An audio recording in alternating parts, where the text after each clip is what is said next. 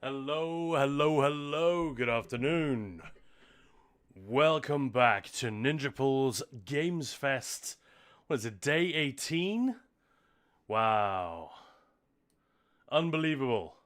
Welcome on in, everybody. Welcome to the stream. Hello, hello, hello. Hope you're having a lovely day. Monday the 15th of September. Let's freaking go.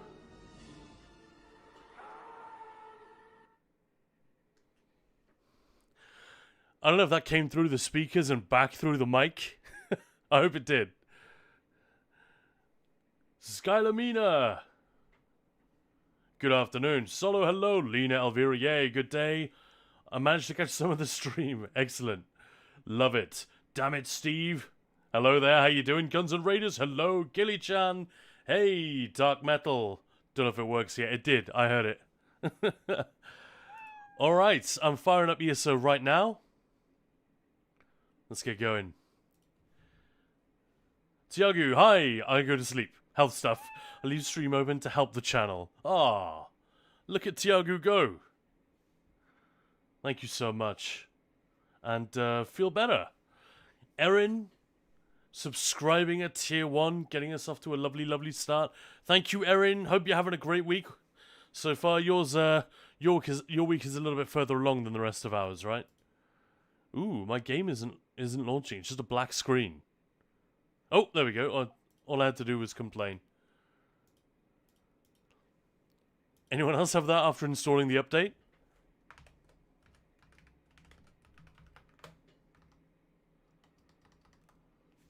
All right. Well, either way, let's crack on, shall we?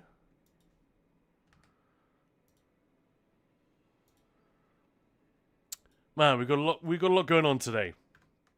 It's going to be a busy one.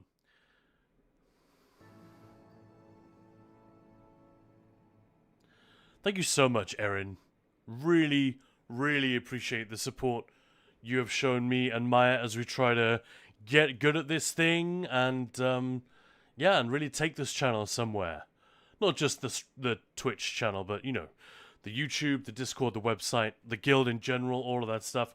Calantax, of course, every time.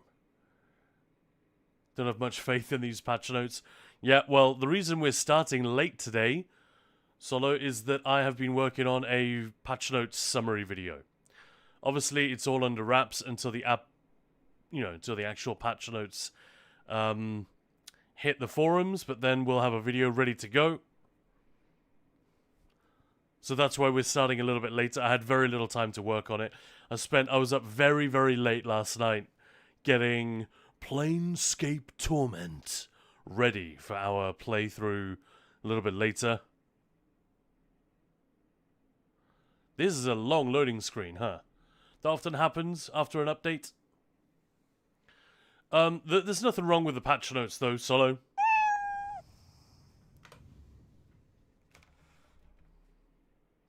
Some people are a little bit annoyed that what they think should be in these patch notes is not there and is presumably going to be in the next patch after that.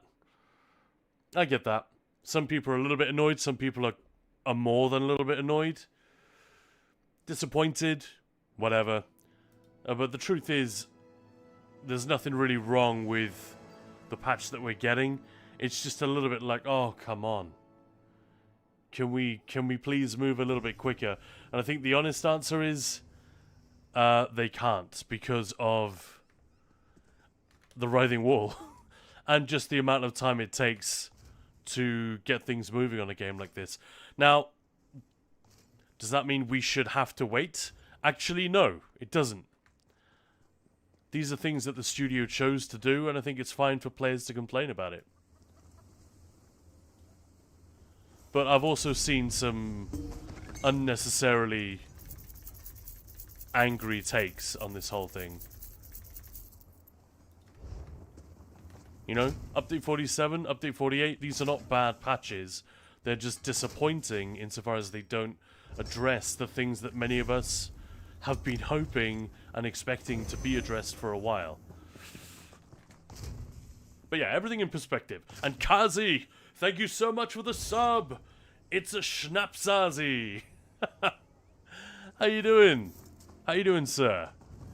Had a good Monday, I hope? Certainly hope so.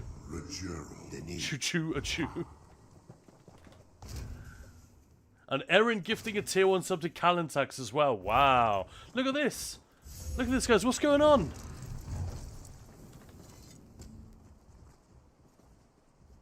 That's crazy. Calantax saying thank you for the gift sub. Yeah, absolutely. Enjoy that ad-free viewing. And like I keep saying, it's a good month to get a sub to this channel because we're on every day. Deposit? Alright, we are not going to do a whole round of Ritz today. Fuck that. I might just pick up a few of them though, since we're warming up. Oh, Kazi, very stressed. It's going to be like this till the end of the year. Well, you're managing several companies now, aren't you? Just kidding. But Kazi is managing at least 2 teams of people. Well, you know, which can be nice. It can be a cool challenge. It can also be a giant pain in the ass.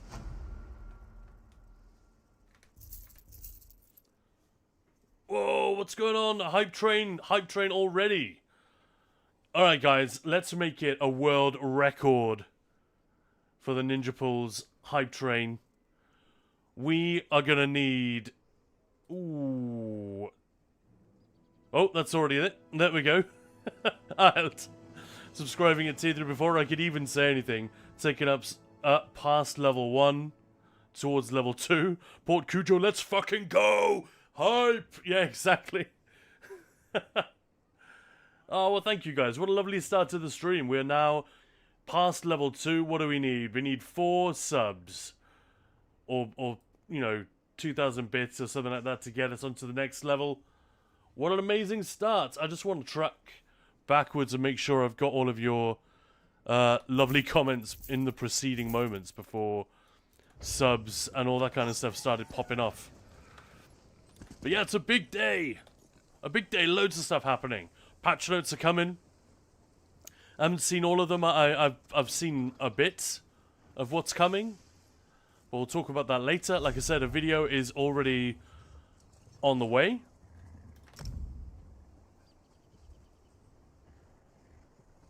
But yeah, what do we have? What did I miss? Skylar said, rough day, prosthetic leg. Just making everything hurt. Ooh.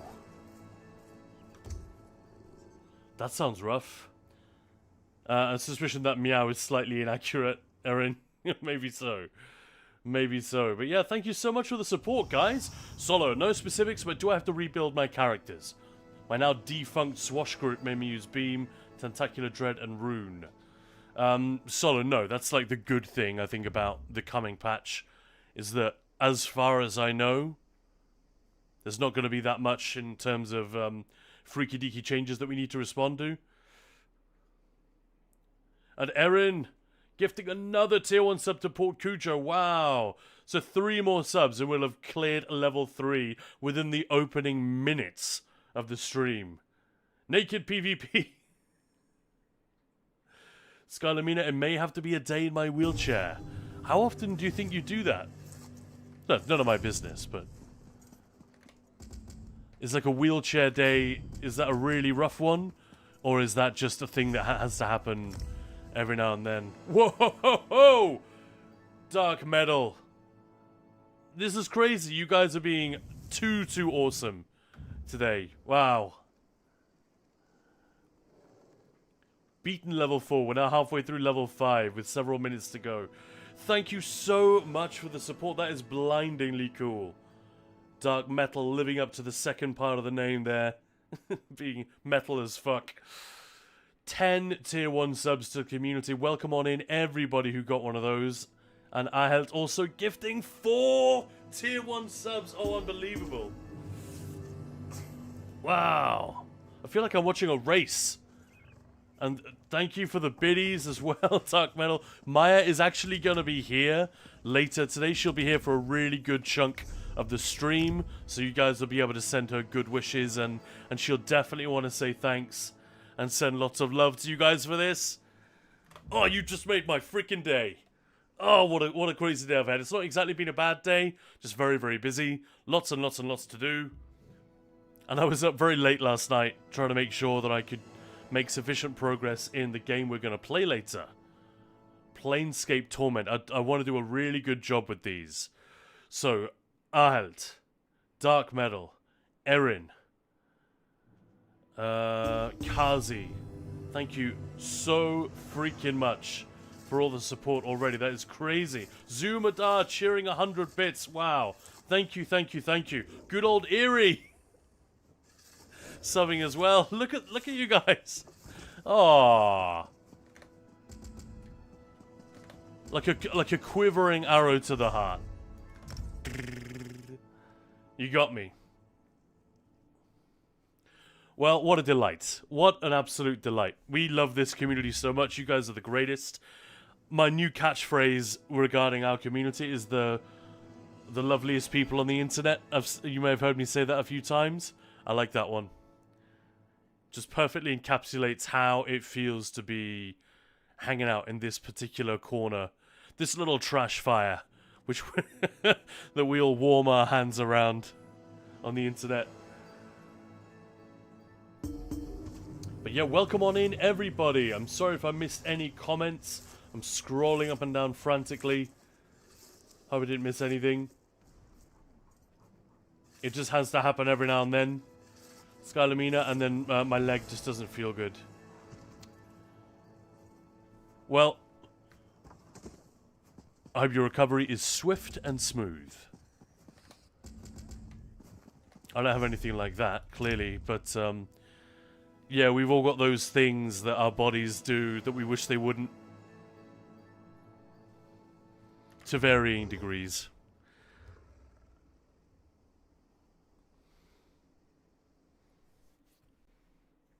But yeah, how's everyone doing? How was your weekend? Felt like we had some fun weekend stories popping off the last couple of days.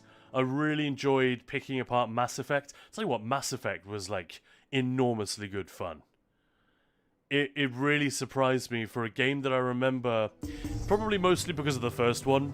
I remember it being slightly jarring, like we talked about with the combat. I love all the, the look of it, the voiceovers, the writing. So fun, the background, the world building. All of it is absolutely tippity top.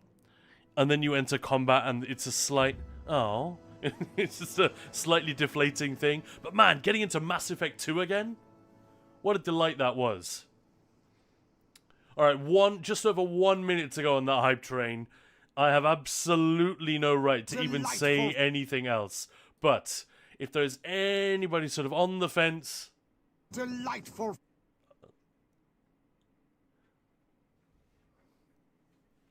Do consider throwing us a Prime sub or whatever you've got lying around while that discount lasts. We've still got half a month. So I guess there is no rush, but we've got 45 seconds left on this particular raid train. Dark Metal, the weekend went by so quick. Same. How was that birthday party in the end? Did it turn out like we hoped? That it was actually kind of awesome in an unexpected way? Or was it more what you expected?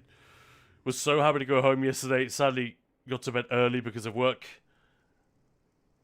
Kazi, I'll tell you tomorrow how I'm doing. Well, that's ominous. If I don't get tickets for System of a Down, I'm going to be very mad. Oh, wow, you're that big a fan, huh? I can honestly say that I never gift subs or sub at tier 3. I'm rarely subbed anywhere. Yeah, I'm kind of the same. I'm fairly limited or choosy in my... But then I don't get to watch that many people at that level, I suppose, for that amount of time. There we go. Hype chest complete, or hype train complete, sorry. What do we get?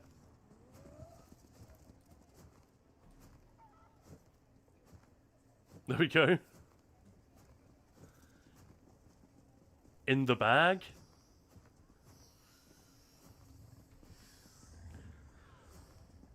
So the fact that you're doing it here seems to be an indicator of the high quality streamers. Well, that's very good of you to say so, and we really, really appreciate you. Never take it for granted. It is the size that we're at. Hey, likes to play catch. Hello there. The size that we're at means that we we could really do something with this channel if everyone who swings by here regularly was to just go to Ko-fi and give like $1 a month or something. But that's not how it is. That's not how people behave. So it is enormously important and enormously appreciated when people do step up and go a little bit further, a little bit extra, because, well, I'm here a lot, or I particularly like this. I would miss this if it were gone. Words fail me. Yeah, thank you so much, guys. How has the Gamesfest been for everyone? Has it been fun? Has it been interesting to see me hopping around different games? I feel like I'm getting a crash course education. Even though these are a lot of games I've played before, I think there are very few, if any, games that... Oh no, Stray. There have definitely been 1 or 2 games that I never played before. But, yeah, most of the games I've already... I'm just going back to them. But trying to be thoughtful and maybe a little bit fun, hopefully, you know, visually entertaining and all the rest of it, while we're playing through these things and asking you guys what makes them work for you. Like, we went really deep with Cyberpunk, didn't we? Loads of people had opinions on that because it's such a hard-hitting game. So many people had quite a profound experience with that game when playing it. It's really moving and just impressive.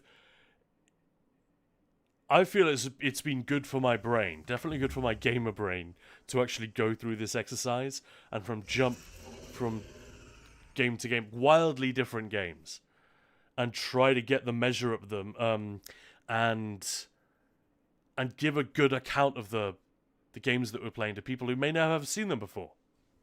You know? And Aaron saw that. SOAD? You mean slowed? The metal slows.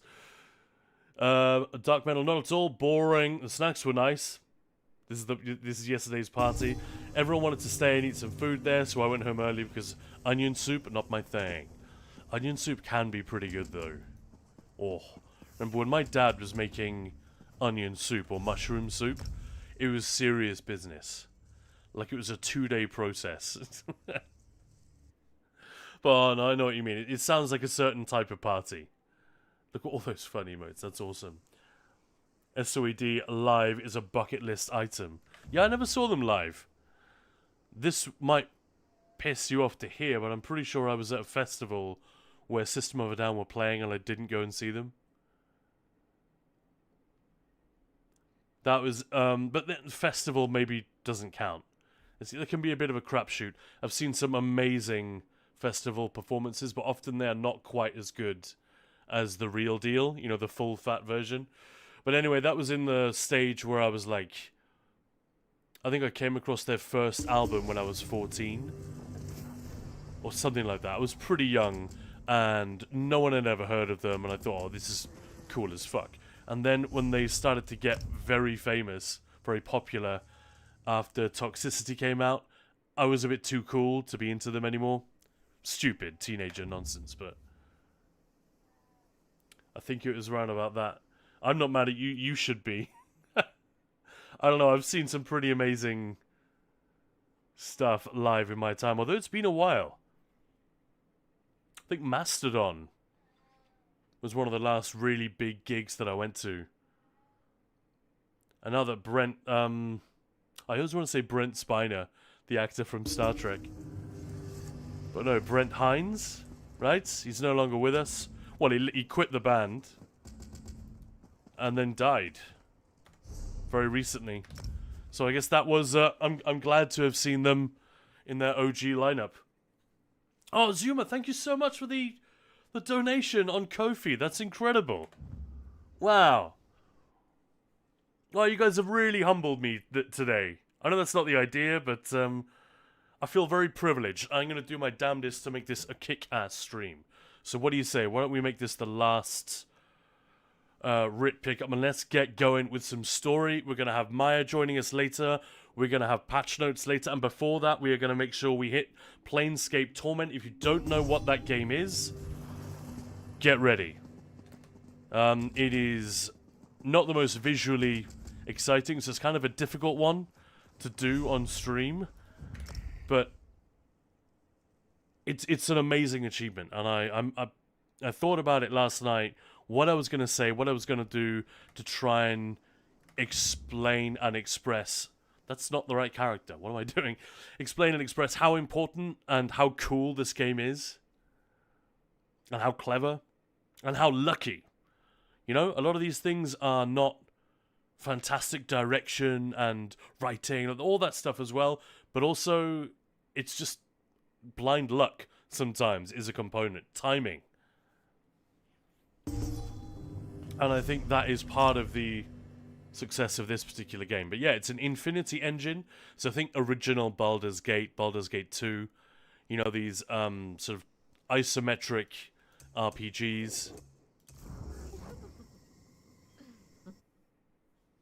Yeah, it's one of those.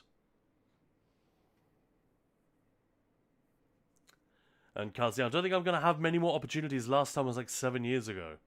Yeah, we got your fingers crossed for you, Kazi. And hello, Greykirk. Happy Monday. How's it going?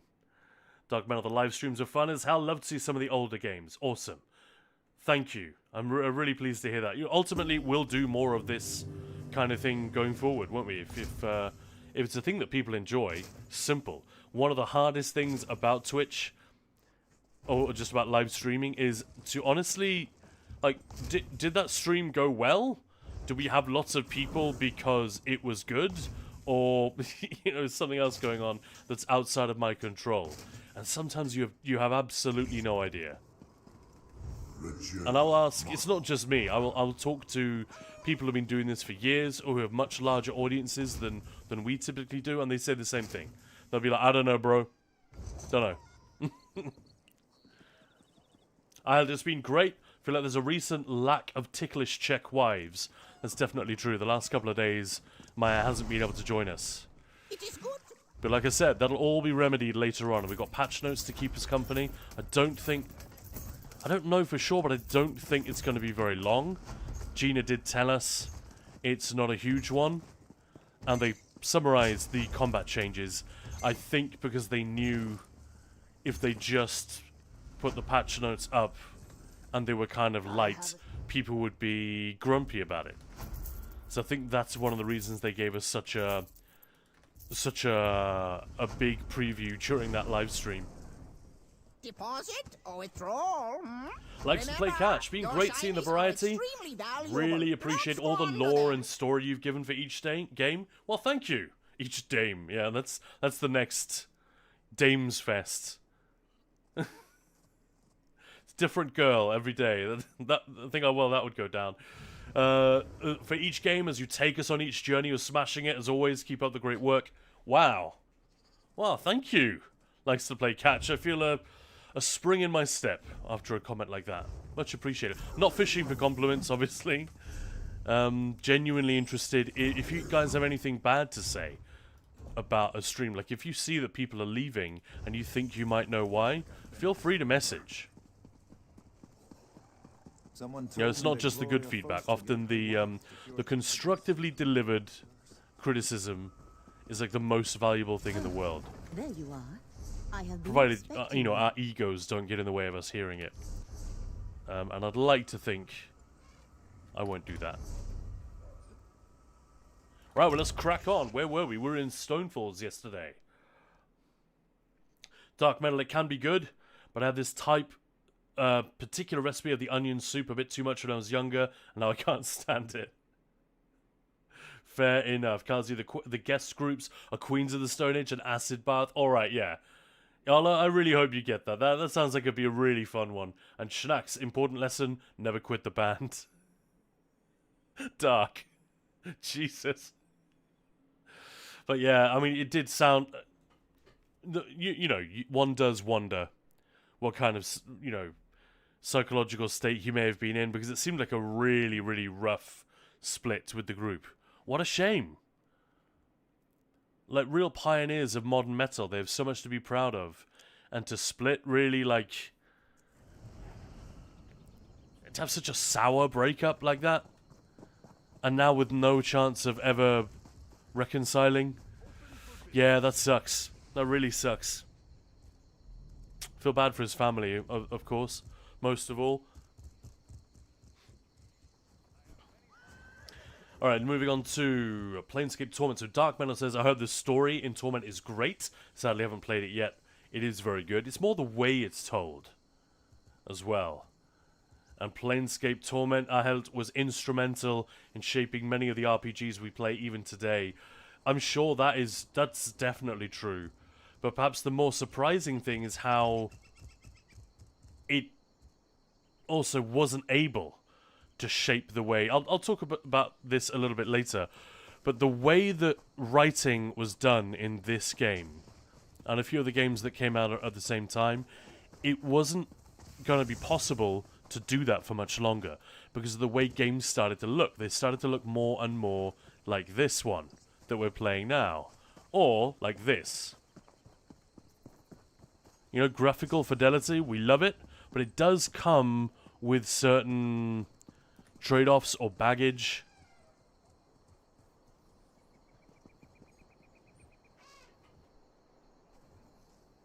Can't attack. So me, System of a Down only good on the albums. Watched some live clips and the one they did long ago on YouTube for Armenia and it was awful. Yeah, there can be bad videos on YouTube, who knows. I hope that's not representative. But yeah, like I said, I'd never seen them live. So, and here's Eggbirds. Hey, hey, hey. How's it going, dude? Saw SOAD live in 2013. They played well, but it was basically them playing the songs and then getting off the stage again. Good old era. Yeah, I obviously like ESO, but it has been great seeing other games on stream lately. Well, I'm so glad. Follow me. Like I said, guys, if any of you have thought, actually, I'd much rather you just do what you do and stick there, stick in your lane, mister. Not trying to put words in anyone's mouth, but if anyone does feel like that, obviously, excellent. Feel free to let me know. Get going.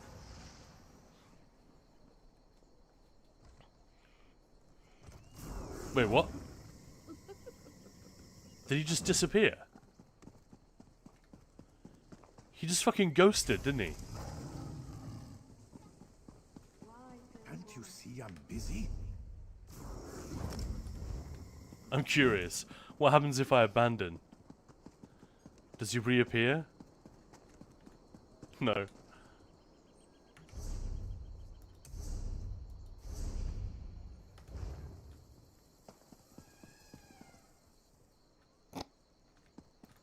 Alright.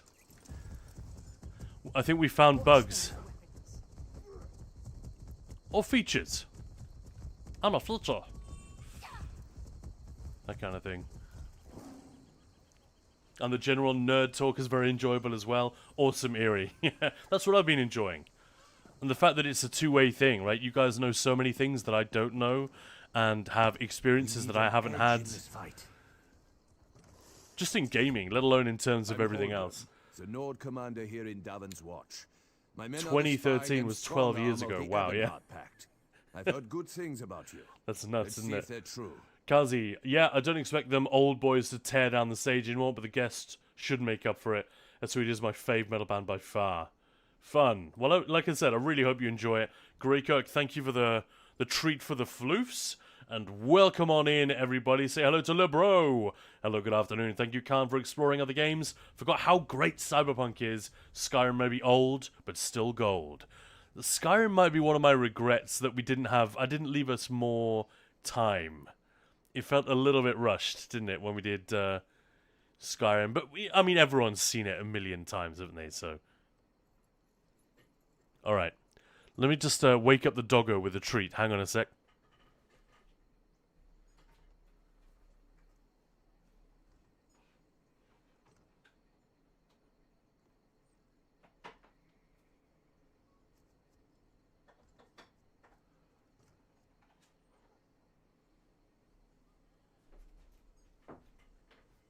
Man, she is such a little smaug. She looks fast asleep. But even before I have opened the jar with treats in it, she's already looking at me. Yeah? I see you. It's like a horror movie. You know? When the old lady is asleep in the hospital bed, and then the camera, like, swings back over to, like, our hero who's doing something, rummaging through the bag or trying to solve the mystery, and then it pans back over and the old lady's sitting up in bed staring. Ugh. All right, Sesh. Sit. Dukti. Go on then. Alright, Doggo got a biscuit. Ted's treat is sitting on my desk. Thank you, Grey Kirk. I will redeem that for him a little bit later. Alright, Holgun, let's go. The Covenant is attacking Davon's Watch. I'll stand with you. You'll follow me or meet me there. Your choice. Excellent. Let's get going. There he goes. Master Merrick, where are you? There's the Covenant's Solstice been prologue. bombarding the city for days. If Davon's Watch falls, all of Stonefalls is in danger. The guild requests your help. I came to fight with my old comrade, Tanvor. What have you heard about the Covenant attack? It does sound like a killer lineup, right, Eggbirds? Yeah. Poor bastard. Didn't Schnax, even it's get all a my fault. soldier's death. I remember doing this, man. This is some of the first questing I ever did. I did do it twice, though. I went back and did it again with Maya, like a couple of years later. Damned Covenant. Will this bombardment ever stop?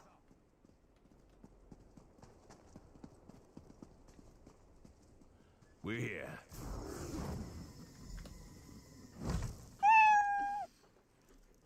And Port Cujo, yes, Cyberpunk playthrough. I'm all about the hype for that. However, I should warn you, we already did the Cyberpunk day. So, for those who don't know, welcome on in. This is Khan. You're watching Ninja Pulls. I'm just one half of the Ninja Pulls team, the other half being Maya, the wife. And throughout September, we've been doing Ninja Pulls Gamesfest, which means we continue to play ESO like we normally would, but we play a different secondary game every single day. It's been a different one every day. We've got really fun ones coming up. Today, it's going to be Planescape Torment. We did a whole CD Projekt celebration, Witcher games, Cyberpunk, and so Port Cujo, sorry if you missed that one. But yeah, it was amazing, and it was a great game to just hang on, look left, look right, look up, look down. Where can we find something that isn't like an amazing achievement? Sure, the game released and was kind of dog shit because of various unfinished things, but Holgan said you were reliable. I trust his instincts. how can we help with the Covenant siege? closes on But yeah, what Only an that you- what an amazing game to look at in terms of the eventual polish that they managed to put on it. Really fun. Eggbirds, I love lurking and just listening to the audio when you guys are playing ESO. But Doom, for instance, is tougher to really enjoy the audio, only since you're less talkative due to the amount of focus it requires. Well, I was playing Doom on Nightmare difficulty. So yeah, I simply can't look at chat that often because I will get two-tapped by a couple of gang-banging demons if I do that. But yeah, when Maya's here, it's a little bit easier, isn't it, to have those kind of high-focus games.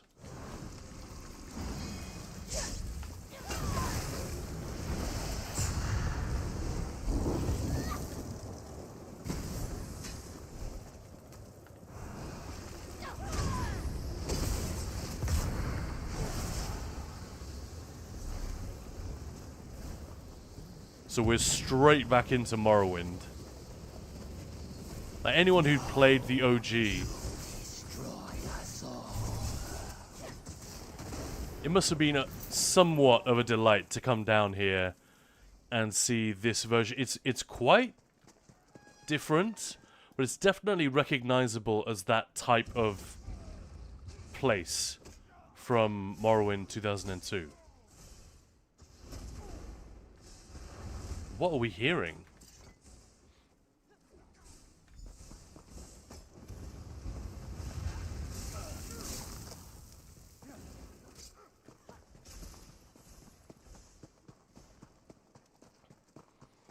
Yeah, Eggbirds, just end up listening to gun sounds and demons and gore. Yeah, just crunching. And heavy metal. Don't forget about that. All that stuff. Schnax, I saw Pennywise and the Descendants within a couple of weeks last year. Those guys are about the same age, but the latter was so much more on top of their game. Interesting. Yeah, when I saw Iron Maiden, I think I've only seen those guys once. Well, once I saw them from at a festival, but I was really far away, so I'm not counting that. They were just kind of a distant backdrop to the beer garden. But no, I went to see a dedicated Maiden concert up in Newcastle. And their age had absolutely nothing to do with it. The energy was amazing. The problem was they just played their new album from start to finish. And I was like, come on, guys. Don't do that. No one's here to see you do that. And then they had like recover the relic? 3 songs at the end that they were able to play some classics. That was a little bit of a letdown. Alatariel, welcome on in. Saw Drowning Pool this year. They rocked the stage and got close to the audience, shaking hands. That's fun. My orders are then we should go. I think Drowning Pool passed me by a little bit. I remember like there was a channel called Kerrang TV. You guys remember that? Years and years ago. And they would always be on there. I guess I never paid that much attention.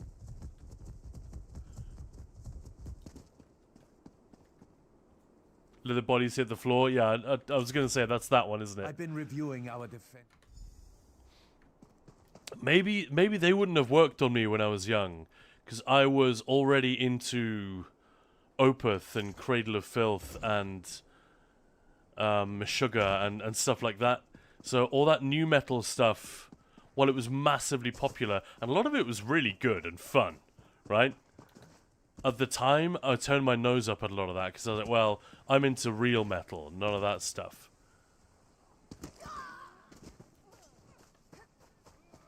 But I definitely see that as a stupid decision. Like, I didn't pay enough attention to Linkin Park.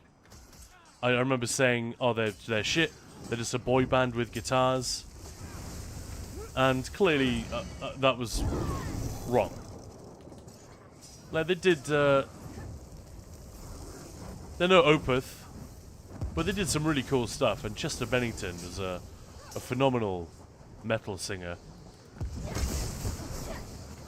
Great vocals. So yeah, I freely admit I was a bit of a dick. Or I could be a little bit of a dick when it came to music that was alternative, but insufficiently alternative, if you know what I mean, when I was a kid.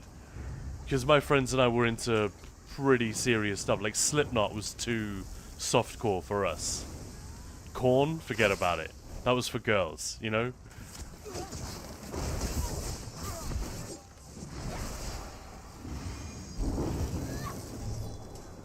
But yeah, I'm glad to say I've left a lot of that snobbery behind.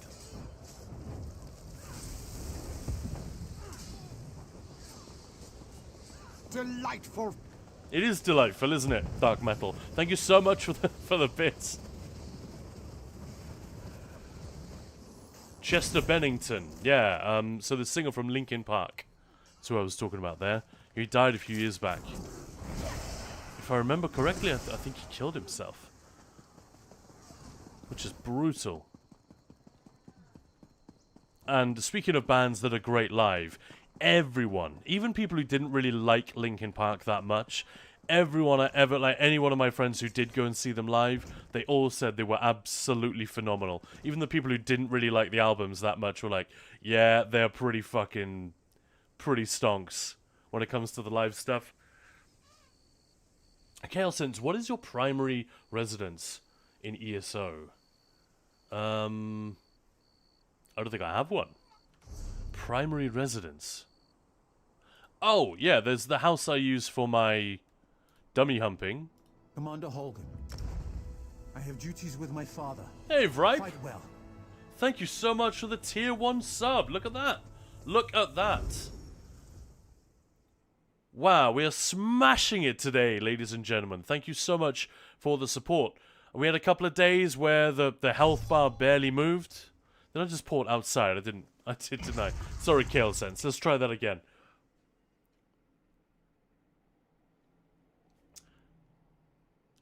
Kazi, I like how Khan keeps mentioning that Maya is the wife so nobody steals her. It's so nobody steals me, Kazi. You know what Maya would do? Doesn't bear thinking about.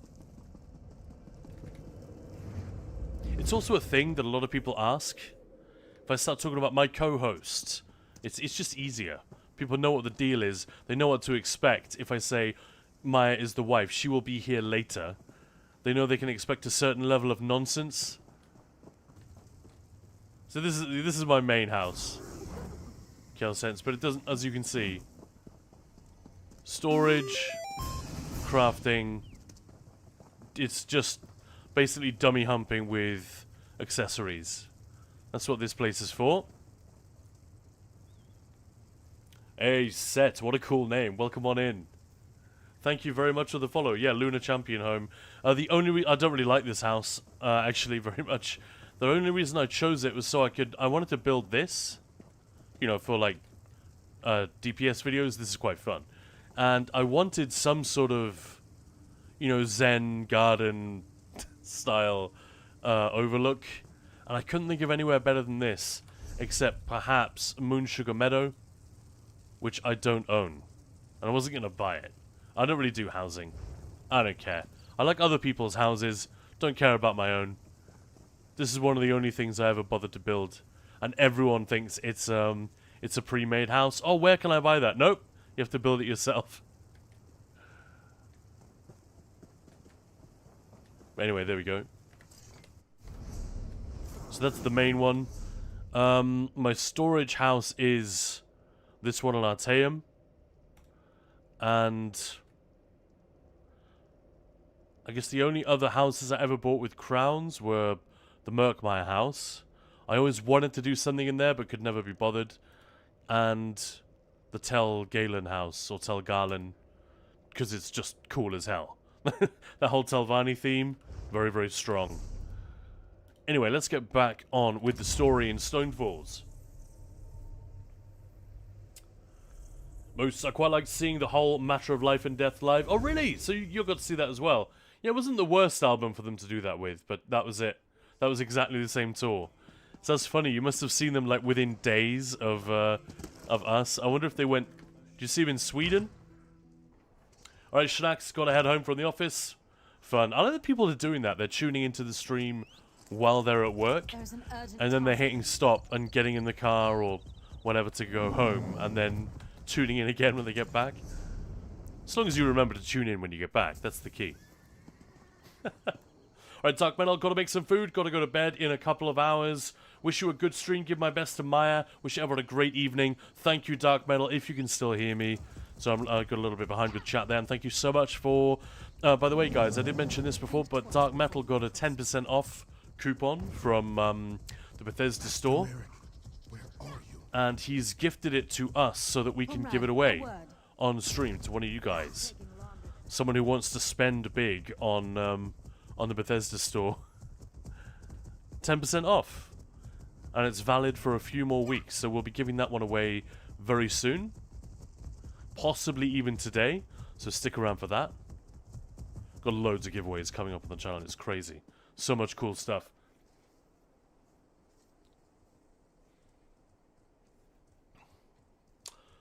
Nothing beats Rammstein shows.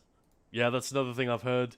Linkin Park's dual lead singers made me like the band, but Mike Shinoda stopped singing, didn't feel the same. He was also the corniest thing about it. I'm with you, I like Mike Shinoda. I think... But I think if you want to leave behind that sort of skateboard-toting... Like, it was never the most polished hip-hop. So I can see why he might have wanted to step away from that. But I agree, it immediately made the band a little more textured and interesting. Wow, I just want to point out, look at this brute squad right here. Good job Vezok isn't here. There's one guy, heavily armored, and a bunch of fierce-looking Dunmer ladies. Look at this one. Hello. Hello. Greetings. Hail. Man, they did great with the Dunmer. They look so cool. Hello there. Greetings.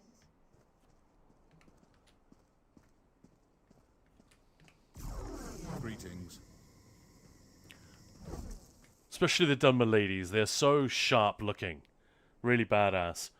Dragon Taco, what chess motif is that you're wearing? Oh, this one is Ancient Daedric. Just the light, Ancient Daedric. I heard the horns. I saw the flames. Yeah, we did The it. damn skeevers tricked us, though.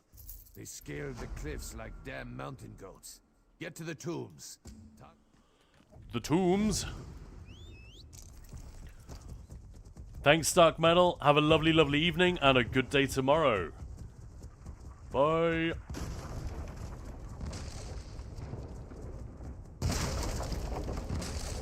Yeah, thanks, Kale Sense. Very nice. Awesome. Good old area. I'm going to start calling my partner my co-host. I love that. Oh, no. I went right past it, didn't I? The guild has need of you, comrade. Well, tough. Right, in we go. Yeah, so sorry today was a little bit off in terms of the timing. We normally would prefer to start the stream earlier, but I just had to get a few things done, and they actually worked very fast.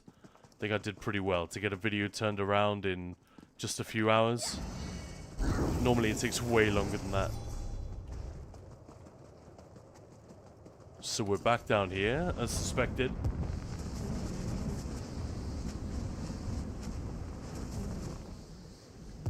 You there. Khan's house is like Hollywood. What do you mean by that? Enter the portal. Yeah, it is very scenic. That was exactly the idea. We held a competition for it ages ago, so it has slightly more of a profound meaning to me as well. We held a competition to design Khan's dummy humping house. Now this is like 2 years ago. Ancestors preserve us.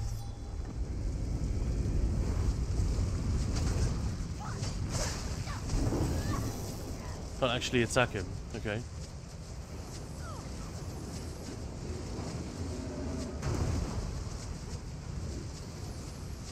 Pretty scary dude, right?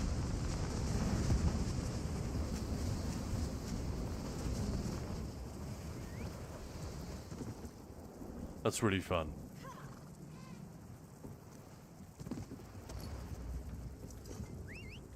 Swimming mounts make this a lot easier. Yeah, the dojo can't attacks.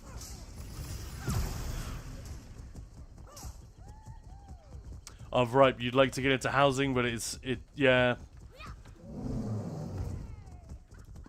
It's the time in my case. There are too many things in ESO that are like higher on the list. But I'm really glad that the folks at ZOS are spending so much time on the housing system in the game, and it gives us so much cool stuff that other people are making that we can enjoy and appreciate. That's awesome. You have brought credit to your house. Our victory is complete. Hell yeah. Bolreth has done its job. The Covenant has been driven from Darvan's watch. Now, to put it... I'm not exactly sure. I made use of ancient rites and secret lore to wrench him from his cell. You saw the conclusion of my efforts. My able son Garin even now works to return him to his slumber. He will guide your hand. Yeah, why do I get the feeling this is going to be a regretted decision? Of Ash Mountain. I sent a detachment of soldiers with him to ensure his Wizard of safety. Book, hey there, and Certainly already knows what Sticko, needs how's to it be done. going? Welcome on in, everybody. This is Khan, you're watching Ninja Pulls. Hope you're having a well lovely there, soldier. Monday. Bolreth is... We are spinning through the Ebonheart Pact storyline with... We are rushing a little bit, simply because we don't have enough time to sort of really smell the roses and drink everything in. I've played all this before. I think most people watch, or probably everyone watching this, has played it before. Certainly the vast majority. But just in case, I don't really want to spoil anything. Or I want to keep spoilers to a minimum, so, yeah, and there's a lot of story to get through this month. Every zone in just a few weeks.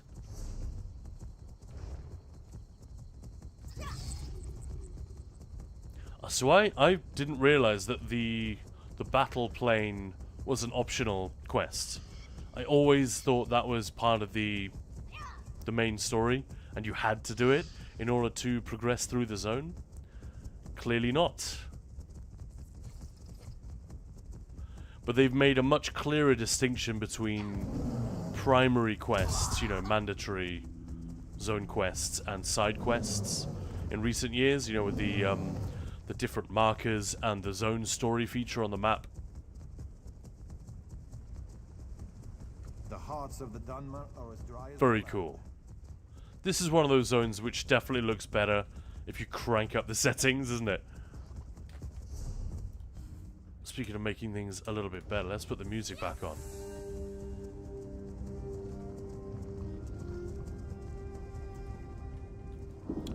Right, but it would be cool to have a few more incentives to do housing. Yeah, what do you mean? But what, like, can you think of anything specific?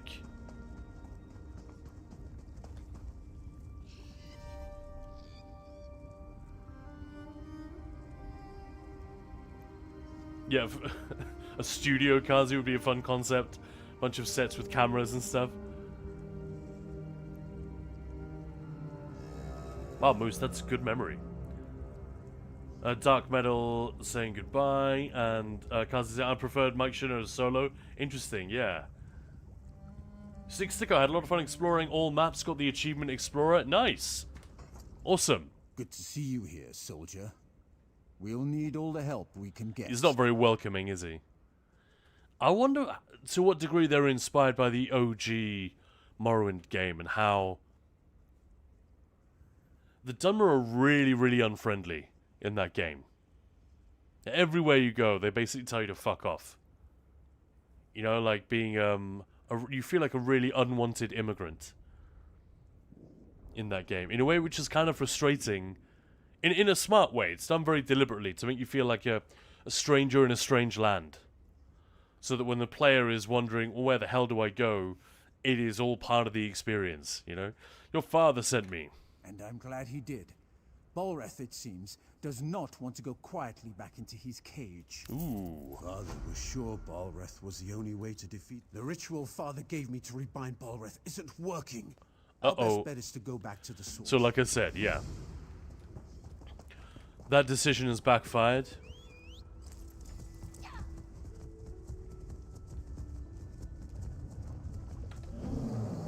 So we need to put the genie back in the bottle.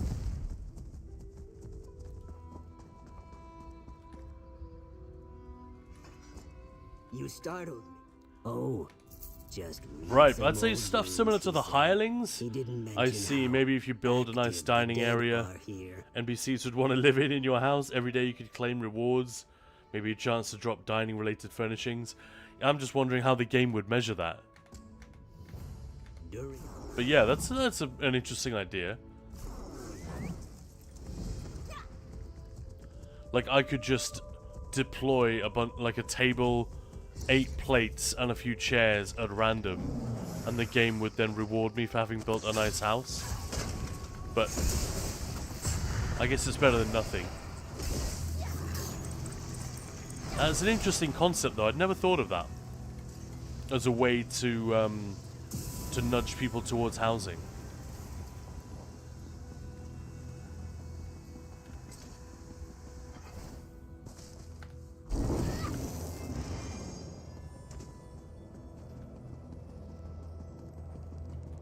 That's a fun concept. I like it.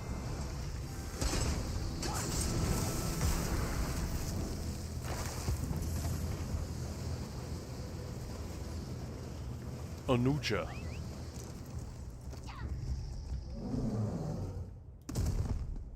There she is.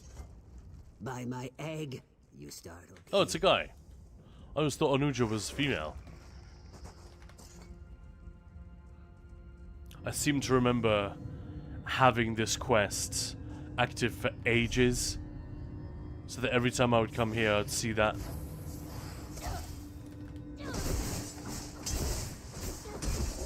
Just that stage of like, talk to Anuja. It's like, what is this? It'd been so long I'd forgotten.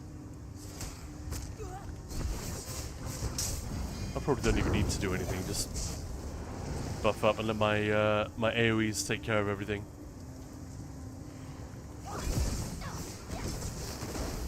Who disturbs my rest?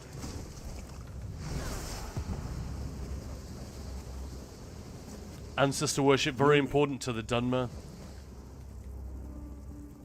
Kind of a fun concept they run with here. They really leaned into that.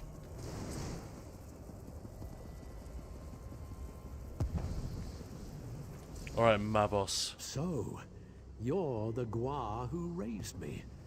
This had better be astonishing. Balreth is ravaging your Or home. I'll do the greatest mage of my era, and you wake me for something they could have read in a book? It's pathetic. But clearly, I must aid my people again. No death worms for you just yet. Dunmer are definitely the most jaded race, aren't they? Ugh. You know? Dunmer or High Elves, possibly. I knew skeletons weren't enough. I should have summoned some Daedra to protect this place. Can Or you a teach fire me how to at bind Shinnok. Balreth? I don't remember how. What do you need? Ritual implements. Okay. I can't perform the ritual without my... Yes, they're deep. Puzzle time. Ripex. All the rewards could be based on leaderboards, based on ratings of the house. Yeah, again, it's difficult, isn't it? Because people could game that and...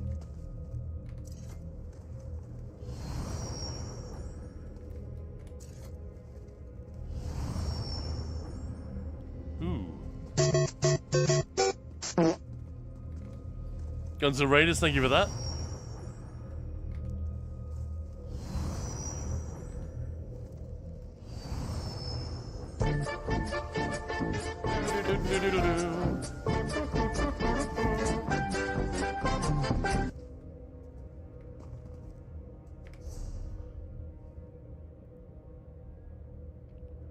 Need to solve a puzzle at each chest. There's no note, is there? Does he tell you how to do it? This is the thing with trying to rush through. Whenever there's a puzzle, it's like... it's a real coin flick whether or not I know or remember what to do. I can't perform the ritual without my implements. I don't... Yes, I could if I remembered. There's not... They're deeply personal ritual items. Yes, I could if I It remember. doesn't seem like there's any clue, is there?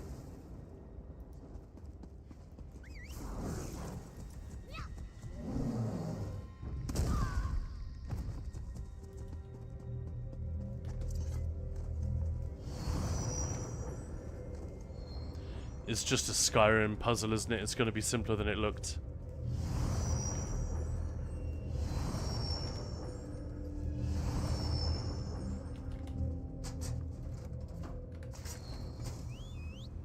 They did so many of these in Skyrim, didn't they?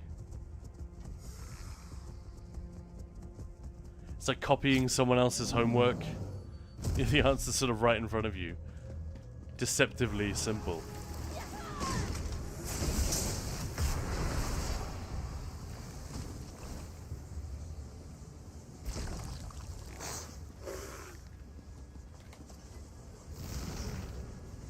Guns N' Raiders. Hopefully Molag Bal is coming through the back doors, eh?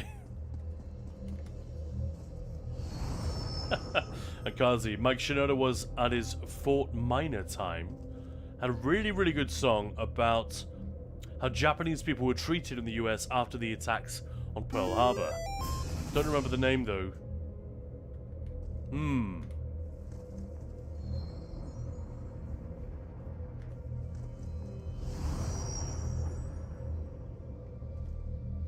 Booty Scientist. What a great name. Welcome on in.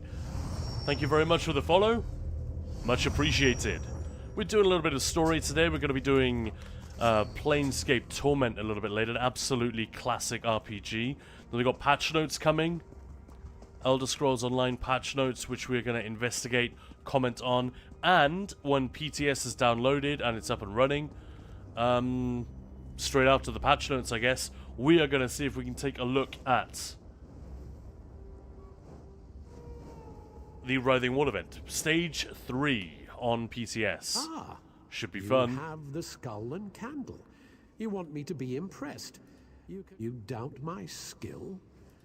Good for you. Go for it, let's go.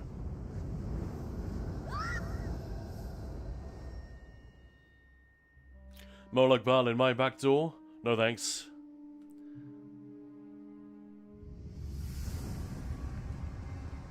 I remember this.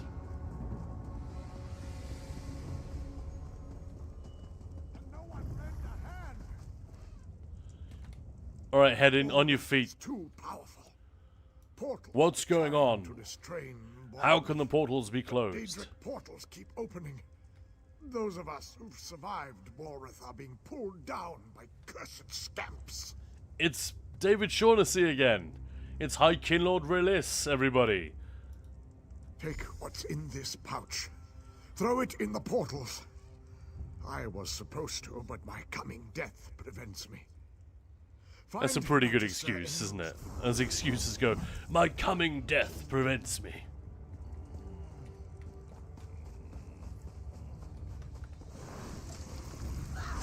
My, it looks like you've won.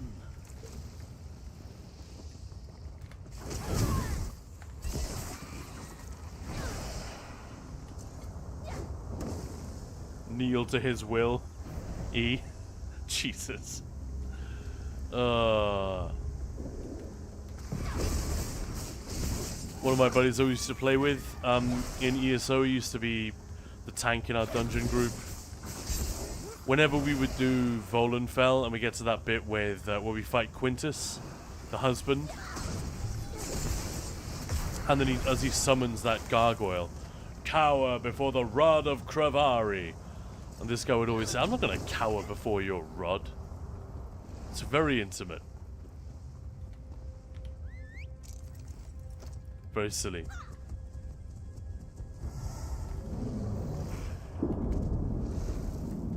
Oh, come on. Look at my mammoth. Just giving 0 fucks about...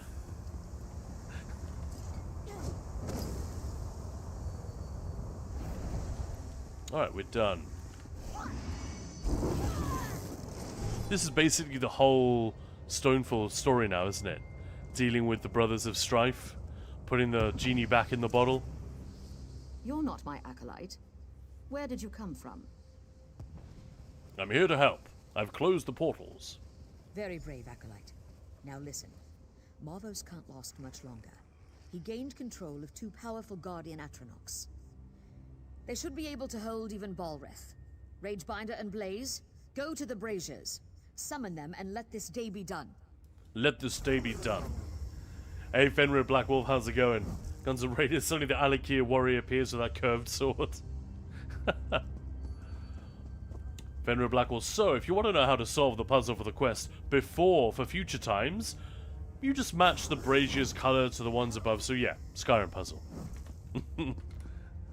Wizard of Book, given the Dark Elves' culture was shaped by Mephala, Boethia, and Azura, Jade is not surprising, yeah.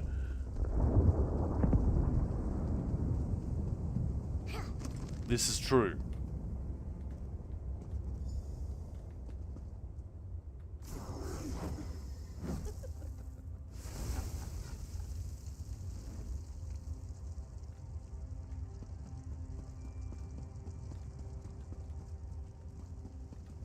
I may have summoned a guardian. Also, hello, and good morning. Hello there. Welcome on in, anybody who just joined us. Excellent. This is Khan coming at you from Ninja Pool's Broadcasting Towers. Evening, yeah. Also doing well, how you doing? Excellent. Yeah, right, for my next donation, I request the Priatheric Dying voice line. Oh yeah, that is, Touch the altar. Balrith. that's very dramatic, isn't it? Touch the altar. I touch.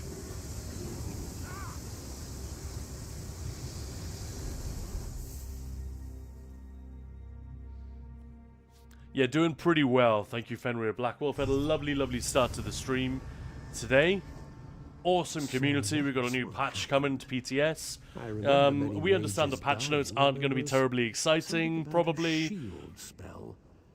But I am pretty interested in the PTS itself. Stage 3 of the Writhing Wall. This is the first time we're going to be able to get a proper look at it. And Zumadar, wow, thank you so much. Gifting a tier 1 sub to Fenrir Blackwolf. Well, look at that. Look at that. Thank you so much for the support. Massively, massively appreciated. And ultimately, guys, I know I put it up on the stream description some days, other days I don't.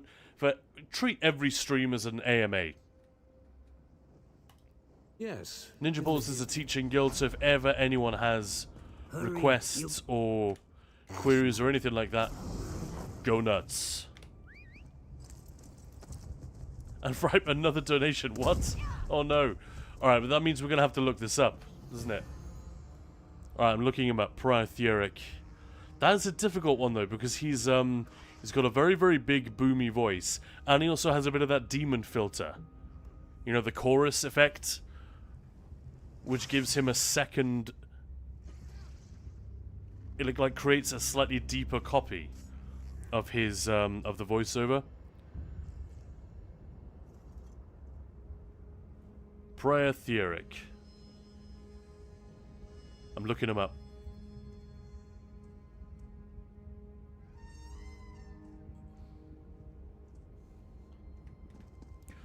Bear with me, bear with me. So this is very important. It's a viewer request.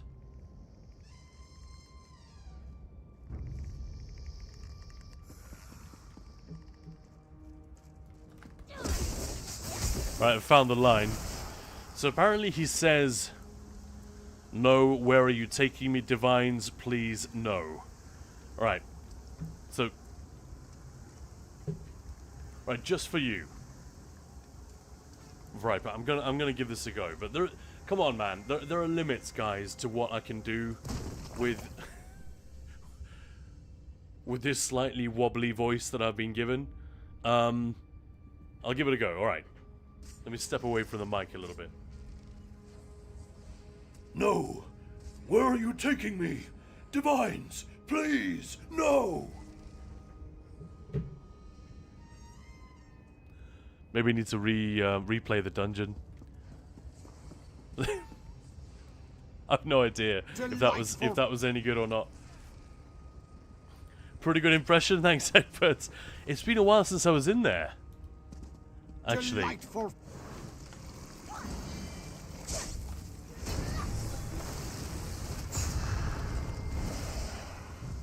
It's just a bit of fun, isn't it? The impression doesn't have to be good to be funny. In fact, they're often funnier if they suck, aren't they?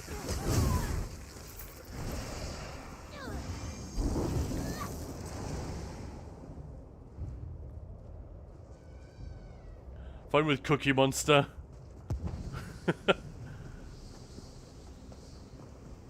Cookie.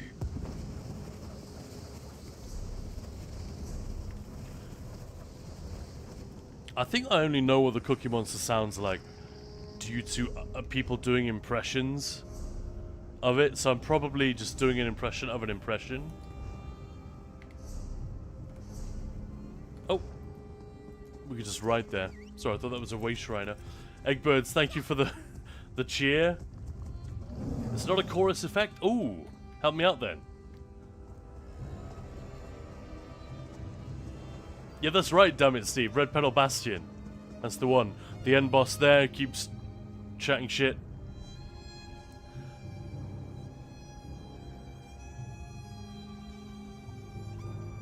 Black Metal Bastion.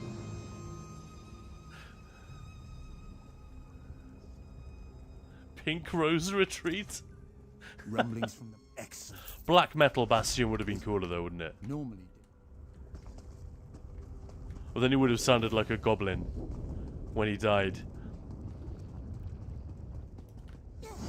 As a black metal fan, I feel like I can say this. Right, so one of the funniest descriptions I've ever heard of black metal music was from the guitarist from the band Sentence. Do you guys remember these guys? A very gloomy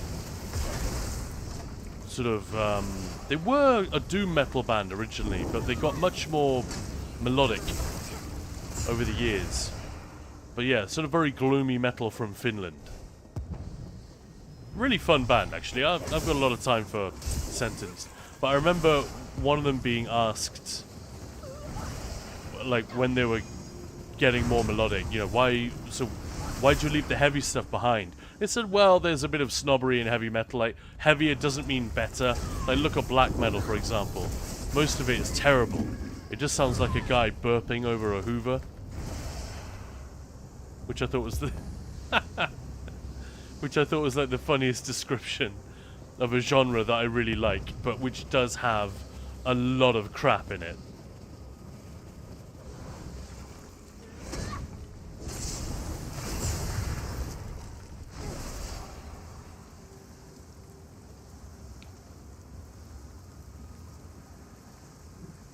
Riansu, hello there! Hey Maya, hey Khan. Maya isn't actually here yet. She will be a little bit later. And she'll be delighted to see you here. Riansu, welcome on in. How's it going? Welcome on in, everybody. Hope you've had a good start to the week. If you haven't, don't worry. I can tell you that my dog is snoozing behind me and has started farting in the last 15 minutes or so. And it is not a delight. Let me tell you that much. I think maybe she's trying to recreate the, enhance the role-playing experience. Since I'm in all this volcanic wasteland, it must smell like sulfur everywhere.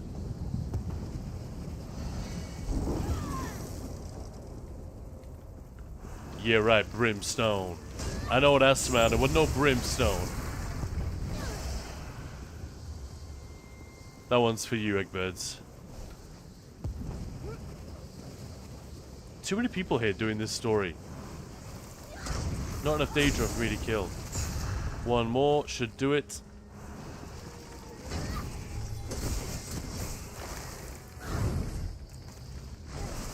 There we go. Well, Tronia, my kid was just explaining the difference between Doom, Swamp, and the other types of metal. Swamp metal is oddly specific, isn't it? It becomes more and more difficult to tell them apart, I feel like, a lot of the time. It was a little bit easy in the 80s and 90s when it tended to be, I don't know, there were less, there weren't as many bands mixing and matching genres and stuff like that, and deconstructing the whole thing.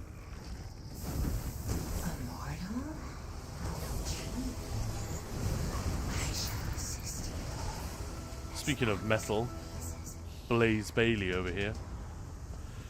Alright, now we need to summon and defeat the other one.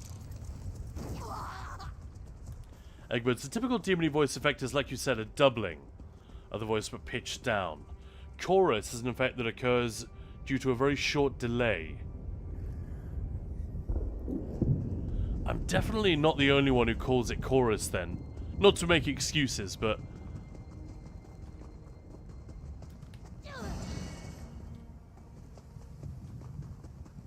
So you make one voice sound like many, essentially.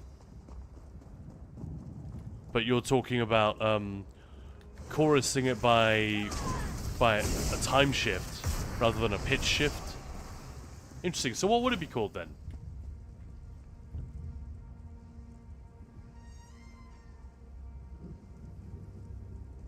Recreating the bog of eternal stench. Oh, I love Labyrinth. Speaking of David Shaughnessy, Wizard of Book, I'm sure you're aware of this, but the Dunmer that we just met, and when I said, hey, give it up for David Shaughnessy, and I did my little High Kinlord Rillis impression, did you know that that is the voice of Sir Didymus from Labyrinth? Stench? Of what speaketh thou? I smell nothing. I can't even go that high. So good. High Kinlord Rillis and Sir Didymus from Labyrinth are the same fucking guy. And he did the amazing impression of Marcus Brody, i.e. Denholm Elliott, in the Indiana Jones game, which just got an expansion and which we played on stream just the other day. That's been one thing. I would have played the crap out of that indie expansion if it hadn't been for Gamesfest. But as it is, I haven't touched it since we played like an hour and a half of it with you guys. And we were just starting to get to the underground creepy stuff. you know, exploring tombs and Sir Diddlemiss. No, Sir Didymus is a very weird character in the George Lucas, Jim Henson movie Labyrinth with David Bowie and oh no, why have I forgotten her name? That's terrible. Jennifer Connelly.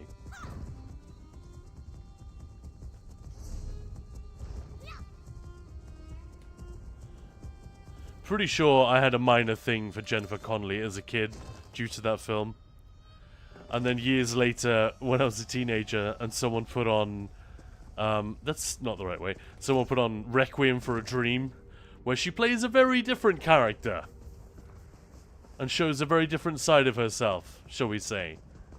I was shocked. And unprepared. Egbert saying, always a good day when Shrek is referenced. It is indeed. Well, the delay in the chorus is so short that we don't perceive it. Yeah. We hear it as one voice with a weird filter. Pitch shifting isn't usually associated with a chorus effect. Okay. Well, there we go. Maybe I'm talking about... Maybe I'm coming at it from a guitar pedal standpoint. I'm pretty sure on those, like, fairly crappy multi-effects guitar pedals that every teenage guy had. Like, the proper way to do it is to have a different pedal for each effect. But my friends and I would get, like, those, you know, ones which are, like, just a computer board, and you could do, like, 50 effects in one. They were pretty good, and they were quite expensive when you're that age. But yeah, I'm pretty sure what they called chorus was just that. And you could just define, is it a, you know, an upper third, a lower third? It was right next to the flanger setting. But that's a long time ago, I could be misremembering. Anyway. Welcome on in, Fiery Sassafras. Thank you very much for the follow. Much appreciated. Right, so we summoned one of them. Now the other.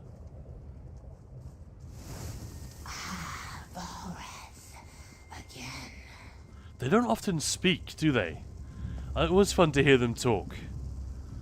The Atronachs very, very rarely speak. The planar inhibitor in White Gold Tower, she talks. And these guys obviously do. Hang on, now's a golden opportunity. So, they do have a bit of a prominent butt in this game, but in the Oblivion remaster, there were 1,000 memes about how incredibly pouty their butts are in that game. And jokes about a resist fire potion. So you could get up in them fiery guts. Well, I see that my considerable investment in you wasn't a total waste.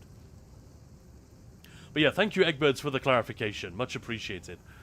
Rian, so I'm off today, just getting my logins done. Excellent. Well, thank you for joining us for that. And, pitch shifting is usually... Okay, yeah. Insomnia Aaron, hello there. Hello, how's it going? And good old Airy, yes. George Lucas. I think George Lucas may have co-written Labyrinth. Terry Jones from Monty Python was also involved, resisting that fiery ass. I don't think it was about resisting the ass. I think it was being able to not resist the ass and not get things burned off. I think that was the joke. But yeah, I mean, you got it, Aaron. Waltronium, Lucas co-wrote and executive produced. Yeah, that's what I thought. Our meeting at Othrenis left me curious and frustratingly conscious. Okay. Bolreth's attacks have cost him power. You should defeat him while he's weak. Right now, I feel him moving in the caldera of the volcano. Yes, though as you've seen. Okay.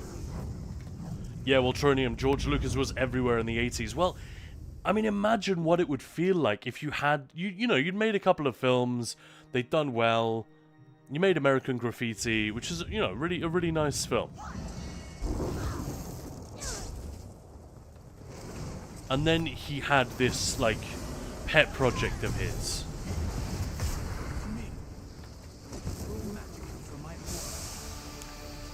Star Wars, obviously. And it was such a huge success. And then the follow-up to it was an even greater success, and suddenly he was basically king of Hollywood. I mean, wouldn't you just have a supreme level of confidence at that point? Just, what could go wrong? I should just go for it. If I have an idea, I should follow it. Hear me. Return to your purpose.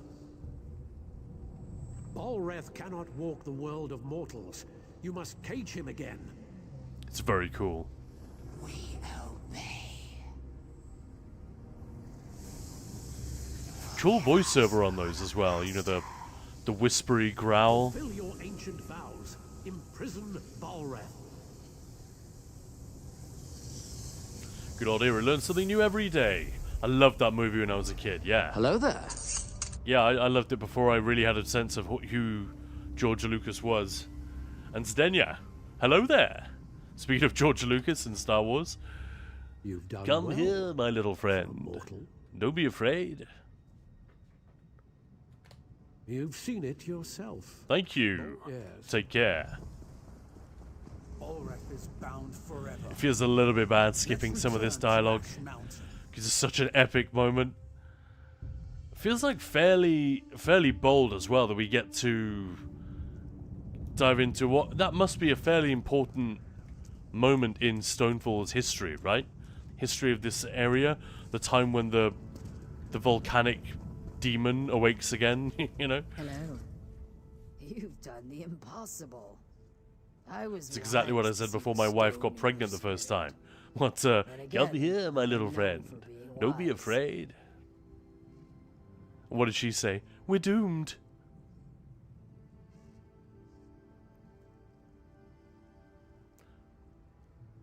I think the first thing I said, Zdenya, just before I got my wife pregnant was, judge me by my size, do you? I'm not going to do the Yoda impression. I don't think my throat could handle it. Balreth is defeated. Victory is like a cooling rain, yes? But still, the storm rages on. Yeah, we'll throw in Pixar, ILM, absolutely. What an amazing legacy, actually. Industrial Light and Magic, even if we forget Star Wars and Indiana Jones and all the other things that he touched. Just the contribution of Industrial Light and Magic to the special effects industry.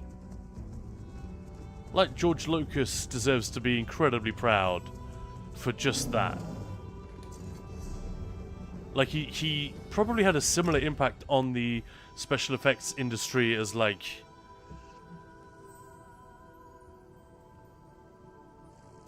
people who just made it their entire career. Like, there's the fellow who did the crazy CG effects for Terminator 2. You know, with the molten... Why have I forgotten his name?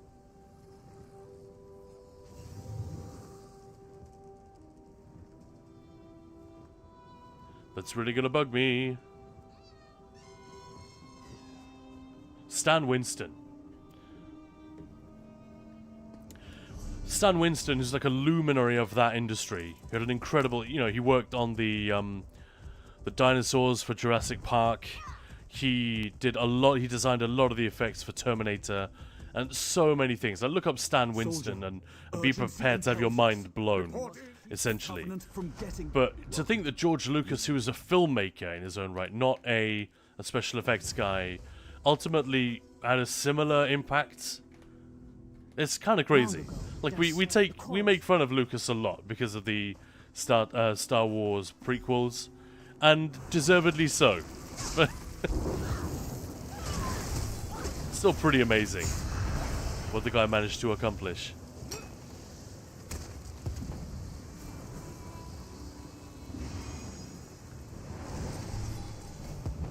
It's absolutely peak storytelling here. Peak questing. We are smashing piles of mud.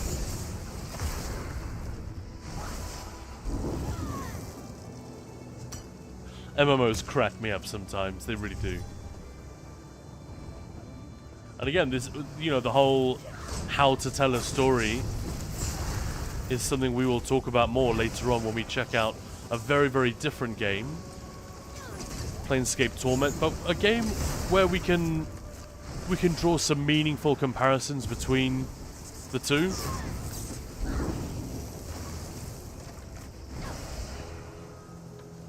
Like, essentially, RPGs like this are probably the closest inheritors of... Well, Baldur's Gate 3 is the closest inheritor of those Infinity Engine games, but a game like this isn't a million miles off.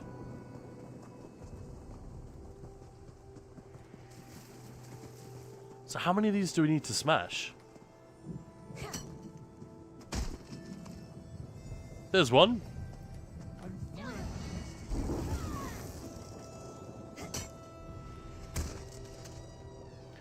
Didn't Industrial Light and Magic work on Jurassic Park? Exactly. They worked on all the Star Trek films. And there's one Star Trek movie in particular, I'm talking about the original run of Star Trek movies, which is famous for having terrible special effects. They just look ass. It was because William Shatner decided to direct, and what do you think he decided to do? Let's save a little bit of money and not hire Industrial Light and Magic to do the special effects this time. And the results were... I mean, they were fine, but compared to the previous movies, they were laughable. The Covenant have Garland. She's on their ship. It's a real mark of quality. T2 was sick at the time, indeed. Honestly, when's the last time you saw it? It's still pretty sick. It's like a lot of the effects in Blade Runner as well. That was Douglas Trumbull doing the special effects on there. Again, just a genius who could think outside the box, kind of approach special effects in the way that an inventor, you know, approaches a problem. And that's why these effects have often dated incredibly well. Like the Terminator, not everything is on point, but most of it still looks unbelievably good. And it's still a thing that I'm not sure how they did that.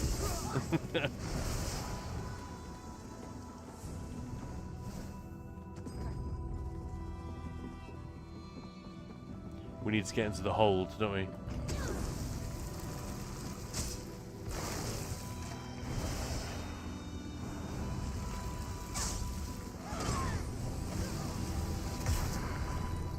I love giving the blast bones the payoff. Feels good, right?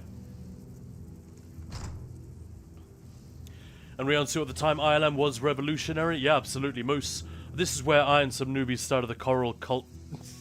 Coral Cult. Helped some new players kill things here, and they found the big coral thing, and we ended up worshipping it for the rest of the night. You don't when was this? Covenant, and you're not one of ours. And Voltronium, it is funny when you watch behind the scenes with George Lucas and his special effects guys. He tells them he wants something, they panic not knowing if it's possible. It somehow gets done. Thank the three. I thought I was going to die in here. There's a powerful mage named Alexandra Connell leading Alexandra Connell?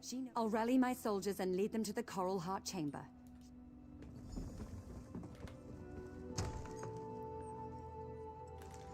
Yeah, real interesting. Apparently, I don't know about you guys, I didn't really give this enough credit when I first played it, but you know Rockgrove in ESO, right? So that Zalvaka fight at the end, and the concept of the having to run up the tower as the lava across the entire map rises and fills the world, they didn't have tech to make that happen when that fight was first designed. So Finn, basically, and whoever was working on it, whoever was the lead on that fight, they had to talk to the effects team. I mean, I don't know exactly how that labor, you know, how exactly you divvy that up as a job, but they had to say to someone, we need to do You've been in the this, belly of the or we Covenant's are Tell me, proceeding on the basis Lieutenant that Garland you safe? can do this. Can you get it done? And there was basically that conversation that you just described. We don't know how. We'll figure out a way.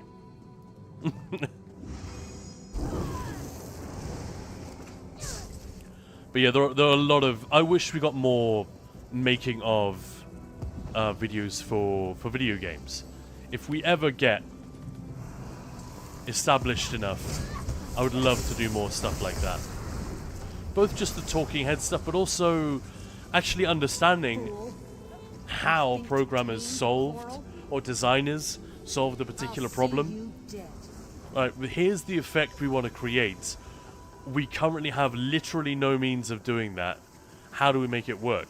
So one great example that I remember reading about is Half-Life. And they wrote a small program for a train. Because very memorably that game begins on a train. Where the player character is riding inside this vessel in a plausible way. And that, you know, apparently not as simple as you might think to do at the time. So they wrote this piece of code that could do that. And then they ended up using it over and over and over again to do so many different things. Like there's a point where you jump into a cage, like a shark cage, and the weight of Gordon Freeman causes the cage to snap whatever chain it's dangling from and fall into the water. Apparently, that is the train code working. There's just a trigger when you get in there. There's no gravity in that game. The coral speaks to me. So to make it fall, they just placed the train at a 90-degree angle, hid the train, and made you like attached you to it. So apparently, just over and over again, whenever Half-Life, the original one, does something really cool, it's usually that little piece of code they wrote to make a believable train sequence at the beginning being used over and over again. It's just a really funny... I wish I had the link to the article. It was really cool. And Feuerman, moin moin, sexy people, how's it going? Like 2018 or something, we were on that Dreg beach for hours. My friend, can you hear me? It is beautiful here. The coral is dying. The Bretons stole its heart. The dregs serve us now, but it's not enough. Find me at the heart. What is it he says? By Vivek, you're the one who stopped Alexandra Cannell from capturing the Coral Heart. I've heard that so many times. So this villain, Alexandra Cannell, will always be... I'll never forget that name. And it dies a slow death. We are joined, and I yeah, we'll throw him Tim Kaine, exactly. He does a lot of stuff, and he makes the headlines every now and again on some of the gaming journals that I read. Alexandra has ripped the heart out of the coral. But I mean something where... Because he's a legend, he's a great guy. Much as it would be fascinating to listen to Todd Howard talk about the making of Skyrim, but I think it would be 10 times more interesting to have Todd Howard or Tim Kaine or whatever mention, or Gabe Newell, for example, mentioning these things, and then going away, talking to some of the people that were responsible for, you know, these little anecdotes that they're talking about, following up with them, getting some specifics. The heart is mine. And then, you know, rescheduling a second interview with the main subject. You won't burn, then freeze. I would love to do that kind of stuff. Jeff Keighley used to do a bit of stuff like that. So she can't be killed, basically. Have a taste of lightning.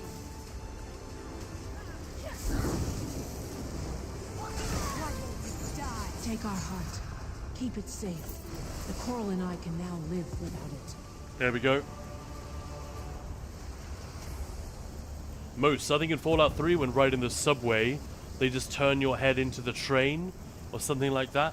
Then your character runs along the track. Yeah, I think that's correct. I think I remember reading that as well. Very similar thing. Like, how do we solve that problem?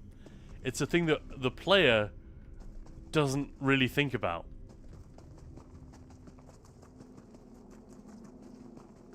But actually, when you have to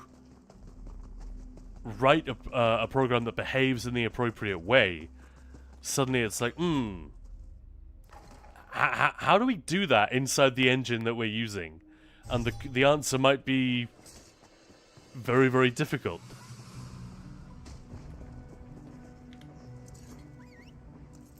Man, sorry, Con, what's the red circle when you attack in-game? Is that a set? Yeah, it's probably Rushing Agony that you're seeing. So let me see if I can...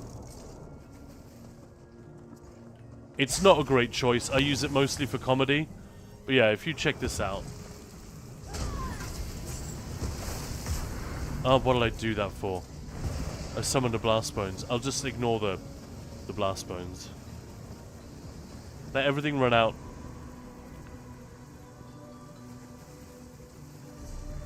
Are there more? Yeah, there are more Covenant dickheads on the beach, aren't there? I can go down there. That could be a better place to demonstrate it.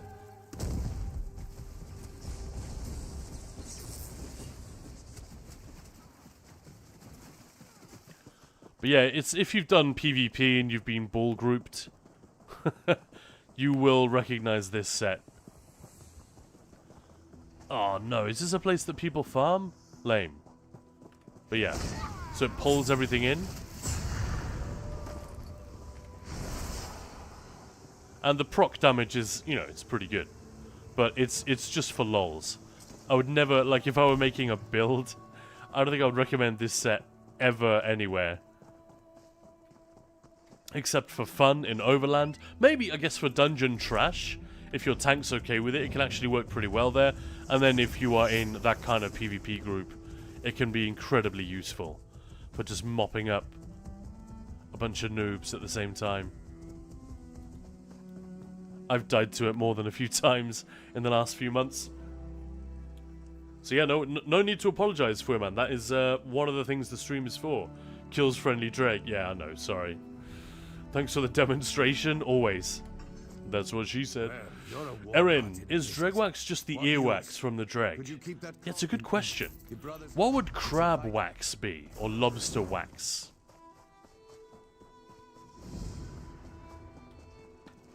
Presumably it is a thing with which you could treat leather. Like,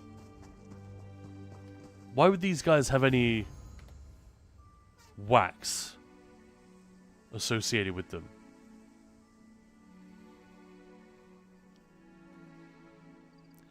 It's just a low-res predator, isn't it? Probably from anal glands, Moose? Kind of text, nodders. Wax equals poop. Does it? So, when the turtle says to, the dad in Finding Nemo, is his name Marlin? No hurting on the shell, dude, okay? Just waxed it. It just means he shat all over his own shell. Is that what you're saying? Voltronium.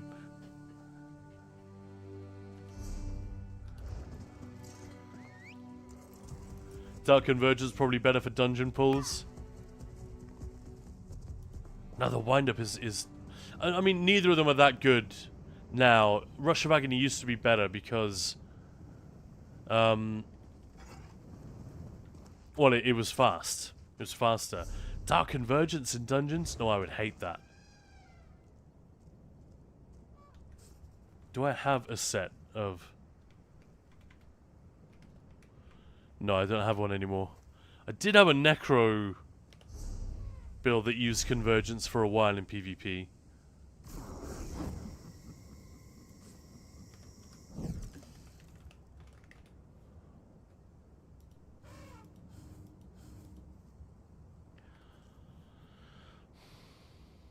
The Magicka and Pen lines are potentially bad, but not necessarily. It's the stun, yeah. 4 seconds? That's way too late.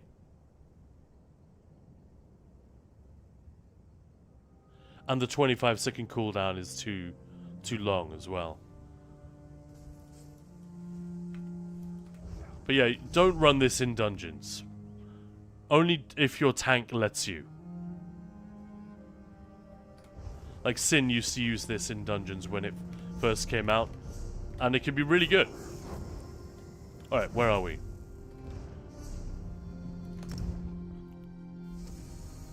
Beauty products, mate. Fair enough, yeah.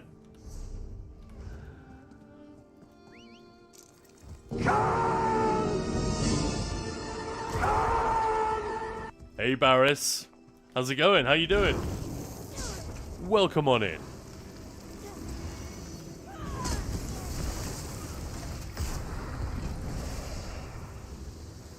Wow, well, we'd better get going with the story. We're going to have to go and get Maya fairly soon. And then we're going to have to go and do some Planescape Torment? Planescape Torment. It's all good. Hope you guys are okay as well. Yeah, having a good day so far. Thank you very much. Just a chill one. We're doing, Maya!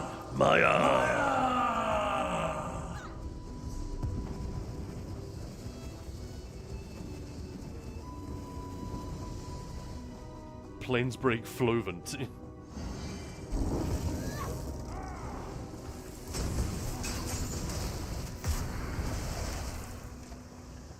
Right, we're already here. Man, we've whizzed through Stonefalls, haven't we? Feels fast. Hold. What's your business? What's your In case business? you haven't shot. Garen Indra.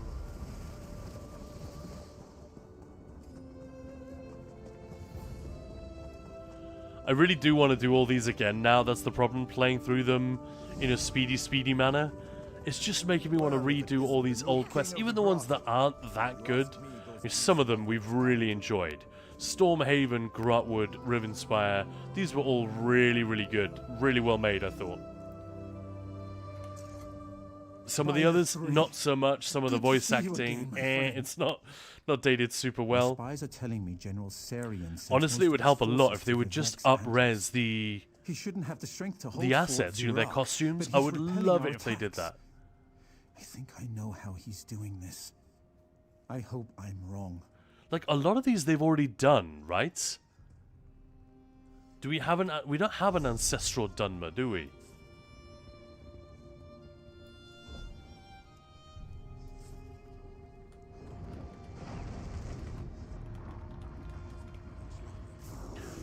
So far we've got Akaviri, High Elf, Nord, Orc, Reach, and Breton. So we're still missing quite a few.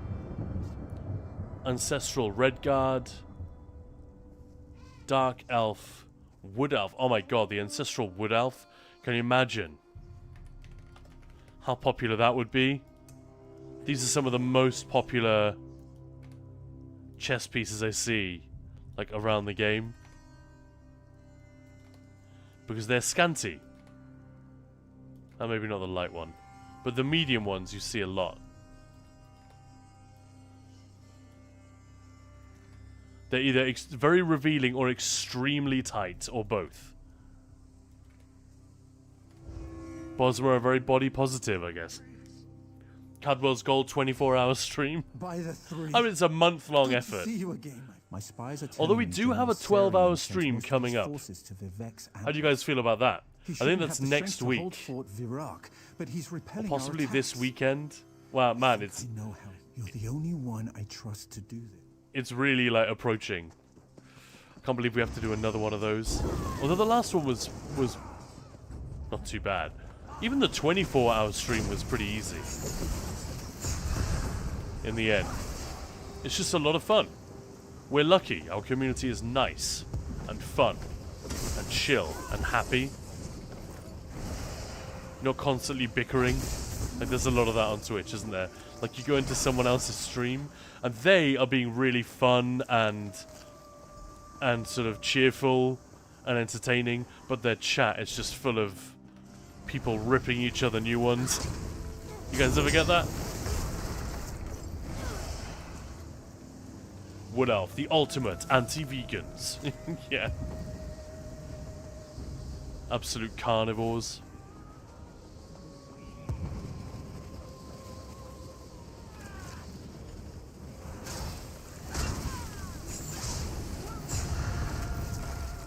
I mean, imagine being a toilet attendant at a Wood Elf festival. That would be the worst. Oh my goodness. Nothing but meat and, like, fatty products and yeah. Ugh. Why am I even talking about this? That's just a horrible, horrible thing to think about. I'm rather busy right now. Did you find anything suspicious? Alright, right, we'll head out now. Have fun, everyone. You too. Have an excellent, excellent evening. You can see why I had right, take it easy and thank you so much for the support. Keto to diet for Wood Elves, L-Dog. Yeah, I'm done for a 12-hour stream from you guys. Yep. Well, it's happening.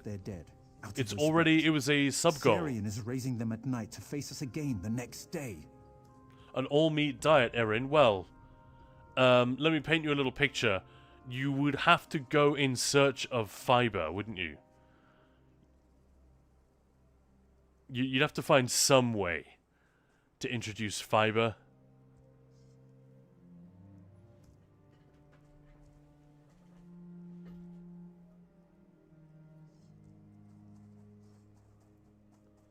Beans. Well, they won't eat any plant stuff, will they? Anyway, I don't particularly want to dwell on that. I just wanted to make a poop joke and move on. I don't really want to stay here in this bit. How do I put a stop to this, Garen and Doril? That old lizard, Wox, came to me with a plan to infiltrate the fort. I told her beans it are was not too meat, risky. silly. Now we're fighting a losing battle.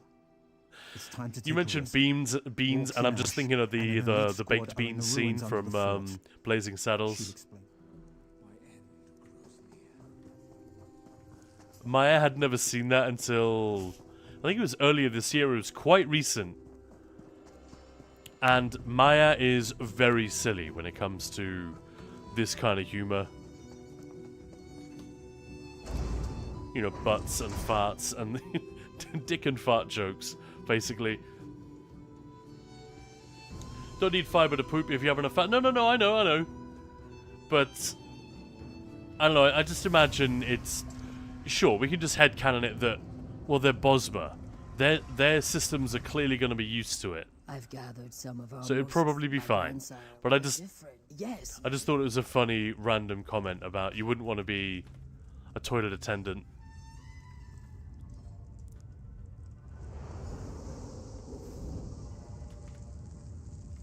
Anyway.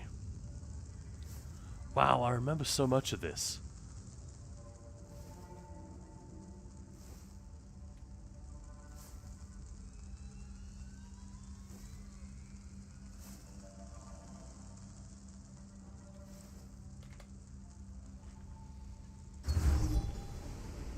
Bosma are shorter, so maybe it all meat stunts growth?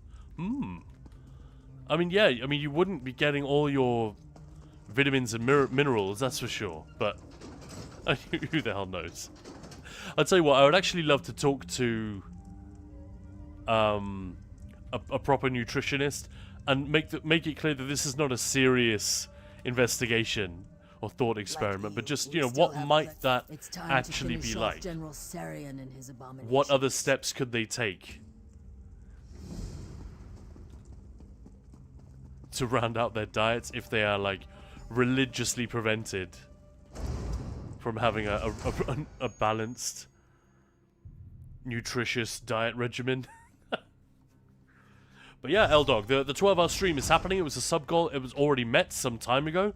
We've got to catch up on the sub-goals. Maybe we'll have time to do that later today. If not today, then tomorrow. We're in. So that is happening. I just can't remember exactly which day. But, yeah, when Maya is here, I'll check to see if we've actually confirmed which day it's going to be. One of my favorite things to do is to pre-buff with the execute like this. Oh, hang on.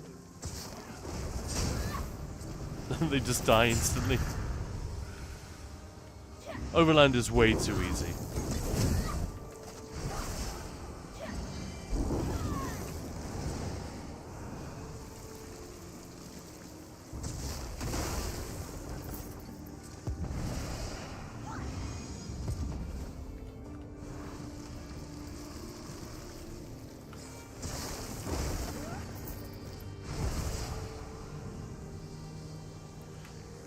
Blazing Saddles, serious cult classic. toilet attendant for the win.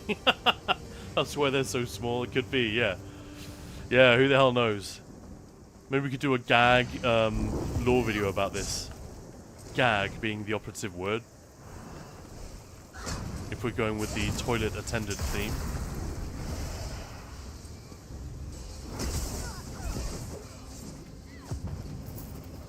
Alright, let's go, let's go. Excellent work. Meet Walks in Ash and me when you're finished.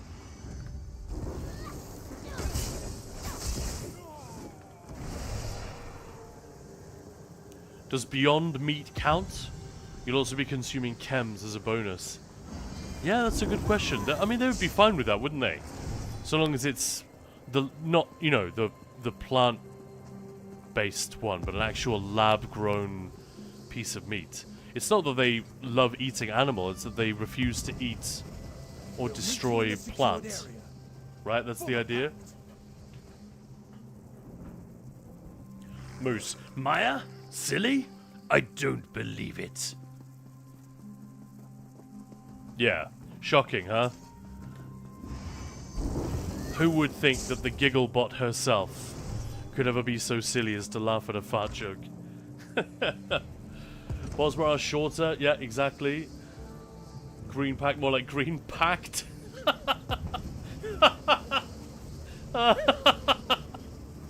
Oh, I love it. That's gold. Too late. Do we know for sure they need to go to the bathroom? I mean... He's gone. That milk drink. Too late for... No kidding. I was once listening to a Star Trek podcast where they started having this conversation. And they came up with a theory that because they have transporter technology and, you know, replicators, matter replicators, and then when you're done with something, like if a uniform gets all shredded, like if Captain Kirk goes down to a planet and gets his shirt torn, because he always does, so that his man nipple and arm are like exposed, so he can make out with the local ladies. If you want. Yeah, you just put the uniform in the replicator and turn it back into whatever stored matter on the ship. And there was a theory that they do that with the waste as well. And then these guys on the podcast started saying, well, what... Could it just be that they beam the poops out of you while you're at while you're working? So you never have to go to the bathroom? And it got very weird very quickly. But it was one of those things, like on the one hand, extremely childish and stupid, but on the other hand, actually kind of interesting from a practical perspective. Like, there are no toilets in the Elder Scrolls Online, you'll notice. We never see a house with a bathroom in it. This is one of those things. The yard is secure. Once again, the Pact controls Fort Villa. Anyway, what the hell are we talking about? I'm General sorry, Sarian guys. still lives. Let's Where get back is on he? track. He has much to answer for.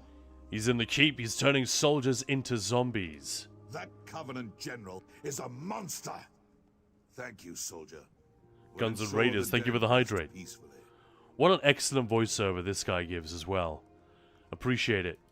That Covenant general is a monster. Thank you, soldier. We'll ensure the dead rest peacefully. We can't let General Sarian finish his ritual. Garin and I are ready to dispel his wards. Let's go. We'll face the dead.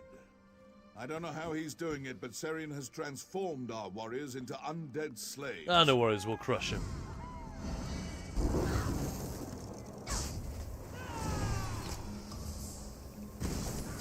Oh, come on. There's a crime in progress. The ward has been dispelled. Go find Sarian. We'll join you as soon as we've recovered our strength. I hate playing Necromancer in story. Oh, it's so lame. You know what? I think they could just kill me, can't they?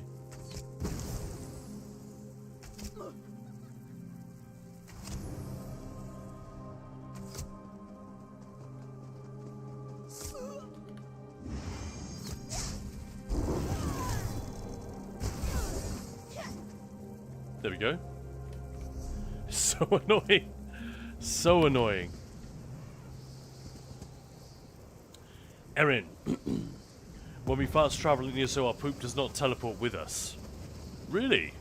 The Gold Coast is the cleanup fees. And Moose, there are some suspiciously placed buckets. Yeah, maybe so. But there's definitely a general lack of sanitation in evidence, isn't there, in this game? The world building, shockingly short-sighted. Schnacks, I made it home, despite the efforts of various construction sites. Well, welcome back, and welcome home. You just missed me get arrested again for using my abilities. It's actually very annoying how often that happens.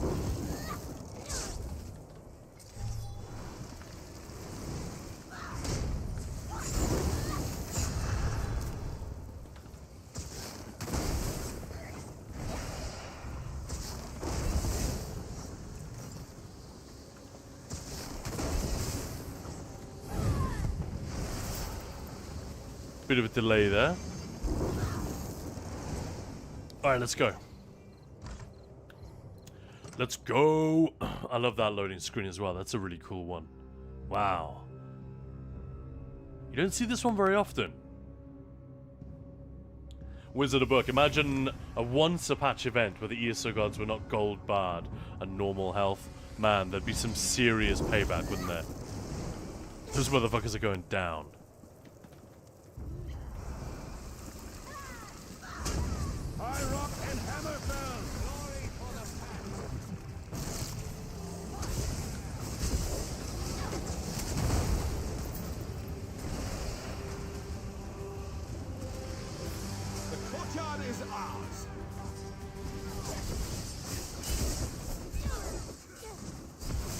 Luckily, my necro stuff is gone now.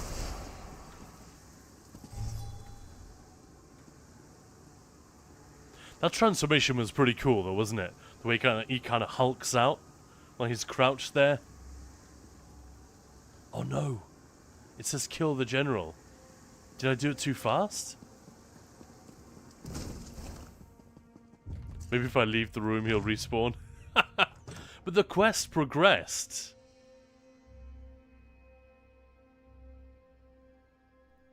Yet another reason they need to buff this shit. Right? Erin, may you be blessed with a lot of snacks. Schnacks. Thank you, yeah. Yeah, there we go, we're good. Glory for the Pact. Let's kill him nice and slow. Did that work?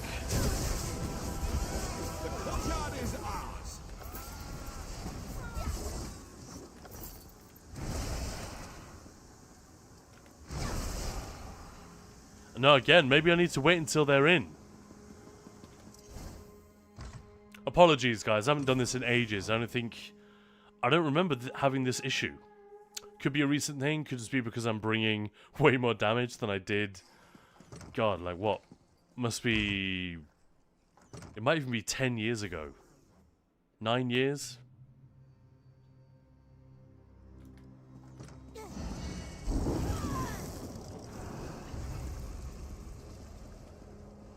Bonk. Glory for the Pact.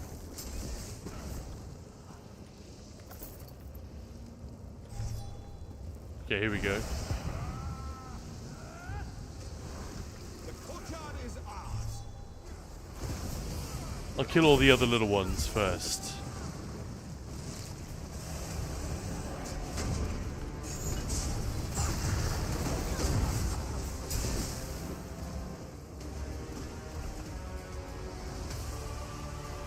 Thank you. Thank you, Gina. The general is dead. Does a snack need to eat snacks? Sounds a little bit sexual. Like you're referring to somebody else as a snack. A daggerful covenant took my son. Tanval. No! The Coral Heart is too powerful. No, Holden. The Covenant must pay. Tanval. Uh-oh. What have you done? It's a bit basic, isn't it? There's a lot of that in these story quests. They definitely got better.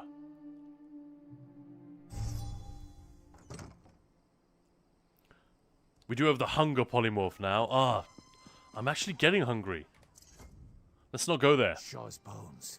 Why is he taking the Coral Heart? Use it to release Sadal, the second brother of Strife. Absolutely. Troll's blood. Anything could break us apart these days. How do we stop There's him? only one place he could have gone. Let's go. Oh, my friend. I'm wounded. Who is Sadal? I'll Sadal? try to answer. Sadal is the second greater brother of Strife.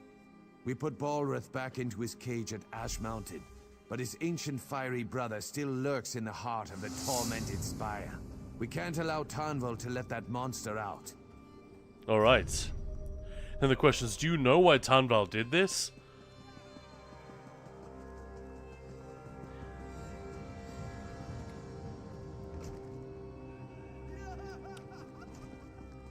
I wonder, would it work better? Does it work better in a video game if you see the character go, "No, my son," and then immediately run off on some mad vengeance spree?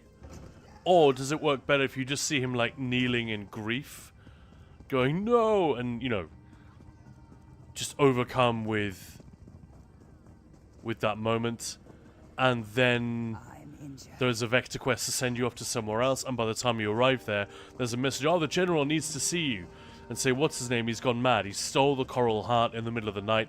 He's made off with it. He wants vengeance." Would that work better? Or is it just the same problem two ways? Because the problem, and we'll come to this when we talk about Planescape Torment, the problem with the graphical fidelity of modern games is that often we feel entitled to see everything depicted.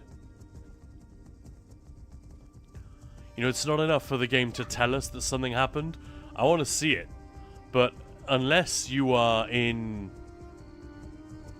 well, I don't know, Cyberpunk, that seems to be a game that can show an incredible variety of interactions. But most games just cannot do that, not even close.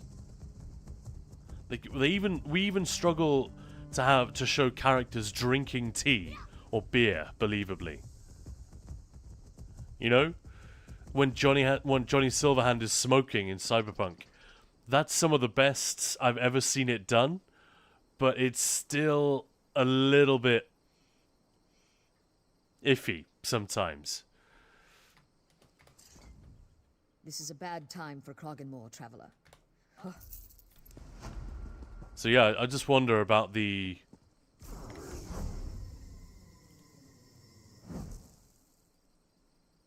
That's not the quest I want.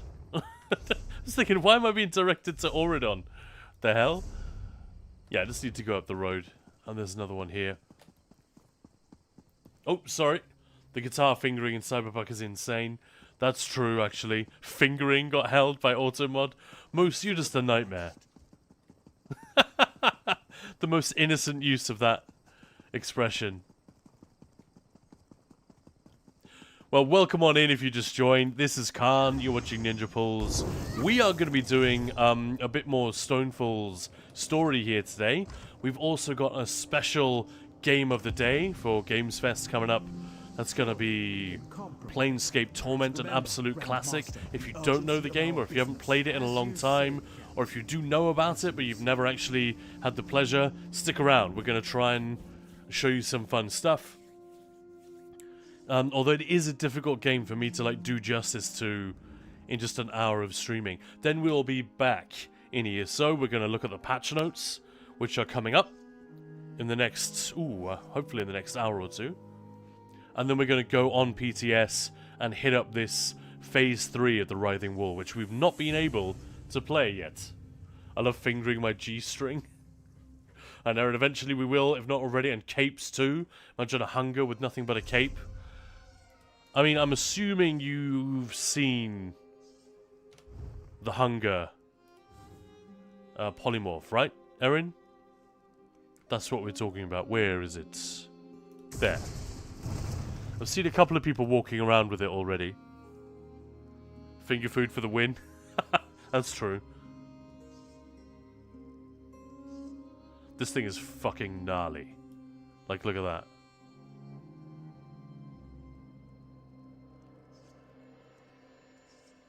Absolutely horrific.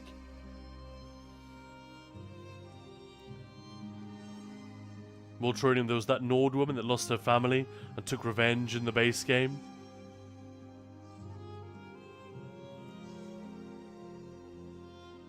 It's more the way it's depicted, not, you know, the concept of someone seeking revenge. Like, what's the best way to do it? Do you have the... Compromise on the matter. Remember, Grandmaster, the urgency. Do you just have, like, the events play out in a sort of corny video game way? Fugly indeed, yeah.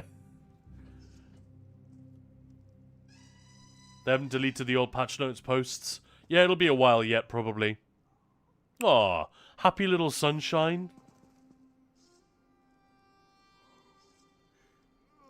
That's a cute name. Alright. Who are you? And Moose. I considered buying it, but I would get bored of it after 5 minutes. It would be a waste of gems or seals. I mean, that is true of everything nice that I get from... There are very few things that I'm still like, oh, I'm so pleased I got this mount. Like, I wish I could just filter for Radiant Apex mounts. I think I have an embarrassing number at this point. That would actually be really cool. I mean, some of them are here. Like, these three are Radiant Apex, I guess. That one certainly is. What's he called? Sir the Wingshorn. But yeah, most of them you just do not care about after a few days. Kind of a scam that we perpetuate on ourselves. Zos just make cool stuff and put it behind a gambling system. We're the ones who do this to ourselves, really. Shanax, I'm not going to get that polymorph, otherwise I would have to put it on a PvP character and set it up with the ult. Ult regen and take flight. Or just like the hunger leaping through the air. But yeah, I've got... We just like shiny things. I think it's more we like new shiny things. Caution, stranger. Speak quietly. What's going on? Tarnvil Induril and his vanguard stopped here on the way to the Tormented Spire. Yeah, no shame, right? At first, the Grandmaster refused Tarnvil access to the mountain. Then Tarnvil snapped.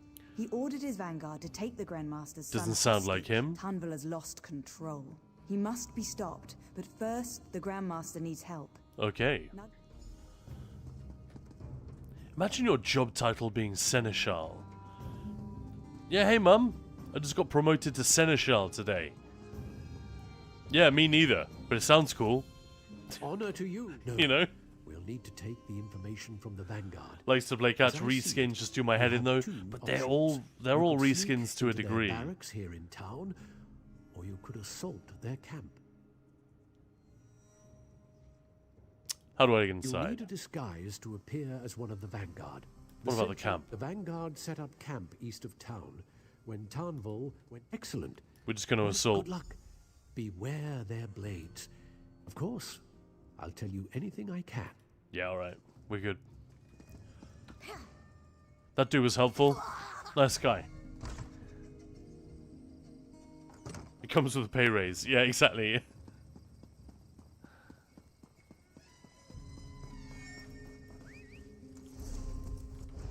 You call yourselves soldiers?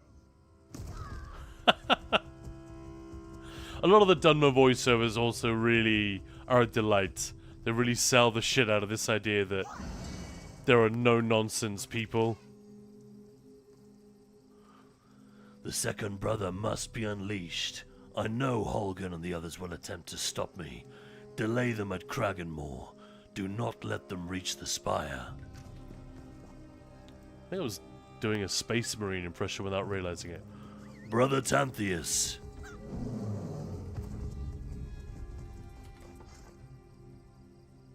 Just silly fantasy voice, right? It's been a lot of fun as well because I'm such a voiceover nerd.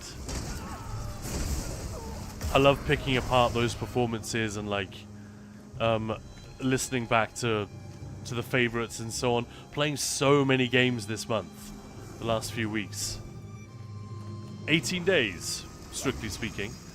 That's been a lot of fun as well. We've got to hear a crazy number of funny or quality voiceovers.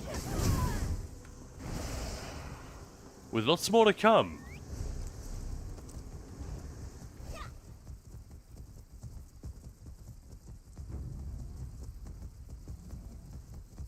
Alright, so in about 5 minutes, I am going to have to bounce for only about 5 minutes and get Maya.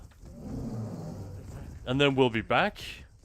We'll hit some Planescape Torment and keep our fingers crossed for patch notes. There she is. The look on your face. You've discovered where the Grandmaster's son is being held? Yes, tomb west of town. Truly? The honored dead of Oh, look at her, Cottonmore she's have so been interred in happy. those tombs for centuries. They were built to honor the Daedra in the time of the Chimer. Well done indeed. Bouncing for 5 minutes sounds exhausting, Moose.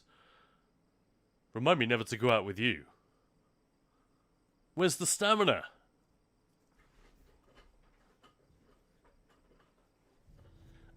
Anyway, well, Tronia, what is the biggest shield in the game? Including skins or actual set? That tomb complex will be where the tomb is. I really don't know. Alright, this is a rabbit hole we're not going to emerge out of. Is it? Shield. There are some really, really massive ones. Silver Dawn shield. It's pretty large.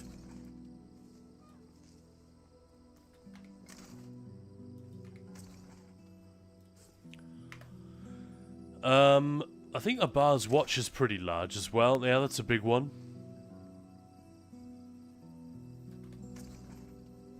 Most of them are typically like this size, aren't they? What people are normally interested in, that's pretty huge as well, the Aldmeri shield. What people are typically interested in are the ones that are very large and very cool at the same time. That's the one that... That's the thing that pisses people off. When there's a shield that's really fun. Like this one, for example. It's not that small. But, like on a Warden tank, that could be really, really cool. But then it's like, eh. I definitely like the Sijic one. It's thin, but sort of long. No jokes, please. Thin, but long. CC shield is cool. It's not that big, though. Daggerfall Covenant shield. Oh, yeah, that's true. That's enormous.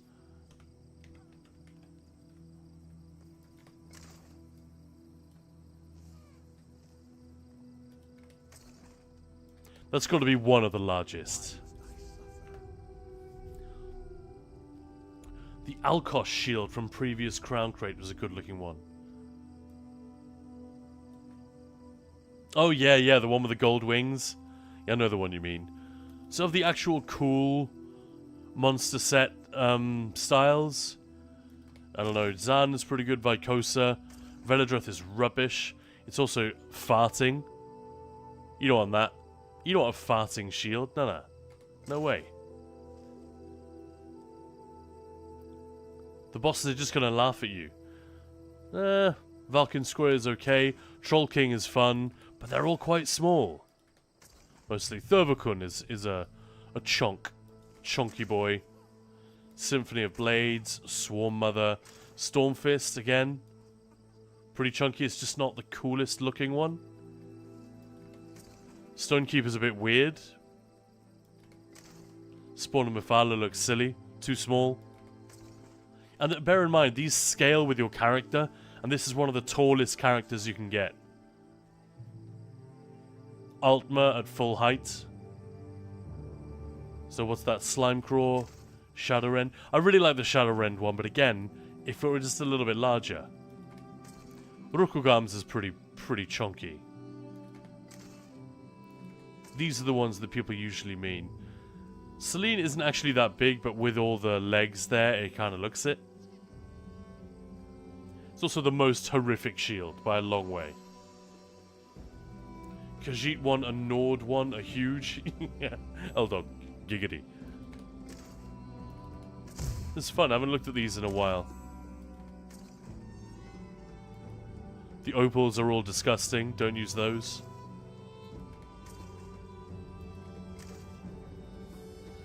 Narayanath is actually okay. It looks a bit base game, doesn't it? The Nazare one is massive. Anyway, on that note, I'm going to have to bounce just for a few minutes. I'll be back at about 1 minute past 6, sorry. That'll be in the past. So yeah, I'll be gone no more than 5-6 minutes.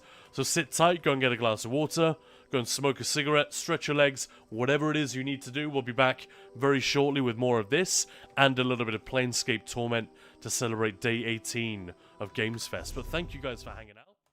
Just give me 5 minutes and I'll be back forthwith.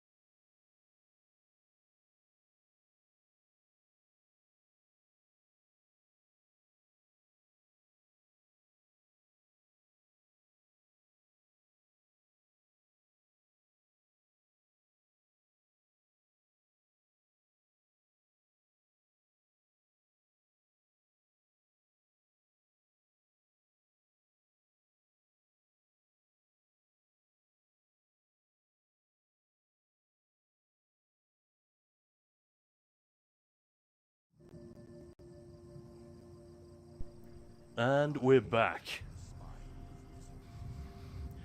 Very sorry for the delay. Maya was a little bit held up. She wasn't quite ready to go. Yeah, you call this 1 minute past exactly. I knew when I said it that was going to come and bite me in the ass. I've done it like a million times. I know how long it takes. And then, of course, Maya's like not ready and needs several minutes more. Typical, right? Anyway. Sorry to keep you waiting. Reported, yeah.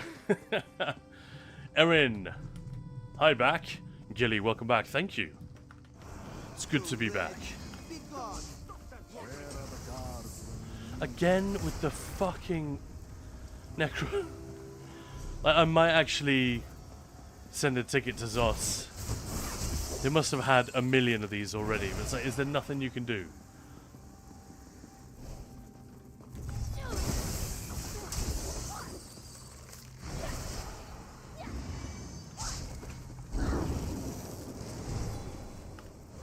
There are way too many quests which take place in and around places where there are guards or civilians who will report you, you know?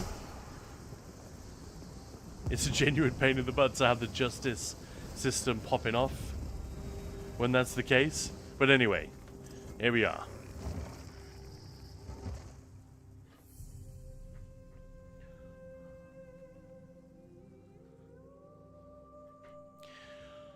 So we're only in zone 1, really. I'm not counting the starter zones too heavily. But I do think the Ebonheart Pact storyline so far is a bit more grandiose and detached. You know, it doesn't feel like the only sort of personal stuff that's entered it really is some of the citizens on Bleak Rock. And this bit that we're doing now, where Tanval is super upset about his son. And it's a little bit hysterical and overblown, if you ask me. I don't know. It's still good, I'm enjoying it. But yeah, I'm a sucker for anything to do with Morrowind.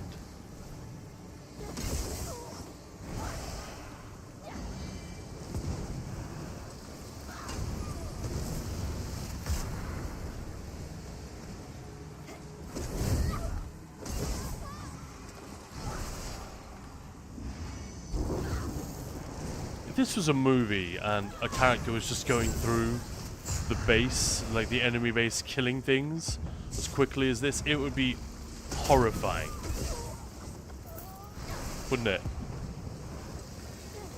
It would be like Terry Crews with that giant gun in The Expendables. The rate at which the body count is rising. You guys remember that bit? Damn, that thing's loud.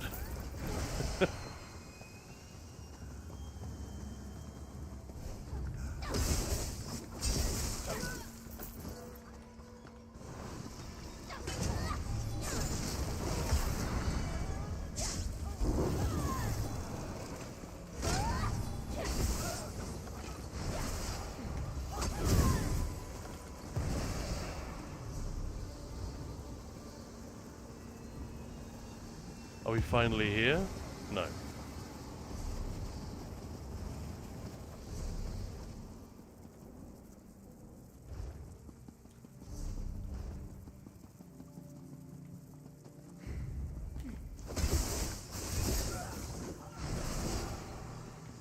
Hello. Who are you? What do you want with me? I've been sent to free you. Sancta 3. Look, I know just how to get out of here. I used to play in these tombs as a child.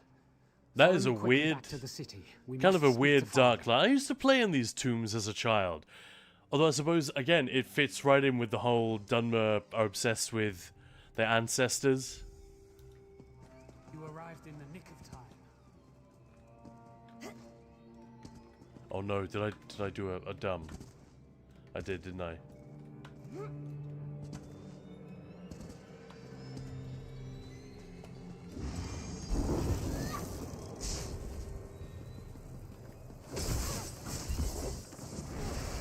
That's right, fool.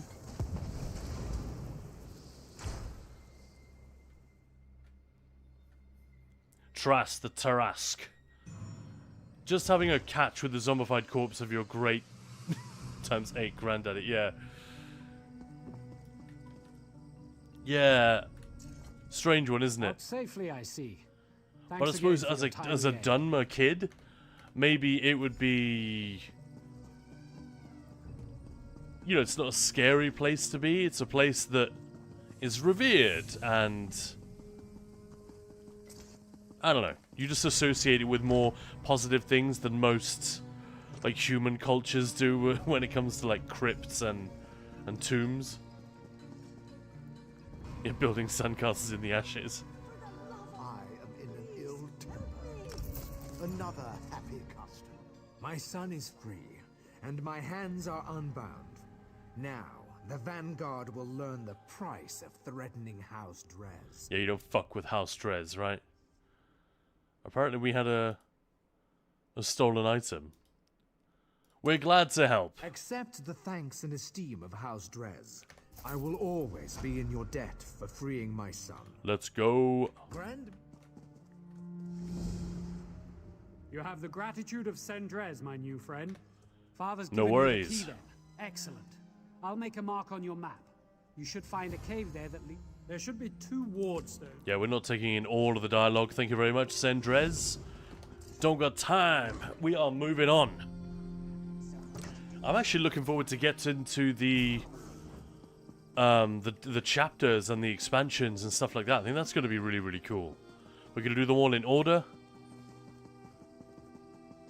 Can't wait for it. Because this is the last. For those of you who haven't been following along for our entire... Ooh. Yeah, I don't need to do this one. Those of you who haven't been following along with us for the entirety of September Gamesfest, we've been doing all of the zone stories. So we've done the Old Merry Dominion. We just finished the Daggerfall Covenant a couple of days ago. Now we are well into the Ebonheart Pact zone storyline. We're sort of skating through with the bare minimum, which does feel a little bit bad sometimes. Welcome back to the fight, my friend. But honestly, it's the only way we can possibly get it done during September. And by the way, guys, if you just joined us, Maya will be here shortly. Very exciting. Alright, let's go. Progress is slow. I love it, it's that easy to get in and they're just standing here. Can you lower the walls? We can't get in. I lived with a girl like that once who, I remember she went out to a job interview. She was just staying with me and Maya for a while. She didn't have her own place. She was from the homeland. She was from Czech Republic. And she was like a friend of Maya's family. So she came over and we agreed to just give her a place to stay for a while while she tried to find a job and a flat and whatever. You know, admittedly not the easiest thing to do in a new country, but man, she just took forever to get off her ass and do anything. And I remember sending her out with an umbrella to go for this job interview. It was just around the corner, like, I don't know, 15-minute walk. And I lent her my umbrella. Said, you're probably going to need this, it might rain. And she comes back. She'd got the wrong day for the interview, for a start. And she was absolutely soaking wet. And was just holding my umbrella in her hand. And I said, what's going on? She couldn't figure out how to open it. So she just walked. She just gave up. And it was literally one of those where you push the button and it opens by itself. Or you could just get your hand in there and push it open manually. And I was literally, what? That's a very random memory, but yeah, seeing them all standing around there. Can you please break the wards? We can't get in. It's a very video game type feeling, isn't it? We can't put 2 and 2 together. We're just NPCs. Tras doing overland on a mammoth does have an appeal. Just doing anything on a mammoth. Just ask Yennefer of Vengerberg. Oh no, that was a unicorn, wasn't it?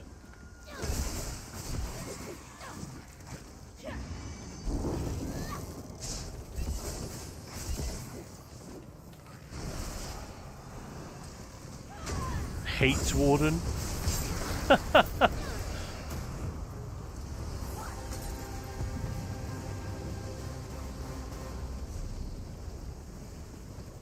Hate Warden is a great name.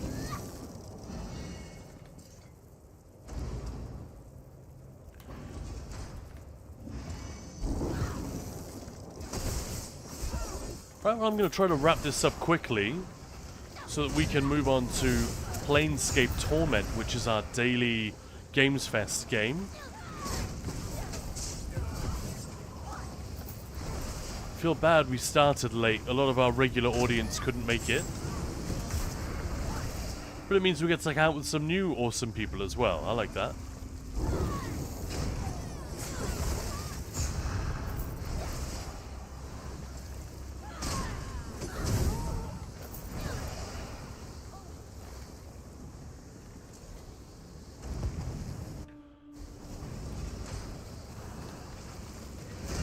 Maybe I'll do all of this again when they finally give us the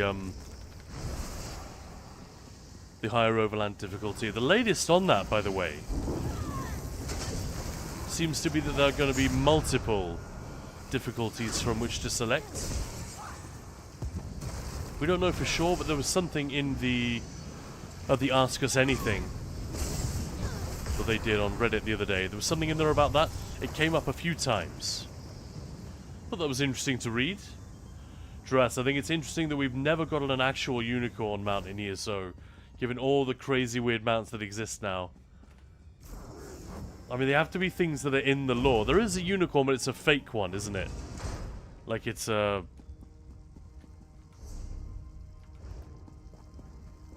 Is there an actual unicorn in Oblivion as well?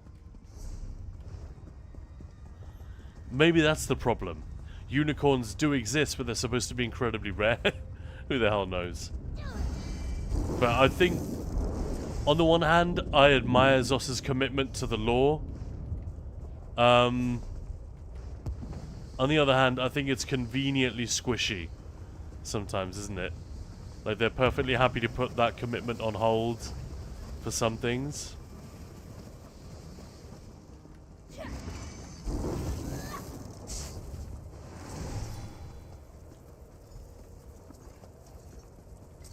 Tanval! My friend, I see you've come to stop me. Daedra, down in the Caldera. We tried to push past them. We failed. I'm lucky to be alive. You can't unleash Sadal on Stonefalls. It is madness. Madness. This is Stonefalls! I don't know. Kind. Something like that. Did he already do it? Maybe not. Unicorn was part of Hircine's quest in Oblivion? Yes, exactly, yeah. Wizard of Book, I actually just started a full replay on a Necro myself. Bring lots of these with you, man. Bring loads of counterfeit pardon edicts. What a pain in the butt.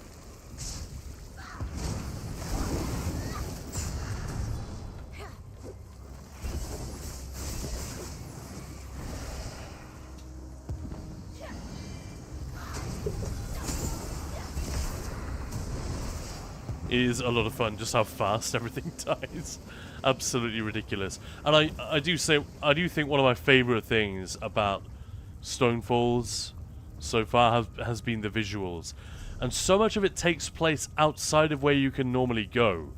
That's the only problem. But this whole area here, it just looks amazing. And up here as well, on the Tormented Spire. Really excellent. It did a great job. I know the lighting is a bit better than it would have been 11 years ago. But essentially, we're looking at the same version that existed then. Trask, we have a Vermina horse made of hands. I think Hircine can part with one unicorn. Flame Spinner.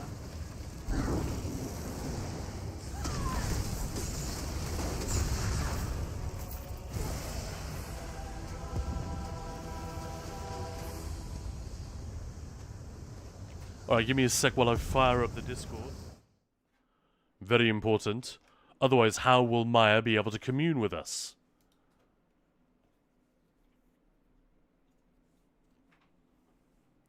Wizard of Book, I have something like 700 of those in the bank. Excellent.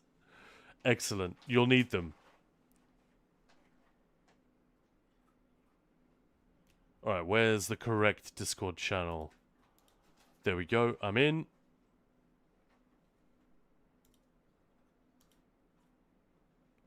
So when Maya fancies joining us, she can.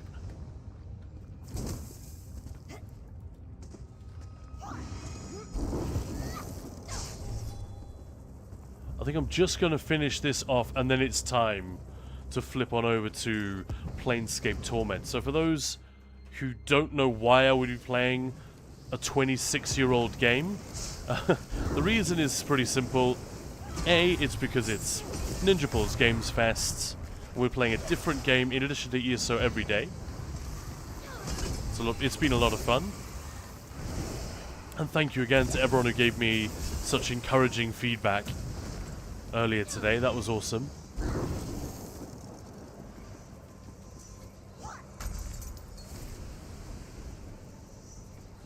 The mammoth just chilling. So we did it, now we can leave. Hello. Hello there, Maya. Give it up for Maya, ladies and gentlemen. Hiya, this is Maya. And the dog's now getting excited because you're using your happy tone of voice. But welcome on in, Maya. Finally, thou art here with us. Thank you.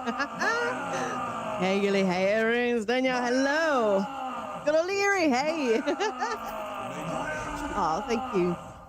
Oh, I see you guys have been having some fun just smashing the sub goal. Yeah, it all happened in like the first half hour of the stream, pretty much. I'm back, Erin.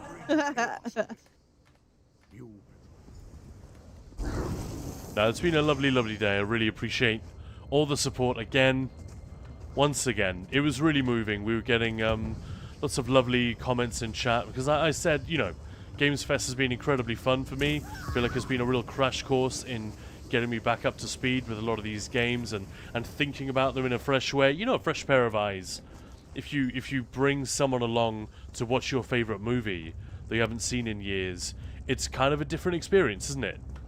It's been a little bit like that, revisiting these games. And I just said, you know, in a throwaway comment, I hope you guys have enjoyed it too. And we got like 8 lovely, lovely statements of support. Plus, you know, a whole a whole lot of subs. You return. Which is my favorite Led Zeppelin song. Hey Valacha, good afternoon. Hope you're having an excellent afternoon. You've joined us just in time for the epic conclusion to the Stonefalls Zone quest. We're about to wrap that one up. And then we're going to hop over to Planescape Torment for a little bit, talk about a very, very different game, but in many ways actually quite a similar game, a game that like laid the foundations for a lot of the RPG stuff that we take for granted today. And then we're going to come back, hopefully, just in time for patch notes and a dive into the PTS. Mine's updated. Is yours updated, Maya? Make sure you run the launcher. What do you seek? I was going to do it earlier, but we had time. I'll teleport you to... These are fun, right?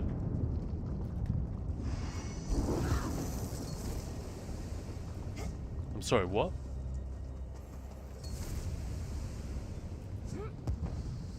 Yeah, patch notes will be out today.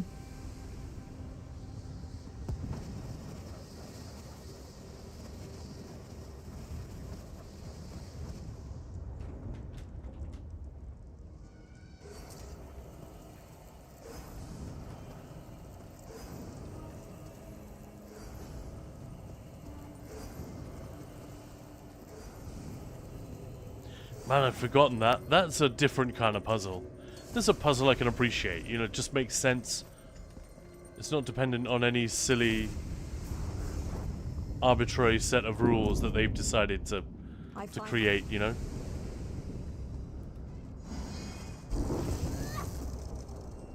Do we need to talk to him? Yes, we do. Hey, Mavos. You again? Well met. Again, I find myself talking to you. Yes, you do. The cave behind you holds the final focus stone. To reach it, you must understand the ebb I love and this flow line. of magic. You represent all living mortals here.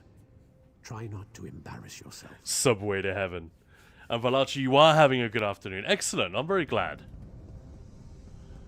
You represent all living things. Try not to embarrass yourself.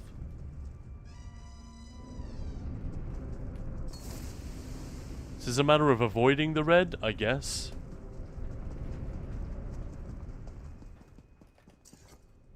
Man, it's been such a long time. Does any of this even look familiar to you, Maya? No.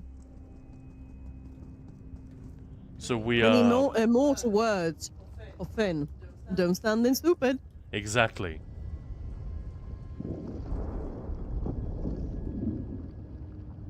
But yeah, this is the Stonefall's climactic quest. Do you remember this? Bolreth and the Brothers of Strife?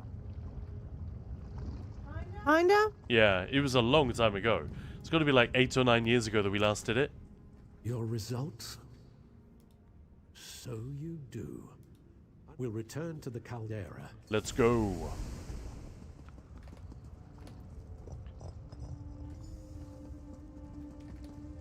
I am actually quite sad that I'm missing like most of the I know people keep saying that. We're also, I'm very sorry, Maya, I'm going to warn you, but we are owed several tickle redeems. So let's cash one of those in right away while this scene plays out. Alright, she's saying no, not right now. She's objecting. I mean, you shouldn't let that stop you because I'm always going to object. I thought it was because you had a I thought it was because you had a glass of, what is that? Is that water? There's some water in there, yeah. Right. Aw, give Ted a treat. Thank you, Solo. Ted, do you want a treat?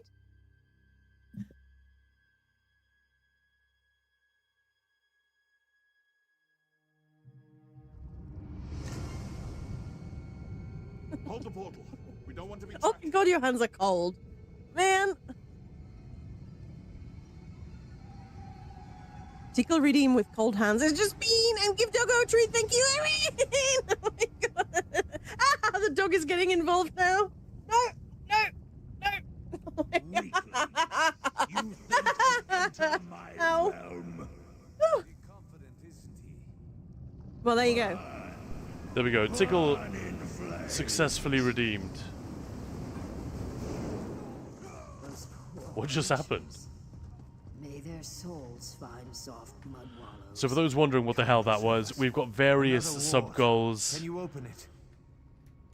and redeems with channel points that people can do throughout September. Lots of fun, silly stuff. And Tickling Maya is one of the most popular. So sorry, Maya, I think that's one of 3 that you are owed. Now you will join them. She just said a word. And Mike didn't pick it up, but it was there. Scorch and melt. Fuck! Ow! Ow! Ow! Ow! Stone falls will burn. Stand clear of the flames. Coral Heart can break his shield. Defend me. Tickling Maya is one of the most popular. I wonder why. Why? Is there a Hermaeus Mora bundle, aka 10 tickles? A discount bundle. I like it. Oh, I blew my ult when he wasn't even vulnerable. Sad.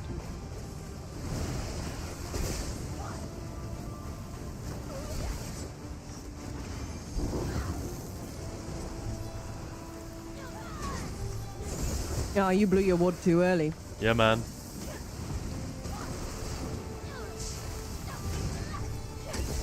Man, how many of these guys are there? Come on, Tanval. Let's go.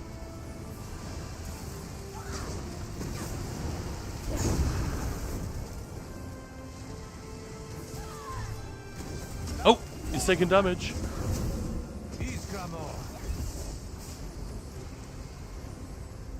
Just, that's just Holgan just says, Isgramor, and runs into the fight.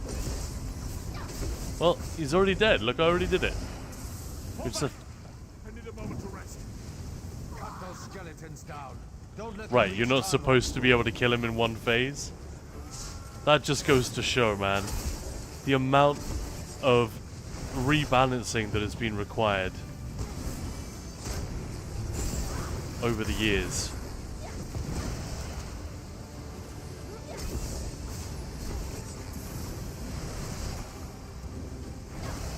I wonder if this was difficult when it was new.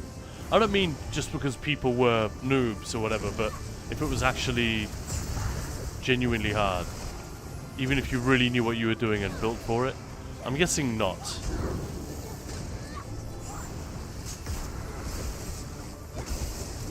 It's probably quite difficult for me the first time I did it.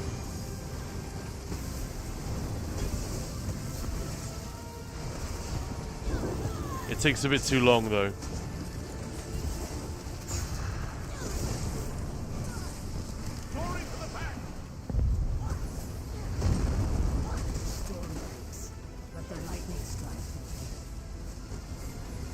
Really?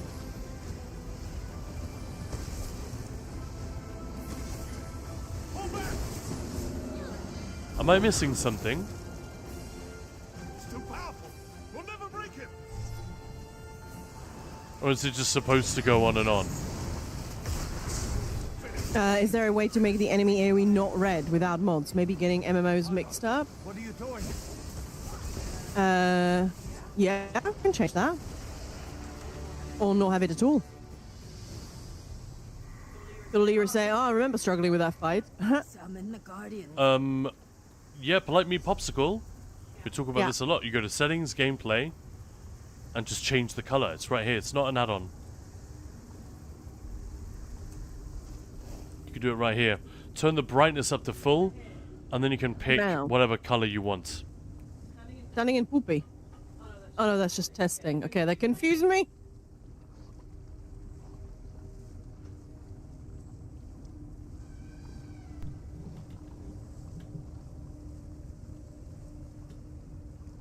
I need to turn my mic down a little bit as well. Otherwise it'll be picking you up like crazy. I just realized that. Alright, let's talk to Sadal. Oh, we can't really talk to him, can we? Alright, well, happy Monday evening, everyone. Cheers. May it be the start of an excellent and fruitful and fun week for all of us. Planescape hasn't happened yet. You are. Yeah, Erin, that's exactly what I was thinking. Right on time.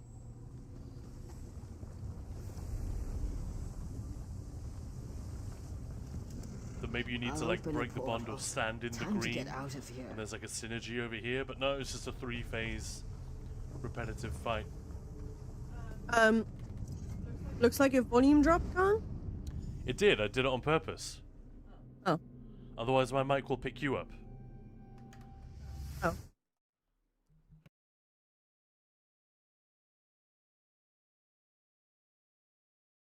Hey, Go Avs, how's it going?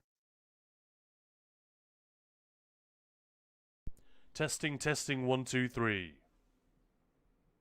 Testing, 3, 2, 4. Yeah, there we go. That's about right, isn't it? Sorry, guys, if you have to turn me back up a little. Go Avs, hello.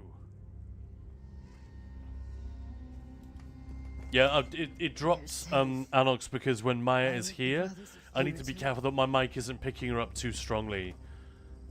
So I need to turn it a little bit and reduce the gain slightly.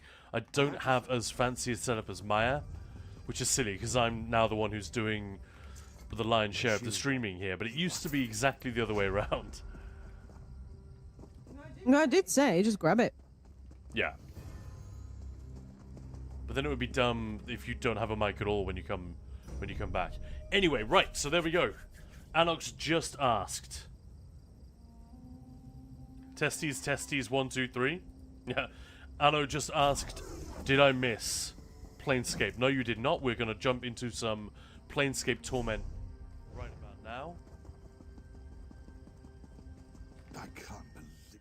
I just arrived from Deshan. Oh, hang on. We should see that first. This guy just arrived from Deshan. The Lodos Plague?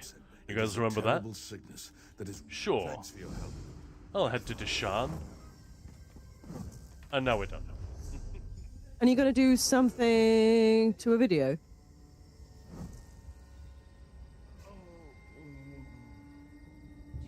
Sorry, did you need to do something? Yeah, I just need to upload it. Yeah, well, that's what I mean. Thank you for the reminder. All right, well let's get Planescape fired up.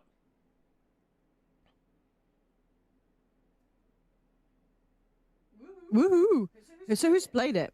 And yeah, don't go anywhere, guys. We will be back in ESO. All right, let me just change the category. Oh, in fact, you can do that, Maya. If you don't mind, thank you very much. Let's fire up Planescape. So this is a game from 1999. We're going to be playing it now for a little while as part of our Gamesfest. It's an extremely important game, but because it is very textual, like it's got cool graphics and everything for the era, but like even in 1999, I don't think it was particularly groundbreaking in terms of its graphics. It's more the way that the story is told, the way it's written. That is what makes it awesome and important. But because it's old and the control scheme is weird, it's quite a difficult game to get into. I think it's fair to say.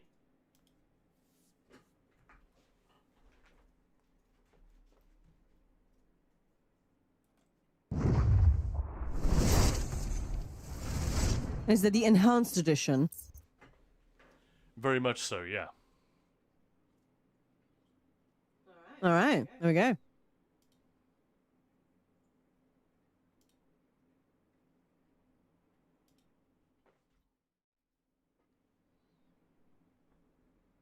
Oh, that's loud.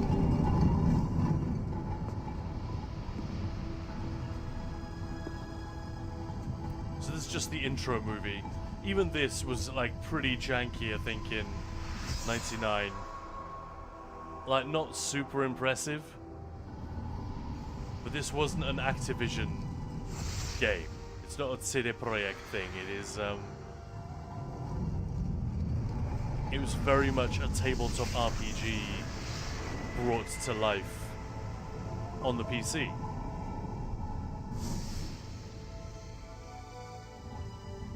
And yeah, this is an absolute cult classic. I'll try to help you give you guys an understanding of like why it's a big deal, what's good about it, and so on.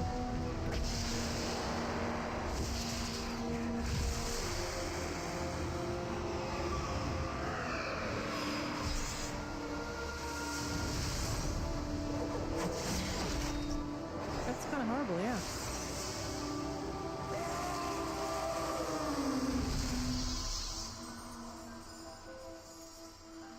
Ew.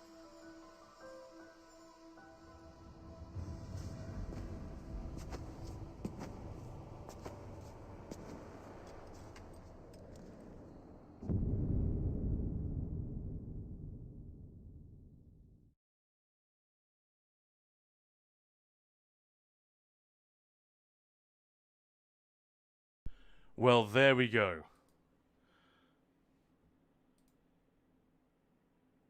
Let me just do a couple of tweaks here. We've got a video uploading in the background for update 48. And just to make sure that is all set up properly so that we can go live as soon as the embargo on that has been lifted. Very exciting.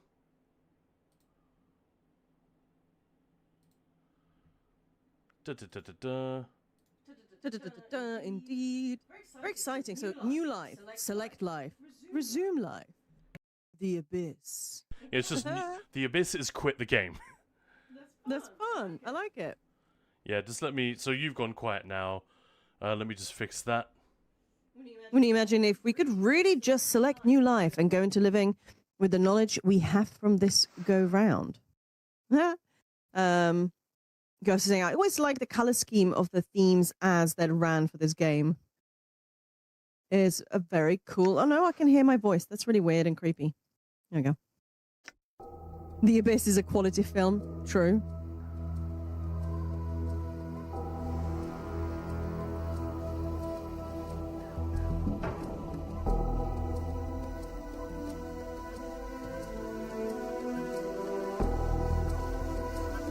Like the resume life, is like I wake up in the morning after very, very late, very naughty night. It's like resume life. Okay, let's go.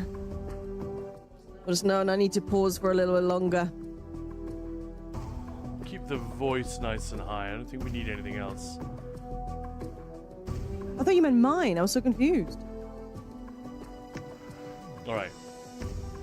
How's the balance, guys? Maya and I should be nice and loud. The game should be a little bit taking a back seat.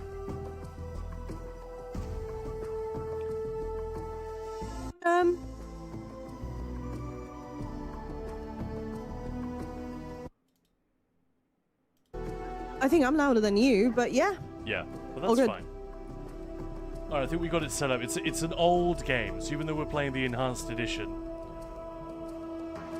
there's some jank here. So I'll just show you how it starts.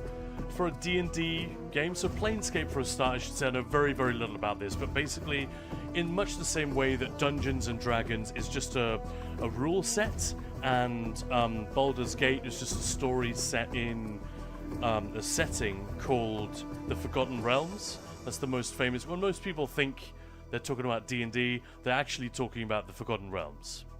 I think people like me who don't really play a lot of tabletop RPGs, we sort of use the two interchangeably. The Planescape is just another setting which uses that rule set, if that makes sense. Yeah.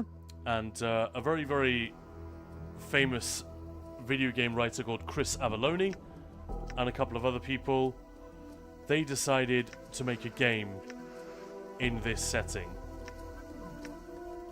This is not what you're supposed to do at all. I'm just going to make a random new character. We've been doing this. We make a new game and then we just load a save that I prepared earlier. This is what the game looks like. Hey, Chief, you okay? You playing corpse or you putting the blinds on the dusties? I thought you were a deader for sure. So immediately you see the kind of the tone of the writing. There's a floating skull talking to us, and he's using, like, in the same way that in Morrowind you get called a fetcher or an enwa, or in PC, in Thief they call you, like, taffer, because they can't say fuck, so they just say taff and taffer and taffing and all that stuff. They've immediately introduced dusties and deader, and it's part of what makes the writing so fun. Like, you understand it, but it's clearly its own thing. And yes, surprise, surprise, we don't know who we are. No. You can't remember your name? Well, next time you spend a night in this burg, go easy on the bub. Name's Mort. I'm trapped in here too. Don't worry, I'm not going to read it all. I've tried all the doors, and this room's locked tighter than a chastity belt.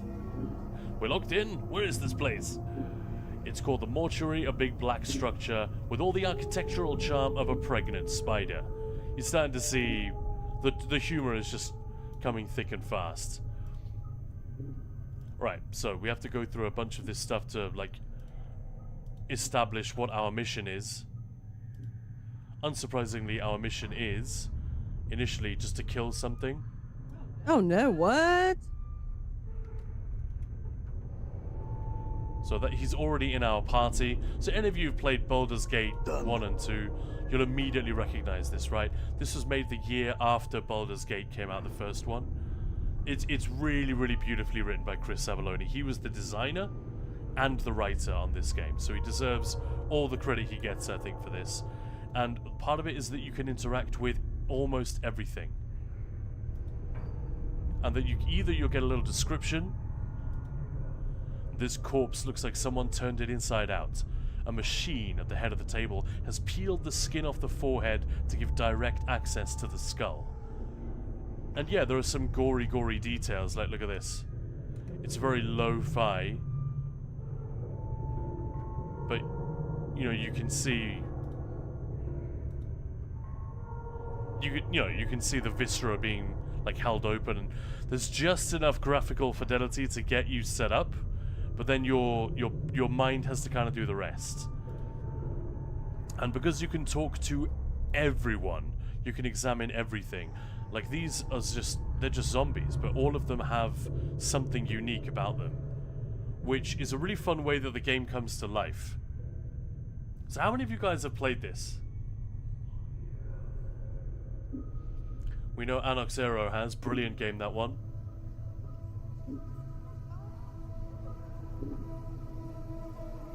So, the corpse stops and stares blankly at you as you approach. The number 782 is carved into his forehead, and his lips have been stitched closed. The faint smell of formaldehyde emanates from the body. Like, if you were hearing these things from your DM, your dungeon master, you'd think, this is a really fucked up game of D&D we're playing right now. Yeah. Wouldn't you? Yep. And so I can say, right, I'm looking for a key. Do you happen to have one? Which one of these do you want to do, Maya? First one? Yeah.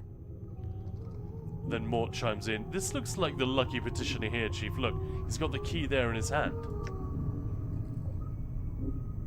The corpse looks at the one with the key. It's holding it tightly in its left hand, its thumb and forefinger locked around it in a death grip. Looks like you'll need to hack the corpse's hand off to free the key. Nice. I need that key. Looks like you're not long for this world.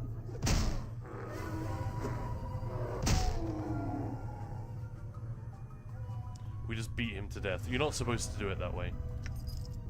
You're supposed to go and get a scalpel from one of these shelves and then hack the hand off with the scalpel. But it's a lot of those things. In a lot of ways, it's like a puzzle game, you know, like Myst or one of these things where you're being able to do a particular thing. It might not be complete the level, but something cool. You know, get a nice piece of gear, or a fun interaction, or a useful bit of information, or XP. In order to do that, you will have to have investigated the previous area quite thoroughly and have found all the cool stuff. I like it. Save the princess, meet Popsicle Solo. This is the first time I'm hearing about this game. Yeah, so this is one of the reasons we wanted to include it on the list. As you can see, it is not like massively visually appealing in 2025. But let me explain in brief terms. So, we're right at the start, so we keep getting interrupted with dialogue here. Basically, Mort, the floating skull, is a bit horny. He says, let's not kill the lady zombies. And so, why do you care about the female corpses? And he says, are you serious? Look, these dead chits are the last chance for a couple of hardy bashers like us. We need to be chivalrous. No hacking them up for keys, no lopping their limbs off, things like that. What do you mean, last chance? It says, Chief, they're dead, we're dead. See where I'm going? Huh? Huh? That's literally the start of the game. Talking about necrophilia. Is dead on dead action necrophilia? Yeah. It's mutual necrophilia. No, I don't know where you're going, actually. And he says, Chief, we already got an opening line with these limping ladies. We've all died at least once. We'll have something to talk about. They'll appreciate men with our kind of death experience. Oh my god. You see what I mean? Like, immediately, it's outside the box in a really fun way. Didn't you say before that I'm not dead? And he responds with, well, alright, you might not be dead, but I am. And from where I'm standing, I wouldn't mind sharing a coffin with some of these fine, sinewy cadavers I see here. Mort starts clacking his teeth as if in anticipation. Of course, the caretakers will have to part with them first, and that's not likely. Anyway, we can ask him lots of stuff. Well, I'd meet Popsicle. Ah, with Khan. It always comes back to necro love. Right. Khan? Yeah.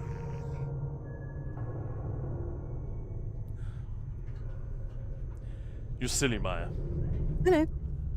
But yeah, so a lot of you played Baldur's Gate 1 and 2, I would imagine, or Icewind Dale, stuff like that. These are all very, very famous games developed in the BioWare Infinity engine. So Icewind Dale and this one, Planescape Torment, are not BioWare games, but they were made in BioWare's engine, which was specifically built for tabletop RPG type stuff. Or it was, you know, built to work with that rule set. Which is why it was so perfect. And so, let me just pitch you on this game real quick. There are so many things around the room that you can investigate, look at, things that you can pick up, unexpected interactions. Like there is a zombie where your previous self had hidden some treasure, and you have to figure out that it's the correct zombie by stitching off a piece of its face and seeing what number. They all have serial numbers like carved into their skulls. Some of them have them tattooed, and you have to peel off the tattoo using like the scalpel that we just found, and then you can see the real number on the skull underneath. And if you experience a flashback by talking to a particular NPC, you'll see that the number of that zombie is the one where you hid some stuff inside the chest cavity, and you can Oh my now God. like, it's crazy, isn't it? That is, why so dark? I think because they just wanted it not to be swords and sorcery. There are no elves, there are no goblins, there are no wizards. Right. It's all very like adult and fucked up. And this is why I think this game is a special thing. I'm just going to talk to Dahl over here for a start. So, like I said, it was written by Chris Avelloni. He's packed it full of detail and humor. Like, it's beyond anything you get in Morrowind, which is one of my favorite games ever. You know, the reams and reams of text that you can read there. Also, I think the game was just perfectly timed. So it came out in 1999, and it is the perfect product. It couldn't have been made at any other time, I don't think. So if we think back to, if we try and imagine our way back to 1999 and where game development was at that point, it was in a real sweet spot in terms of tech, graphics, and ambition. So, like I said earlier, the graphics here, they're not amazing. You could get better graphics in 1999, for sure. The N64 was a thing. I think that was like mid-90s, 96. So think of Super Mario 64 and how amazing the graphics are there compared to this. But this is a different kind of thing. It's detail. It's not 3D polygons.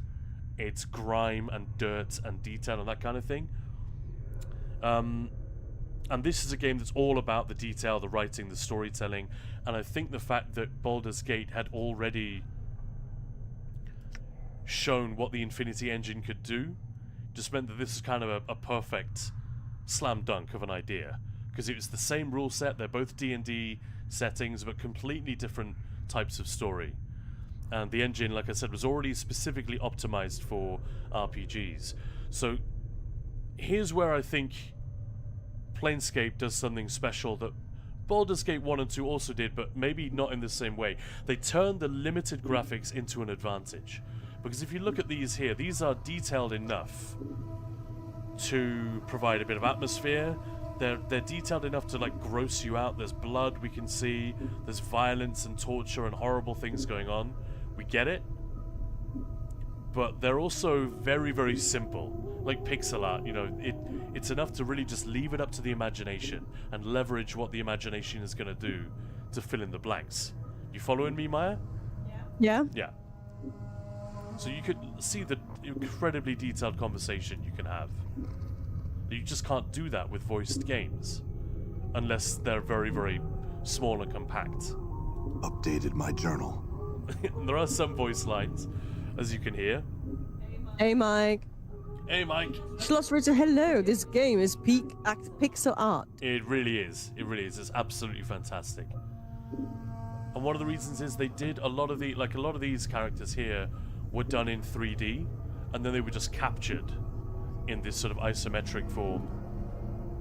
And that's why they look pretty good. Like when he walks, it's decent. It looks better than Doom, for example. And this guy's shambling around. It's because they actually made the character in 3D. But here it's just a 2D version. And the pixel art, you know, they just have these massive maps of hand-drawn stuff. And then they insert all of the gameplay elements on top of it. Really, really smart.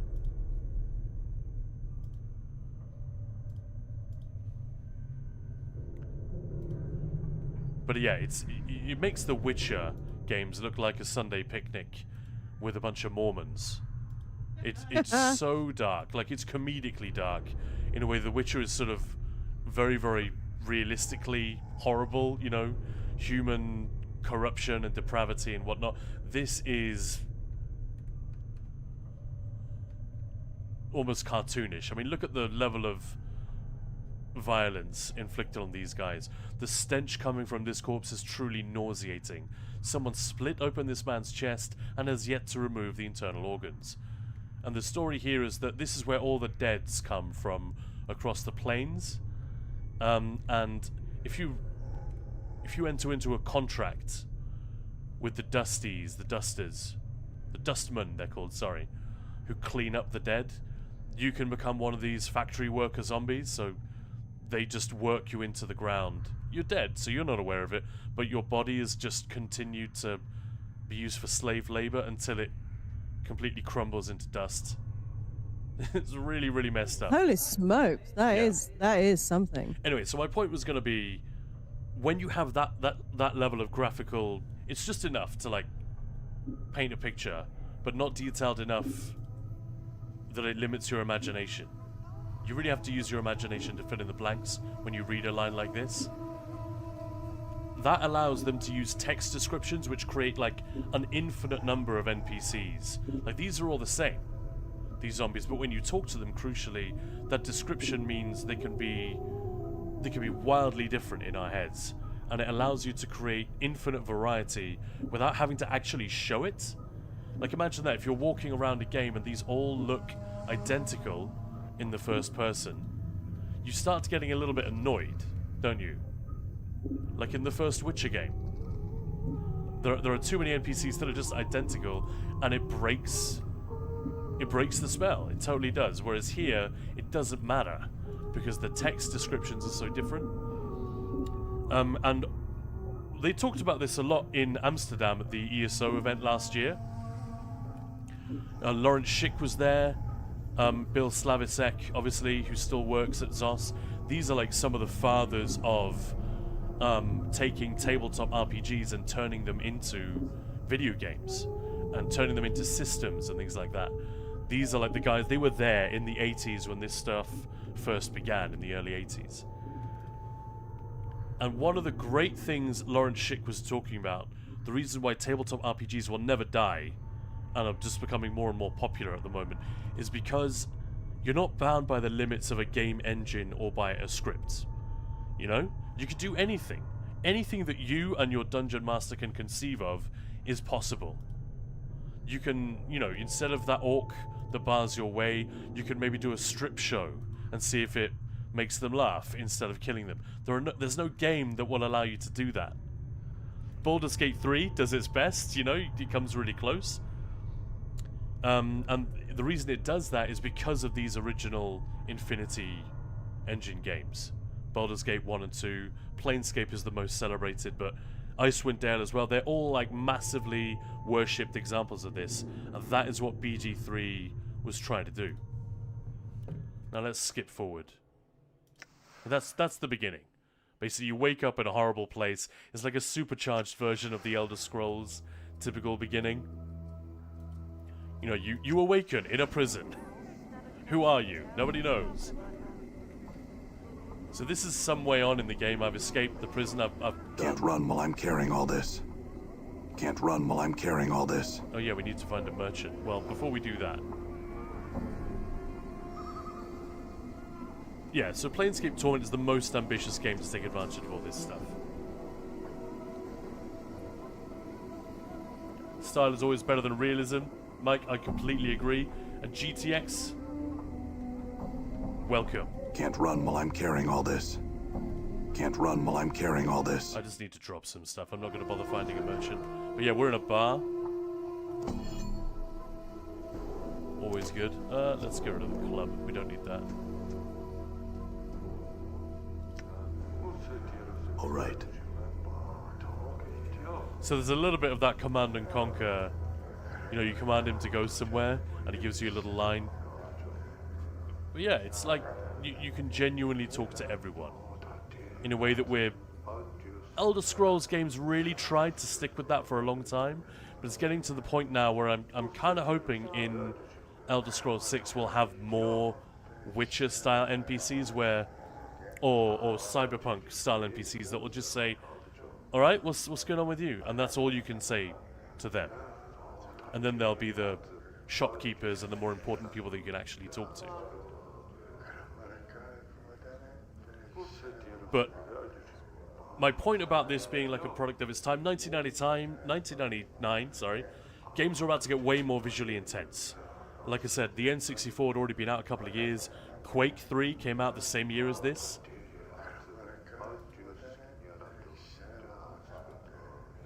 I just want to talk to us. And what else? A Deus Ex, which we already saw in Gamesfest just a few days ago. That came out the following year. Morrowind was only 2002, 3 years away. Compare this to Morrowind. It's not even, like, it's insane, the difference. And even BioWare's next big game, Neverwinter Nights, which also came out in 2002, was an unbelievable visual upgrade from Baldur's Gate and this. And then the following year, Bioshock did Knights of the Old Republic, which a lot of you have played. You remember how that looked. You cannot possibly compare them. It is like the last chance they had to make a game like this. And my point is, if you've got graphics like Knights of the Old Republic, you cannot make this game. Because they were a much more gorgeously realized world. And then think, like, fast forward a few more years to 2007, and BioWare was making Mass Effect. Stranger, speak with me for a moment. There we go.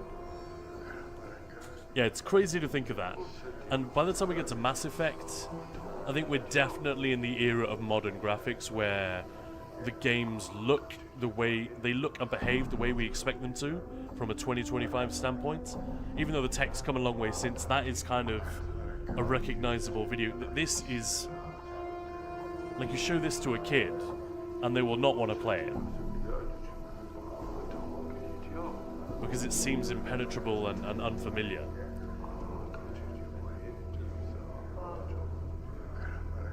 Yeah, so Knights of the Old Republic is only 4 years after this.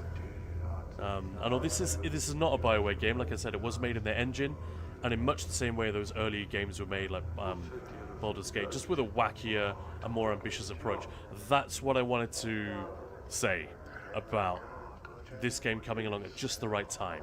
The industry was making huge leaps forward each year, and games are getting more and more ambitious and visually complex, but tech limitations were still quite severe, so that meant much more freedom for designers and writers like Chris Avellone, who made this game. And even if it's been 2 years later, I don't think this game gets made.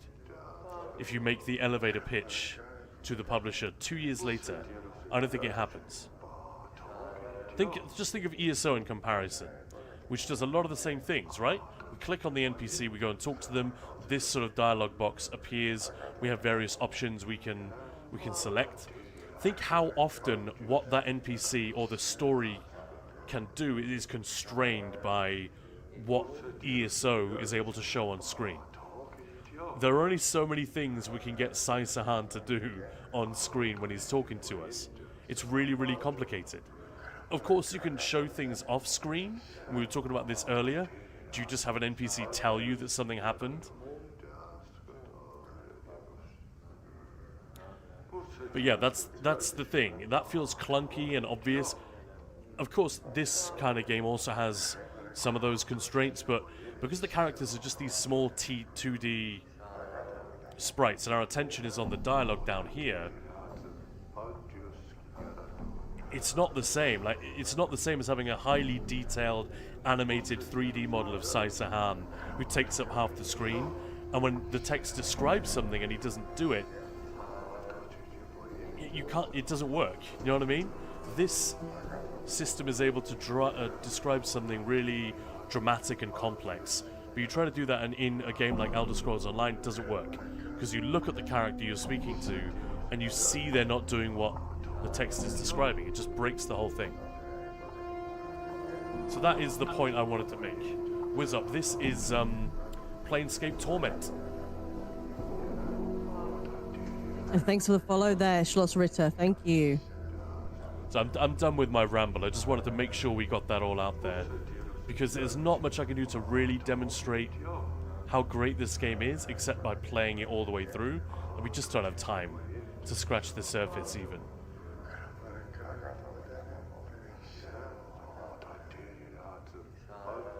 But just, yeah. He pulls forth a sheath of papers from within his robes and begins leafing through documents. No, I don't have it on me. Would you like me to fetch it from one of the back rooms? No, I'd like to cancel that contract. The contract is tearing the man's life apart, Lisa.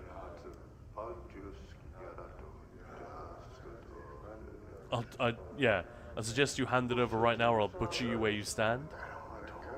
Truth or bluff.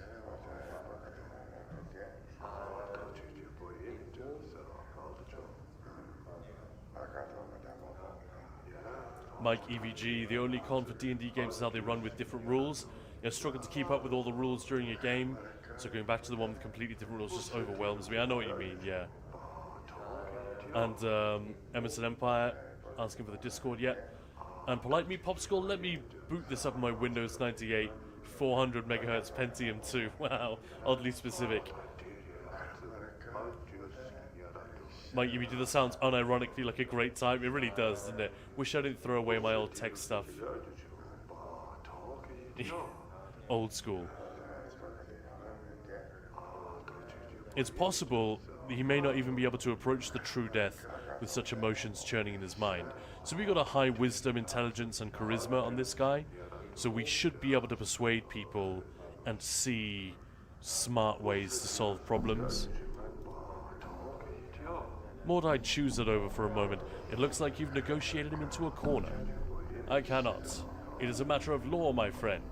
Besides, the burden lies upon the signer to overcome his own feelings in order to reach the true death. I cannot.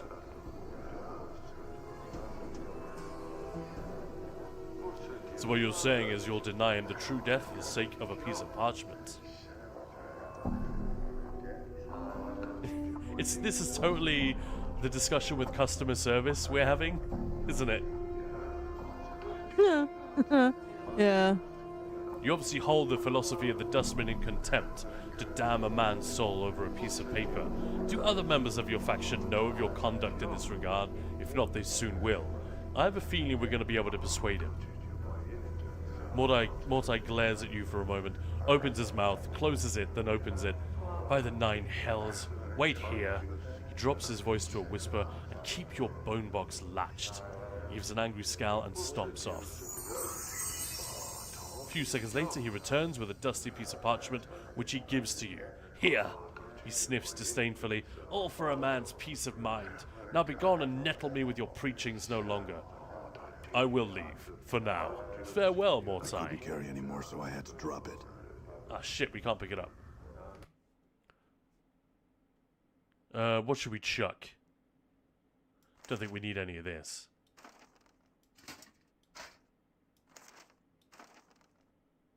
These are just things from the opening area.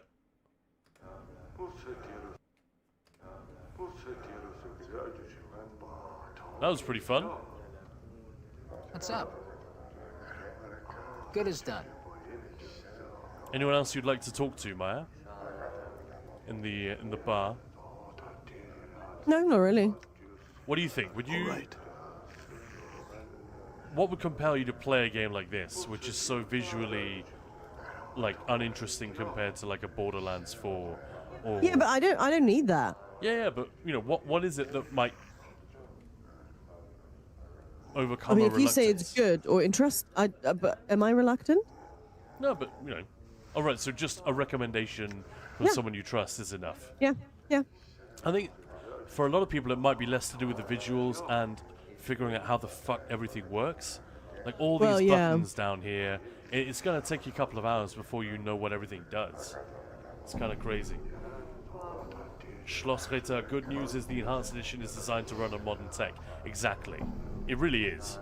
And it works beautifully, and you can just run it in windowed mode and scale it up and down.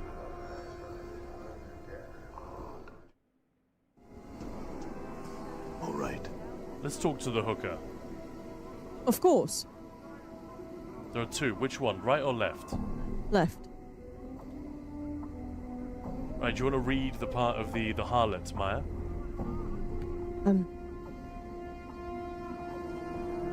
Okay.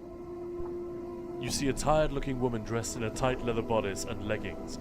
The odor of cheap perfume surrounds her like a cloud, and her face is covered with a mask of crude makeup. She smiles as she sees you. Why don't you stay and chat with me a bit, love? Don't know what that accent was, but... Greetings. The woman looks coyly at you. Do it in an Irish accent. That's it. No. Or just try it. That's what it's supposed to be. Sorry, I can't do an Irish Just do accent. Somerset accent then. That'll be fine.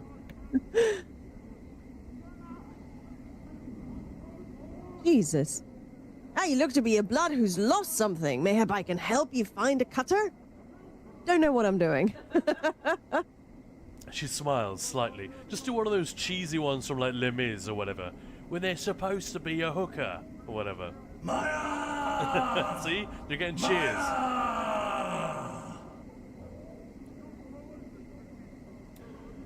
Polite Meat Popsicle, was this game originally on CD-ROM or floppies? It must have been CDs. 1999? Yeah. Popsicle, you haven't lived life until you've had to load up 25 floppy disks to play a game. Mikey VG. Core memory unlocked. And then a disk read error on disk 12. Yeah. Oh, I didn't have any of that. But I'm kind of sad I missed it. Yeah, so mayhap I can find... Okay. You can find it. And then Mort says, what good fortune.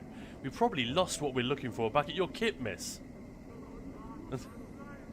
Nice. So he wants to shag. The floating skull is definitely down to fuck. Maya, by the way, are you keeping an eye on YouTube and the patch notes, whether they've been released? No. Not really. I'm sure someone will tell us. Maya sounds tired. It's also the delay, so I'm trying to see what... And the cat is now being a dick sitting right in front of it, so it's just... That's actually very appropriate. Old patch notes still up, yeah. They usually get moved shortly before the new ones get in. That's true. GTX W stream. I'm assuming that's a good thing. Let me know if it isn't. Actually, I'm missing a journal. Or should I say, maybe you can help me find what I'm missing. Yeah, let's do that. The horny one. Her tone becomes business-like.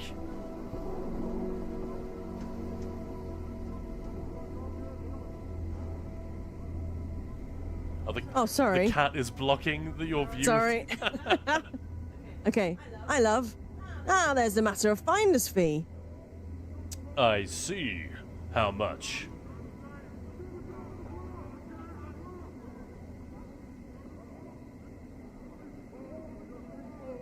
Some coppers for a glance at what you're missing, and 10 coppers to actually find what you're missing. Right, so a few coppers for a look at the goods, and 10 coppers for a shag. Should we do it? Okay. Done. We lost 10 coppers. Follow her. Alright, now you read the line and then we will do it. I think you found what you're looking for. Go along then, love.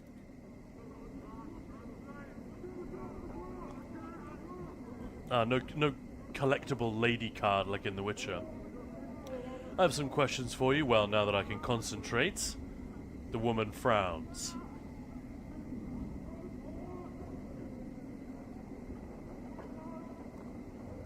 I'm not a tout. She frowns, then rubs two fingers together. Unless you've got some jink to pay for my time. Alright, let's pay.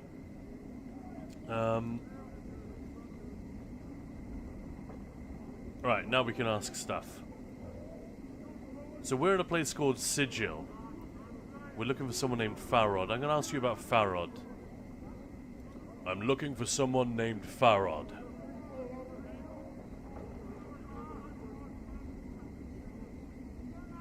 Farad? Now that's one of the greater darks, love. If ye be wanting to know about that blood, there'll be thrice the coppice of a normal asking. Alright, let's pay 9 then. Fair enough. Here's 9 commons. She gives your coins a once-over, then shrugs and pockets them. What you be wanting to know about old Farad?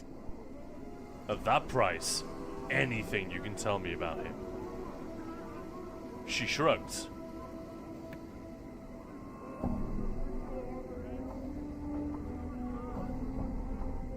Chances he's a collector's boss. There's a whole bunch of bloods in his shadow. Where can I find him?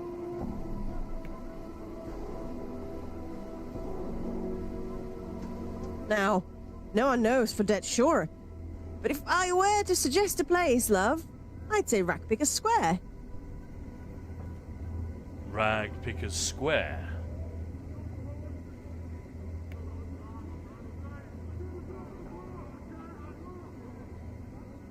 Aye, a big old heap of rags and trash 3 blocks due west.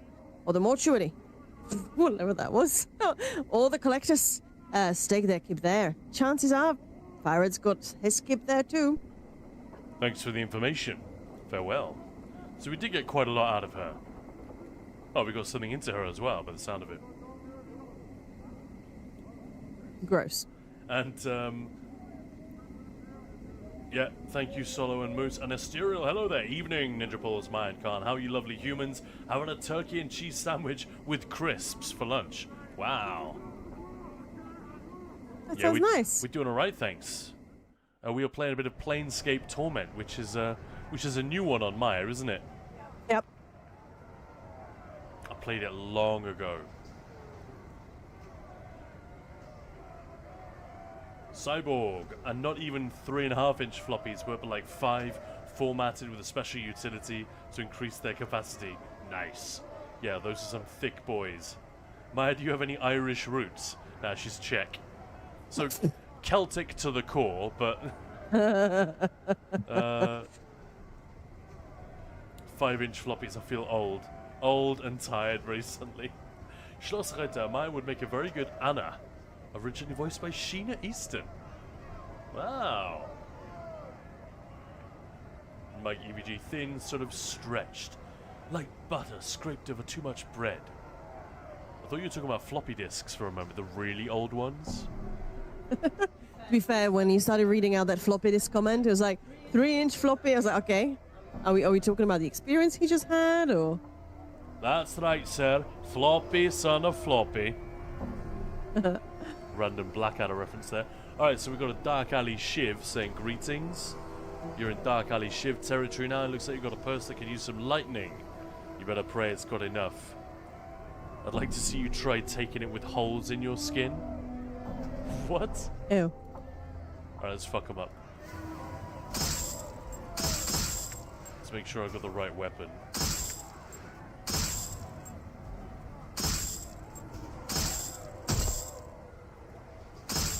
Yeah, we're fucking them up. Look at this. Damn it. Jeez, yeah, saying 6-inch floppy does that kind of, you know, yeah. There's also a really fun thing which I should describe to you guys. A nice floppy. What? No, so, Okay, Khan's gonna describe his 6-inch floppy. No, this is a special thing that our buddy Mort does.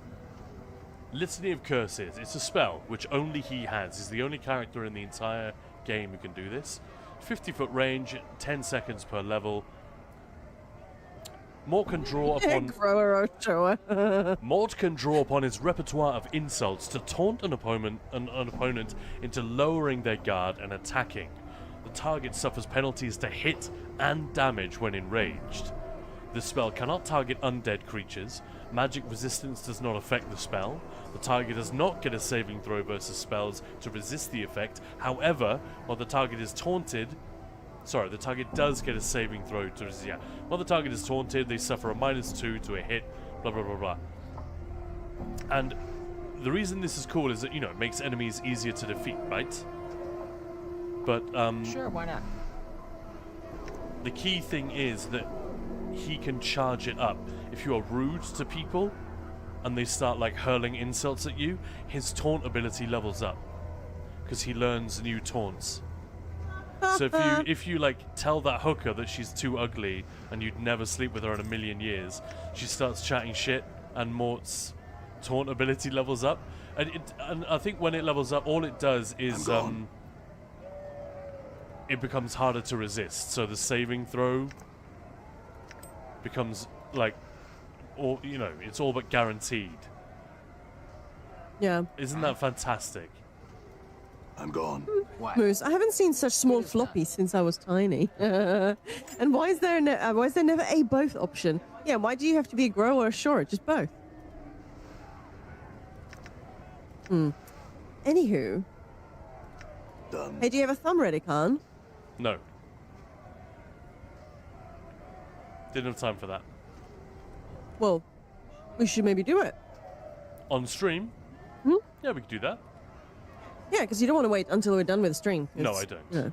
Yeah. Mike, we had a guy at the high school who had such a tiny pecker, we couldn't make fun of it. It felt bad to say anything. He was a very good lad. Aww. The guy in my class had a little macaroni. I felt so bad. It's gonna be rough. Like that, you can't do anything about it, and it's, you know.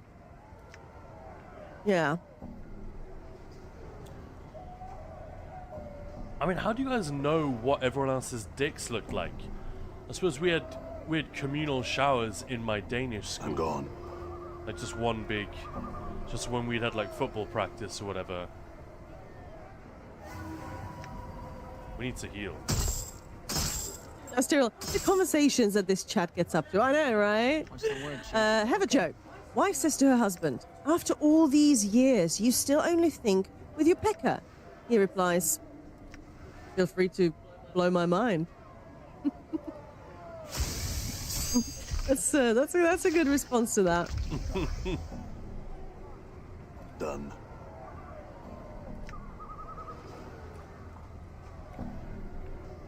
But yeah, the depth of exploration and comedy and all of that stuff that these games could do. Well, this doesn't look good. That looked very threatening, the way they're just like advancing on you. Also, the pixel art is great. It is like an old school Street Fighter, almost, isn't it? When you zoom in.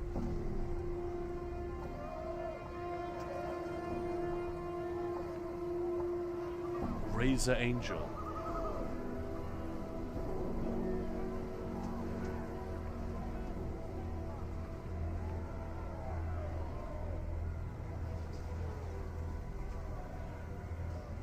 Someone will be coming to talk to you.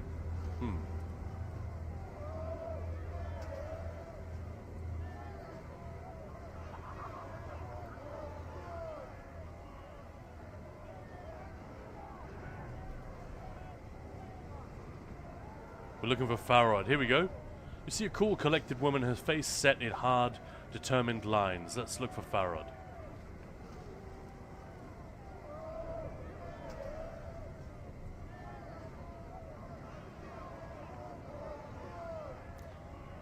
Asterial, have a joke. Oh, sorry. I already read that one. And Mike, by that, I'm once again reminded of that scene in Austin Powers where they see a giant... Johnson! Johnson! Yeah. It looks like a giant Woody. Get over here and take a look at this. Like those kind of jokes, they're not difficult to write, but they're still, I find them very amusing. I'd completely forgotten about that bit. Yeah.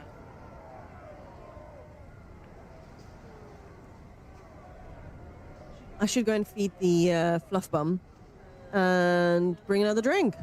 Yeah, let's do it. All right. Who wants another drink? I'm taking orders. What do you all want? I'll have another. Okay. Cat's like, drink? What? Has he had his soup today? Do you know? Do you remember? Yeah, you gave him some at lunchtime, didn't you?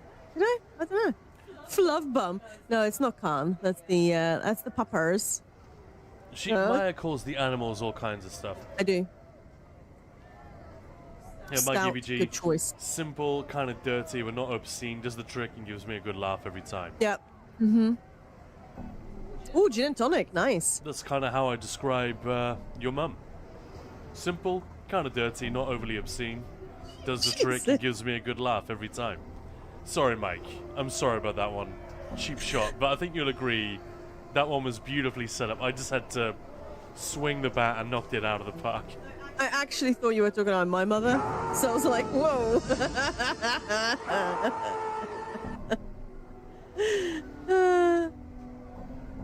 Alright, so she says we can... That might actually be the best your mum joke I have heard. It was just right there. Mike did all the work for me. Again, no, I'm not going to go. We'll find him near Ragpicker Square. Ask around there. Well, I thought we were in Ragpicker Square. Ragpicker Square. Ask over there. It's Gilladil the Ragpicker, isn't it? Ooh, the clitter clatter every time I hear that. Ooh, I think she's talking about her clitoris. I'm just going to say it. I love there is also nostalgia, right, with a game like this. Even though I never played this when I was a kid. Khan, you salty dog. Khan, you've got something next. Oh, it was on her back. Anyway, I'm gonna go and feed it. And the reason Astira is saying I started drinking gin and tonic is they glow light blue under black light. Ooh, that's fun. Yeah, yeah. That is true, and I'm not gonna ask how you discovered that. Why do you have a? Exactly. It's a brave man who has a black light around the house. I'm just saying. Also, you got teenage kids, haven't you? Yeah, you're right. No. Sorry, Asterial. We'll swiftly move on from that. So she wants me to. She wants you to what? Take down the leader of this gang that keeps attacking us. Sounds like a bargain. You got it. Updated my journal. Kind of a sexy voice, that guy, isn't he? Updated my journal. Asterial, I was at an early techno club back in the early 90s. Saw a guy walk by with one, so asked what it was, got one, and liked it. I see. Updated my journal.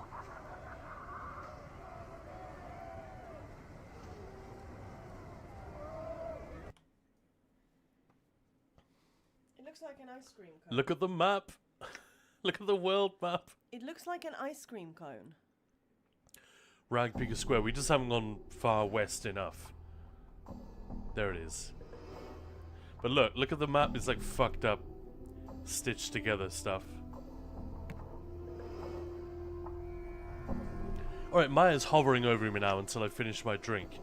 So, let me just zoom in on these boys messing around while I chug it real quick.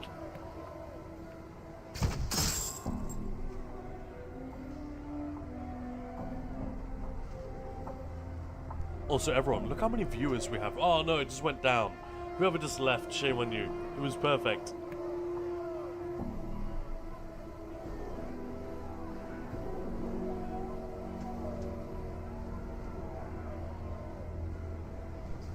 Okay.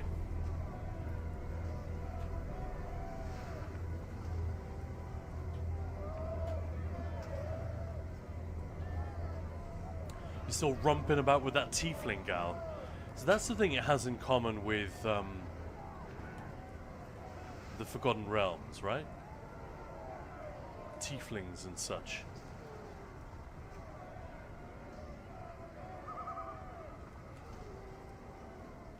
So they're following us.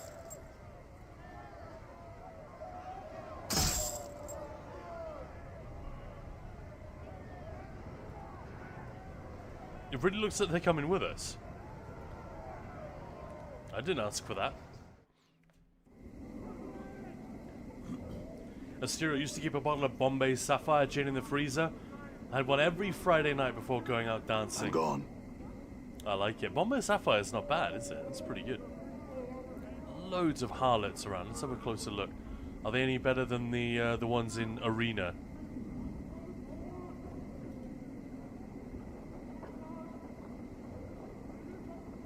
Sort of fairly vague, isn't it? I think the most naked guy around is definitely... shit! We ain't found shit! Oh, what a great delivery.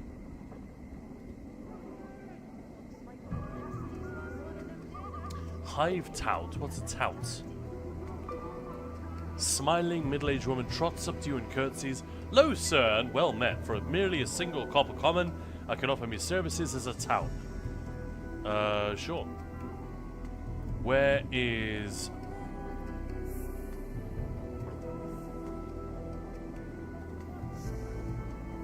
There's a flop house there. Damn it, I wanted to know... Ragpicker Square or whatever it's called. I guess it's this way. Gin makes me want to vomit at 10 yards. Meters for you, euros. How many meters, though? Maybe you're drinking the gin wrong. Like, you're not supposed to have it neat. Although if it's nice enough, I guess you can.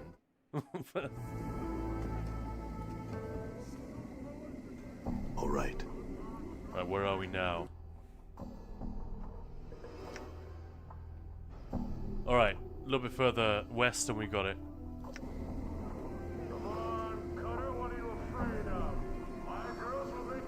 One thing I will say, speaking of the difference between American turns of phrase and like European and whatnot, Chris Avalone, with the nicest possible way, you may notice the word sod thrown around. They use the word Burke quite a lot as well.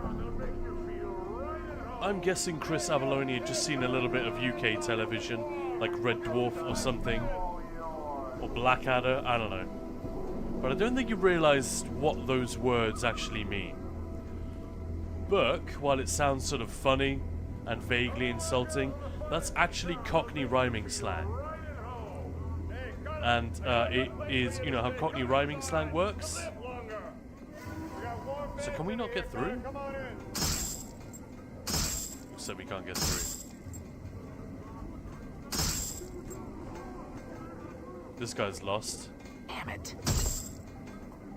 Critical miss. Ah! Running away.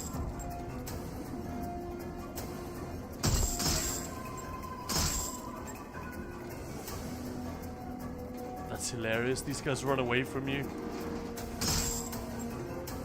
I'd forgotten that. But yeah, so Burke is Cockney rhyming slang for Berkshire Hunt. So it's actually the C word. And he throws it around a lot in this game. And there's no way he knew what he was saying. It's a little bit like in ESO when they use the word lout. A lot, I don't think the writers know what it means. They just think, oh, it's those funny British people. Good as done. And sod is obviously short for sodomite. So he's just using a bunch of like very politically incorrect epithets without meaning to in this game. Depends if there's a prevailing wind. I had a Mezcal Paloma almost overnight. Okay, several ones, but almost every night. I see. Yeah, like Spaceballs. A porn parody wouldn't even need to change name. To be clear, it's the smell. The juniper smells worse than bleach. Yeah, also cheap gin. All right. Does smell very bad, whereas yeah, if you get fancier stuff like tequila is that's the one for me. I love tequila if it's the nice stuff. Tequila. Exactly. Hey, we found Ragpicker Square. Hell yeah. Let's talk to this collector. This man is draped in filthy, tattered brown robes, a long hood concealing most of his face from view. Hey, mate, you should do the Baldur's Gate 3 ASMR, you know, the narrator. That would be amazing. Greetings. His eyes narrow beneath his hood, takes a step back. What do you want? I have some questions. I want to ask you a bunch of questions. I want to have them answered immediately. I'm looking for a man named Farad.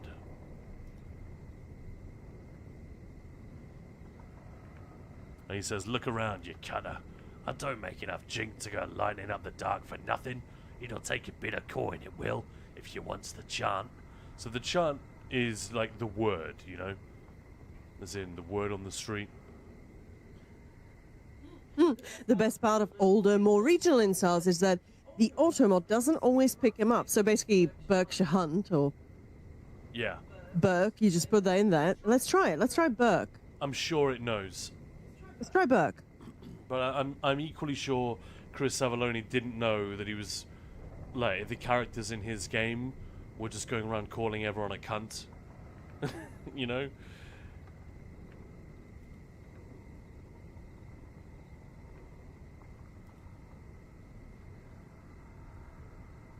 Look at the dog. I've got a chew in my pocket.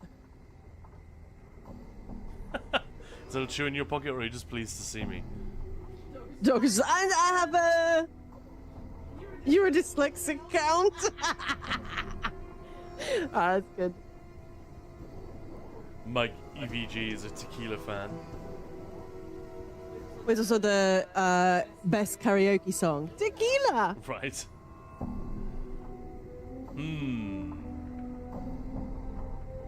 So no one likes Farad, so I think it should be fine if we kill him when we meet him. Do all collectors share your opinion of him? There's so much, like, there's an unbelievable amount of depth of information going on here. It's almost overwhelming, isn't it?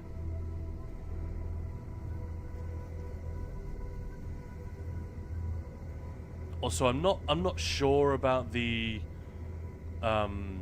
phonetic text. Do you know what I mean? Does that work for you guys? Things like humph, obviously. But this whole thing of, you see, Farad and his dogs came in a whiles back, and tried to oust us. We fought them off, you know, I don't know. It actually slows it down when you're just trying to take in the information. I can't decide if I would prefer it without. But it's cool that they tried. Definitely adds flavor.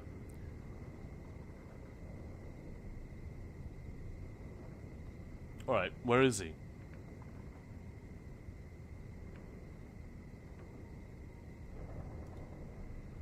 Where's Sharegrave?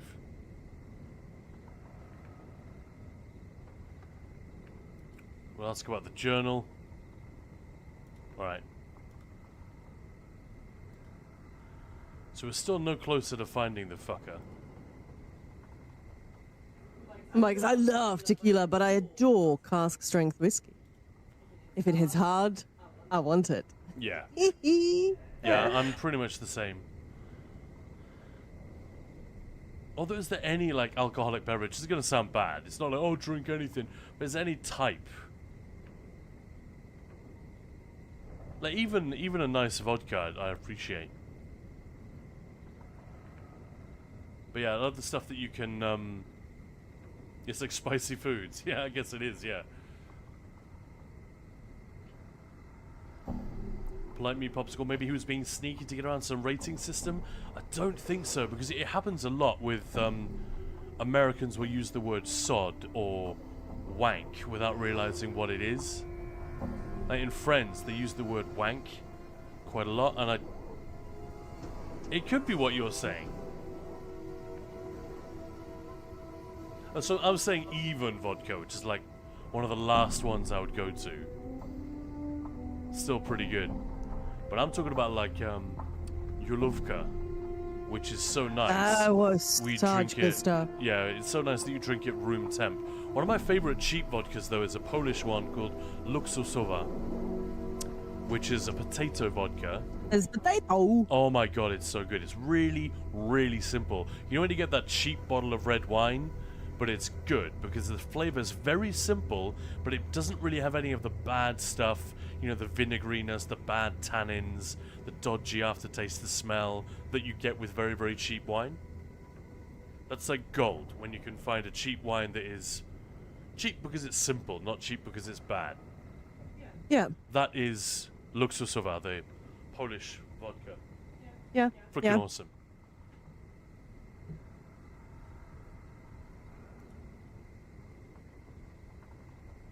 Because this guy seems fucked up. Check this out, Maya. You can smell the reek of dung and rotting meat on this man, even from afar. Though obviously weak and decrepit, his long, thin fingers and sunken eyes give him a sinister look as he scuttles through the garbage around him. The way he drools and rolls his eyes makes you wonder if he's mad. Oh yeah, Zubrovka Black is good as well. Yeah. We actually, when our friend was obsessed with like having it with apple juice, and they were all like coming for, we were having a big party. So I bought these ice cube trays that like you can make in shot glass out of ice, and I made them out of apple juice. Yeah, that was so killer. It was sort of, it was the way, because obviously it was melting faster than water, so holding it was kind of, you don't want to hold it. But because it was melting faster, the flavor it was just given to the Zubrovka was, oh, that was nice. Polite meat popsicle, I see what you mean. Okay, I see what you don't like, the gin thing. Any hard liquor this one unlocks some core memory of waking up with my head in a trash can. I get that. Yeah, like cheap tequila takes me back to a bad night. Exactly. That's why tequila, I have such a mixed relationship with it, because the fancy stuff is incredible. It's like some of the nicest, most nectar-like spirits you could possibly get. But the cheap stuff, you know, in the UK we have Sierra, Tequila Blanco, with the little red plastic sombrero. Yeah, that's the one. That stuff is tramp juice. Oh my goodness. It's horrible.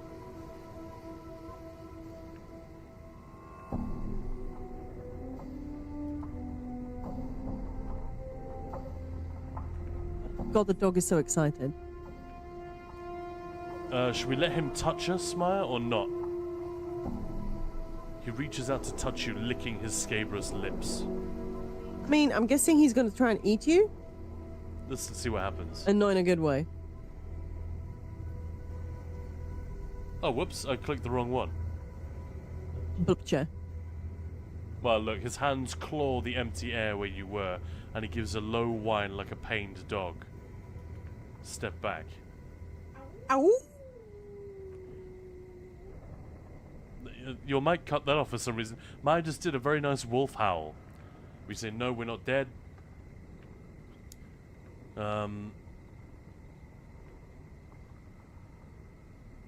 What do you usually eat? He makes a snuffling noise like a pig. Dead. What's that finger bone around his neck? He looks down, his plague-ridden features twisting into a ghastly, snaggletooth parody of a grin. Snack. He looks ready to chew on it.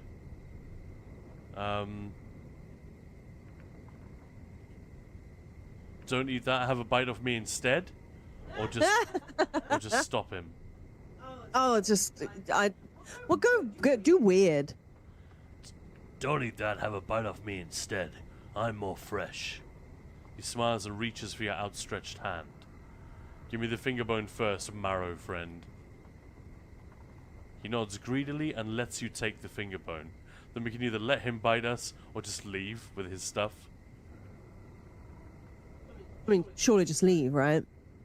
I thought you said do the weird thing. Okay, fine, let him bite you. His teeth sink into the meat of your forearm and pull a chunk away with a single wrench of his neck. The pain is excruciating, but Marrow Friend sits on his haunches as if nothing had happened, chewing noisily at the mouthful of meat he pulled away. Thanks. Farewell. Ew. We lost a little bit of health, that's all. I'm surprised Mort didn't shit-talk us. Like, normally when you do dumb stuff, Mort steps in and is like, you serious? Right, so we still haven't found what's his chops. What's his nose?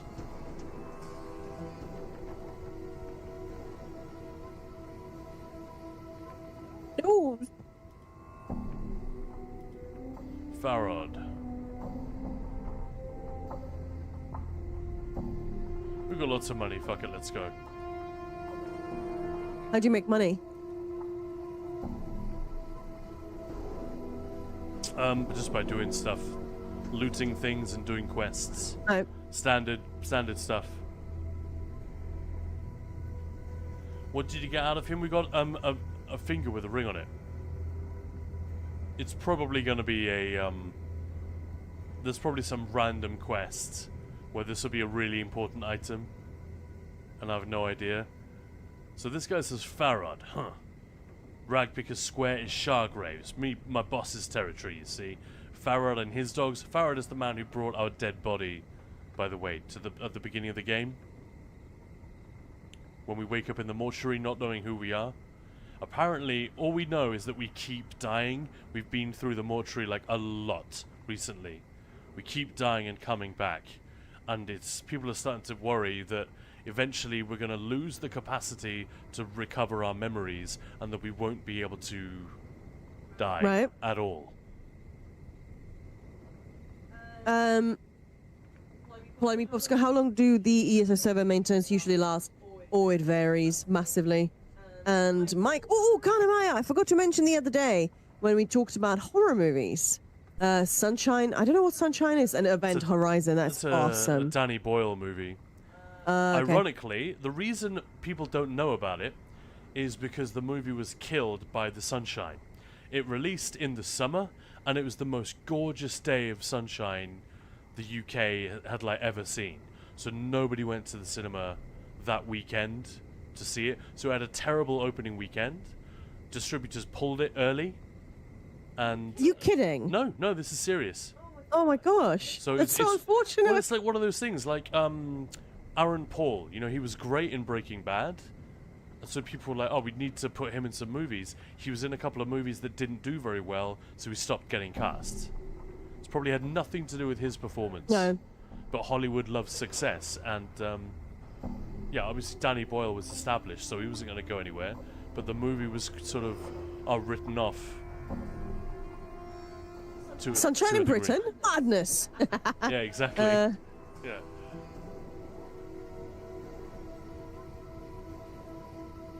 Hey, yo, can I vent here for a second? Of course you can.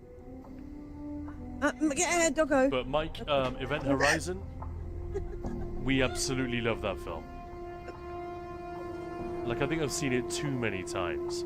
I love it so much. And yes, Jehinamoth, go, go, go. Semi-Lovecraftian movies. I never thought of Event Horizon as Lovecraftian, but I guess you're right. What do you mean? You watched it hearing of the Yeah, but cosmic horror, not... Cosmic horror is Lovecraft. Not to me. Ian. Lovecraft is cosmic horror a lot of the time, but they're not quite interchangeable. Anyway, this guy doesn't have anything new. This sucks. So we made it all the way over to Ragpicker Square. Yellowfingers. Who should we talk to? Nod or Yellowfingers?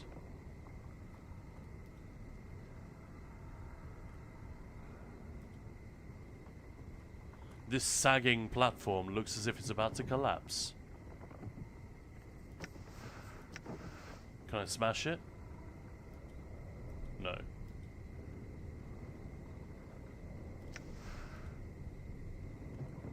What do you think, Maya? Yellowfingers or Nod?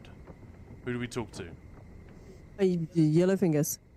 Ratbone is another one. Let's go Yellowfingers then. This weaselly-looking fellow is skulking around the garbage like a tattered shadow. Seeing you and Maud, he beckons to you. Hey, the skull. Where'd you get the skull, eh?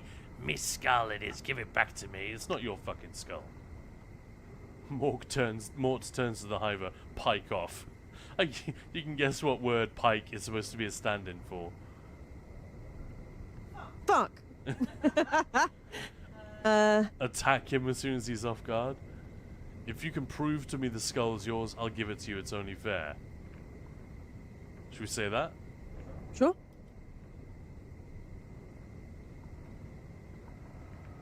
He stares at you for a moment like you're addled. It's pike in mine, talking proof. Don't know nothing. Give me the skull back nows.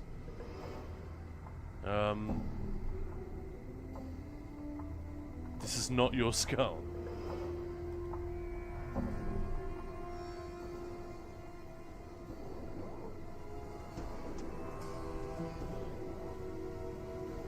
He's threatening us. I'll say, you touch me and you'll be regretting it for the few short moments before you die.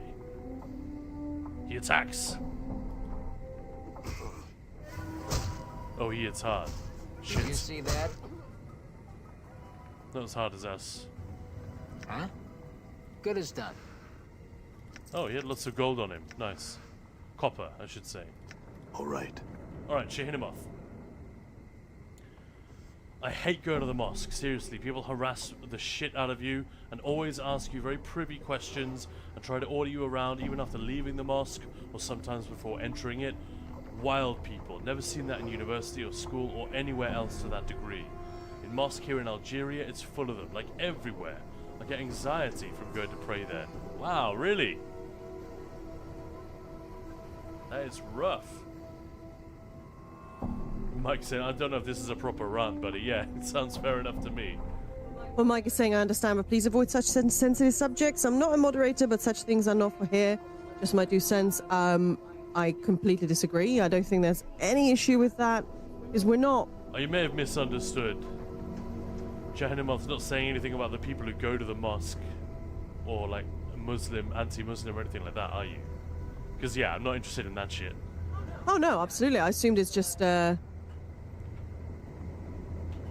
anxiety about doing something you want to do, basically, because people are rude or harassed. That's not good, regardless of where you're going, if you know what I mean. But yeah, I assumed that's what that was. Yeah.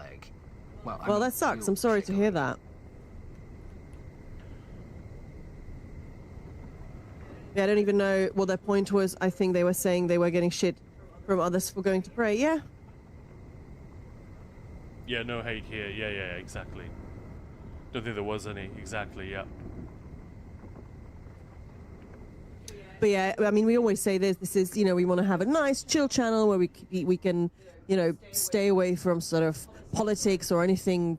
But at the same time, you know, if it does come up, we're not gonna run away. If as long as somebody's not being an a-hole to us or a community, you know, it's a safe place, right? Depending on the country you live in, like the UK right now is going through some stuff. Yeah, that's true. There's some struggle and like debate over what we should be using the English flag for and all this kind of stuff. And yeah, there are definitely people using it as an emblem of racism, and that's part of the problem. So I think Mike EVG is just like sensitive to that. Well, he's saying I'm usually avoiding these subjects because I moderate my guild, and sometimes people get weirdly angry or aggressive. That is definitely that's fair enough, right? Yeah, fair enough. Yeah, because especially in the social guild, like before Ninja Pulls, like things that are not even problematic, people would choose to have a problem, and then you think, okay, we're just not going to talk about anything. So the allowed subjects are fluffy bunnies, sunshine. It can get a bit silly, but yeah. Thanks as always to everyone for being awesome. Yeah, a rant is nice, even if it's just typed.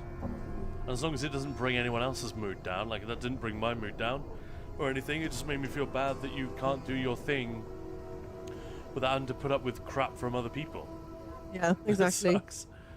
Bunnies are tasty though. Yeah, exactly. I knew as soon as I said fluffy bunnies, it's like, actually, bunnies are, yeah. Fine, no fluffy bunnies. Bye, Anno. Enjoy your lurk. Back to my lurk. Let's bring Anno in and out of lurk, everyone. Nah, I'm just kidding. Just kidding. Go ahead. But yeah, I'm glad you caught the, you know, the little bit of Planescape that we're able to show. I keep wanting to say Planes Break because ESO is just on my mind, you know. All right, let's search for Farod.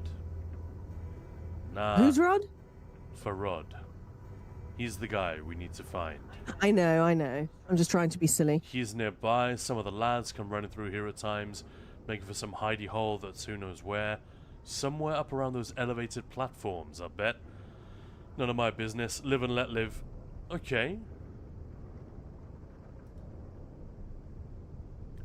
So it is somewhere up around here.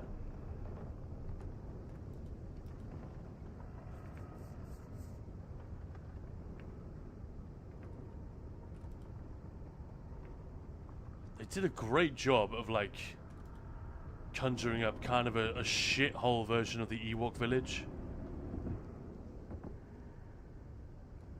You know what I mean? Yeah.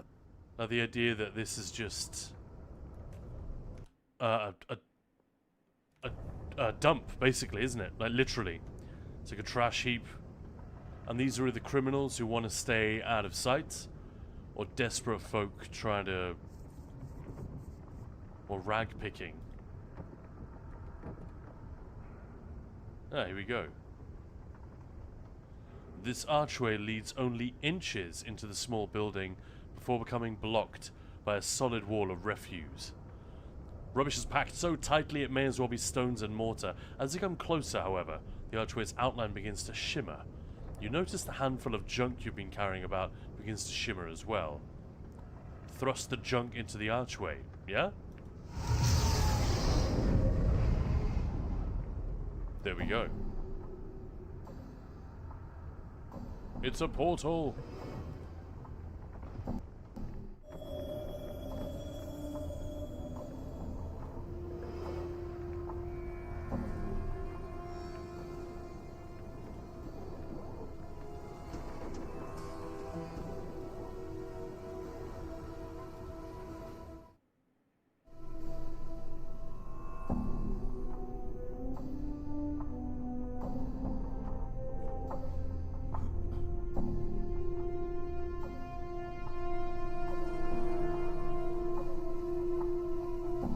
I'm still paying attention to the stream, Khan. No worries, Alex Hero. Just cheeking. The lurk is because I'm doing the menial task of logging into each character on my 2 accounts to grab hireling mail. Yeah, fair enough. Fair enough. Mikey VG, take it from me, Jehenomoth. I'm a JW and actually got hit several times from teachers for saying I have a different religion. Wow. Like, why? Where, like... Do you mind if I ask in what country? Like, I went to... In my Danish school, no one would ever... I don't think it occurred to anyone to even ask this stuff. In the UK, it was a little bit more fraught, but I went to a Catholic school because my family isn't Catholic, but it was like the good school that was right down the road from where my parents lived. And there were a few kids there who were Jehovah's Witness, for example. It's not an issue, never. I remember once asking him, like, so do you know what Christmas is supposed to be about and stuff? When I was like, I don't know, 8 years old. And he said, yeah, of course, I know all the stories, but to me they don't mean the same thing that they do to you guys. And then I said, well, I'm not sure what they mean to me either, because my family wasn't particularly religious, so... But yeah, you know, being surrounded by different traditions in that regard from a very early age, hopefully it made me a little bit more just awake to the fact that there are different versions of different things. It's very, very easy to become lost in our own little sphere of experience and worldview. Like, well, if anyone believes anything different to me, that's kind of crazy, right? Like, it still cracks me up that the English and the Americans are so shocked that anyone would celebrate Christmas on the 24th of December. Oh, right, yeah. Or that anyone have anything other than turkey. It's like all the Christian traditions around the world celebrate on the 24th, and none of them have turkey. It's just you guys. It's just the Brits and the Americans, pretty much. And Canadians, I guess, as well. But yeah, they're always like amazed, as if that's the entire it's such a, for me, yeah. It's really interesting, isn't it, how that happens? I guess both of us being foreigners in the UK, and there are those differences. Like, to me, it's like, well, obviously people do different things, you know, wherever they are in the world. But yeah, it's sort of shocking that some people are so close-minded. They're like, hang on, so you don't actually celebrate Christmas properly? Or, you know, weird comments like that. And it's like, no, I do. It's just not the same way you do. Or when people don't celebrate Christmas, again, it's like, how can you not celebrate? Why? We're not all the same. And that's a good thing. It's fun. It's just bizarre. It's not kind of odd to see this game without long CD loading screens, really. Schlossretter, I suppose, yeah. I've never played it any other way. I think I played the version that was on Steam before the enhanced edition. This is actually the first time yesterday was the first time I tried the enhanced edition. It's been a really, really long time. That's why I couldn't get... I played for several hours just to get to the point where we can see these bits and do a bit of exploration, but I didn't want you guys just to see the beginning. It didn't seem fair. But I think I gave my little yappity yap about why this game is worthy of our attention and hey, why it works. Hello, you know? thanks for the follow. Just wanted to catch up on that conversation there with Jehinamoth and saying, really sorry to hear that, Mike. Full empathy for you and love, really. Nice. Asterial, want to know what kind of fun I'm having with my workday? Our hosted environment is having connectivity issues due to a Microsoft issue, and everyone is screaming at us because they can't log in. Oof.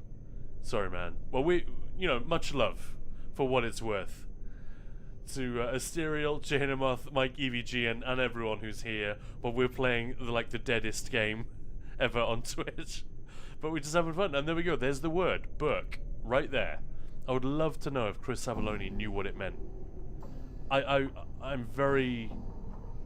I'd be really surprised if he did. But either way, it works. And it adds a little bit of extra offensive spice to the language. Whether it's deliberate or not, it doesn't really matter.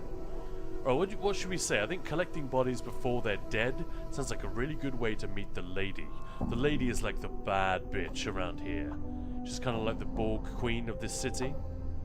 So I'm going to say that. Do you guys celebrate 4th of July? Yeah, exactly. Yeah, that's funny, yeah. I actually, speaking of fireworks, I have once been asked by a sociology teacher. She's like, so you come from the Czech Republic, well, Czechoslovakia. I was like, yeah, it's Czech Republic, but never mind. Is like, do you guys have fireworks? This is so weird.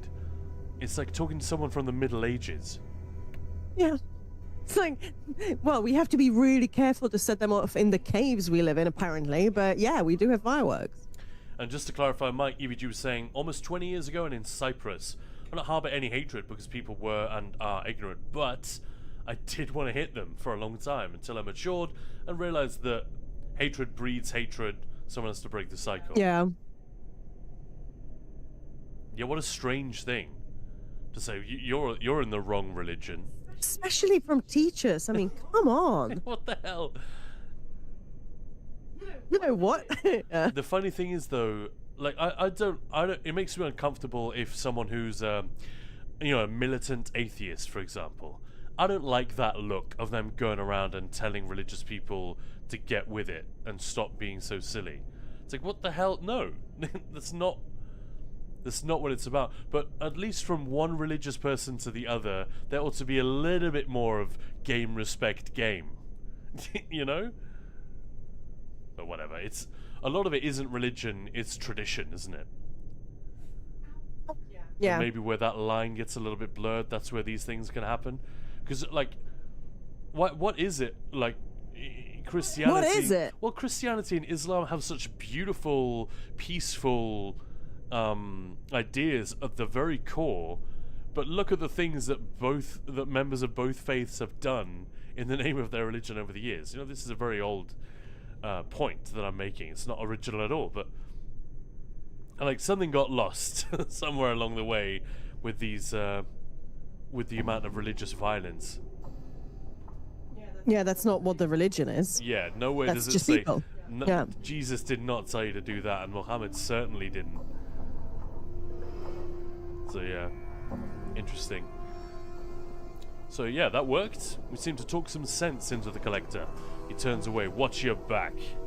So this is a little bit like the place we went to underneath... Oh, you weren't here for this, were you, Maya? Yeah, Mike, that's sort of what... Yeah, that's exactly. Every religion has a peaceful aspect, but humanity still will find a way to weaponize that. Yeah, that's the thing. People can be a-holes, right?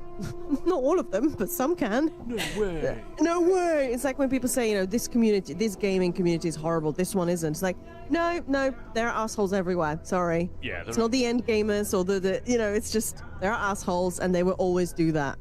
Wherever in the world or the stage of life they are, they will find a way to be a-holes. There are D-bags everywhere. Sadly. This design is really It's not just for Cyrodiil. What is all this pipe work and stuff that's going on? Yeah, I keep looking at it. The design is really cool. Visually, like, it has a lot to offer, doesn't it? It's really intriguing. Like, I want to know more. I would kill for a first-person, modern-day remake of this. You know? Wouldn't that be kick-ass? Oh yeah, polite. Meat popsicle. That's exactly what we assumed. As I said immediately, you know, we used to run a social guild, and we had to just put a stop to that because we didn't trust that people could have a mature conversation. But frankly, here with you guys, it's so rare that anybody lashes out or, you know, chooses to misunderstand. So yeah. Yeah, exactly, Mike. Yeah, it's all chill. And you guys are the best. The nameless one.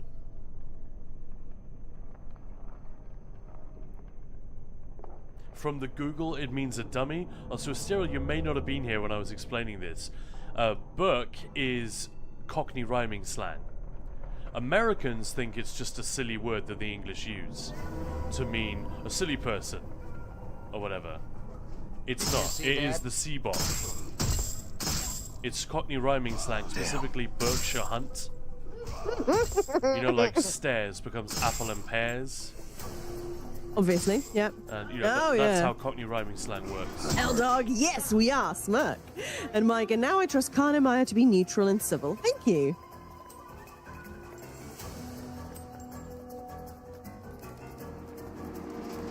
The whole sort of stitched skin look is a bit creepy. It's really nasty, isn't it? Oh, Mike, best streamers on Twitch, heck yes. Well, yeah, a lot of people, content creators, you know, drama gets you the clicks, but I'd rather have a mature conversation with you guys than that. So, simple. Oh, he does like a Doom guy move when he gets really injured. Never spotted that before.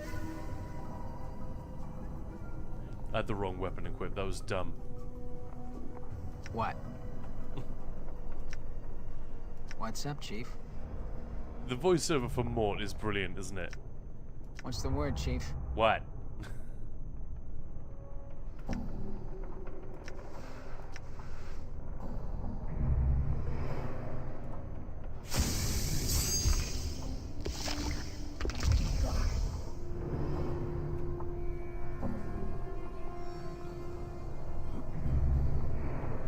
Yeah, Cyril, in Sigil, the Lady of Pain is the supreme ruler of the City of the Plains. Exactly, yeah. After hearing about how terribly paid and often drunk teachers are, doesn't surprise me most.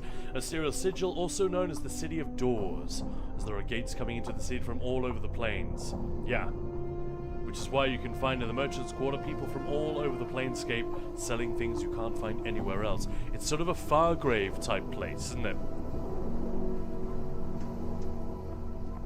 What's up? Sure, why not? I dug that aspect of the Fargrave design. Thought that was really smart. Not like super original or anything, but it was cool.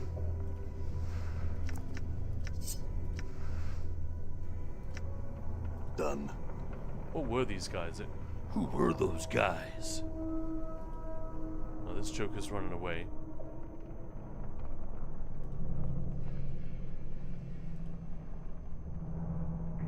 I mean, you can tell we're early in the game, I just realized, because I've only got one party member out of 6. Well, 2 out of 6.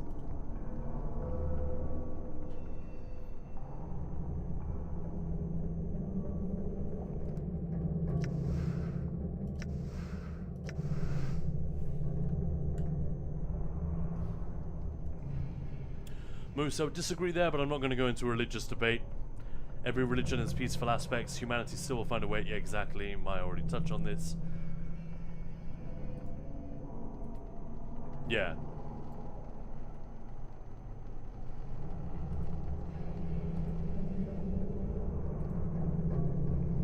Blame me a popsicle. Let me rephrase. This conversation chain is making me uncomfortable.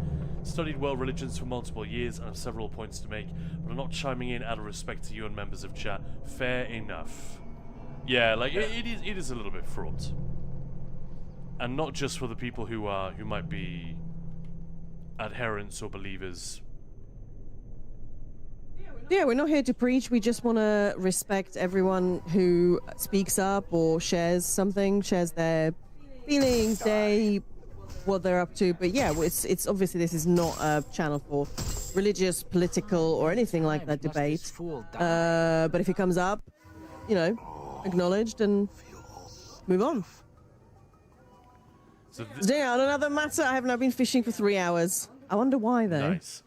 So I just wanted to die there. I thought I might. I just wanted to die there because this is what happens in the game. For those who don't know. So every time you die, you don't reload. You just wake up somewhere. Might be in another plane of existence. That's the whole point of the Planescape. Isn't that crazy? Mort is still with us, which is cool. But that is the thing. I remember it's when I heard that I knew I wanted to play this game. That looks seriously horrid. It's really messed up. But yeah, Polite Meat Popsicle, I also studied, basically for most of my degree and master's degree, I was studying a religion in some form. So I'm very, very interested in it. And I'm not a religious person, particularly. But I think that one of the things I learned from studying it was the importance of ritual, whether we attach any religious significance to it or not. Our lives and cultures are full of ritual in a really, really interesting way. Where the hell are we? Hey, Skinny in the house. Hey! I need to play this at some point. I love the original BG games and Icewind Dale. Oh wow, you played those and all of those and never this one. Oh, it's a treat. I think it's superior to... Love this dead game. Yeah. Love this dead game, yeah. I mean, I'm just messing around. We're not doing a proper playthrough. Welcome in. Give it up for Skinny Cheeks, though, ladies and gentlemen.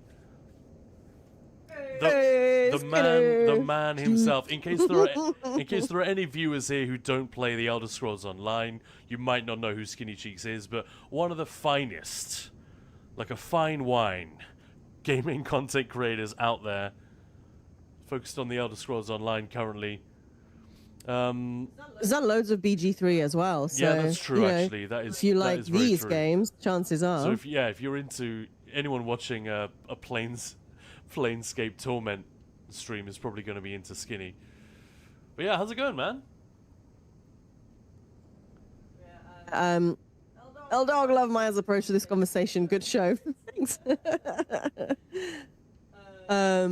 Ooh, where can I check your thesis? I'm guessing that's aimed at you, Khan. Yeah, I'm not aware that it's published anywhere. Mine definitely isn't. Doing good. Hope everyone's okay. Yeah. Moose has got it. Hi. There we go. You see a short, fat-faced man who is covered in filth and grime. He smells bad and his teeth are rotten, Maya. He wheezes as he looks you up and down and says... I thought he was going to say he wheeze. Never mind. He says, I'm Quinn. You knew? What do you want to say? I don't even know where we are. I don't recognize this at all. Who wants to know? Who wants to know? Me, yeah? You knew? Let's just say yes. He looks at you suspiciously. You selling or trading? Don't know why I'm doing the voice. Let's sell. His eyes narrow even further. Dealing, huh? With me? Or everybody, Burke? Which? So there's the word again. They love it. Burke. Burke, yeah. If I ever get the chance to ask Chris Avalone anything, that's going to be it. Did you know what that word meant when you wrote this game? There's no way. There's no way. Throwing C-bombs around. But then again, he's a smart dude. Yeah. Just in my experience, when the Americans reach for all of these funny British, silly insults, they have no idea how incredibly offensive it often is under the surface. Like, a lot of people don't know what twat means, do they? This should appeal to you, Maya. What was that?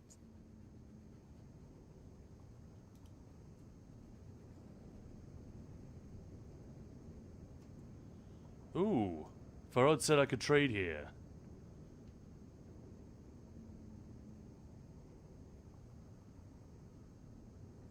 You mean twat? Yeah.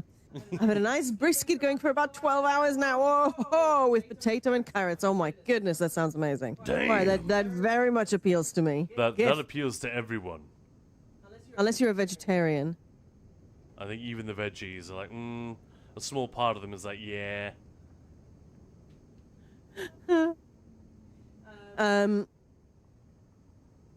The local pet store that I go to, they had like lots of new deli stuff. Just like bits of animals, basically, mostly like offcuts and stuff. So it's really cool because, you know, there's no waste. Brilliant. But the lady who was sort of showing me the things, it's like this, that. There was these bunny like rabbit feet, and you could just see in her face she was not happy. She's like, well, not only am I vegetarian, but I also have a lot of bunnies at home. It's like, okay, fair enough. That's gonna be quite rough. The dog was very happy.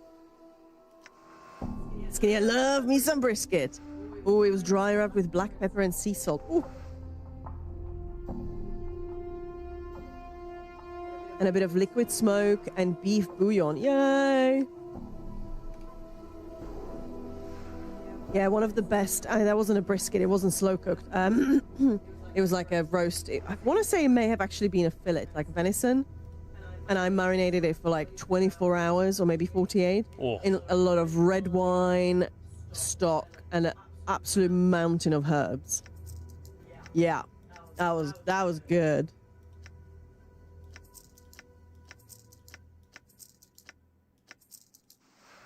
How much damage? 1 to 3. We can sell that.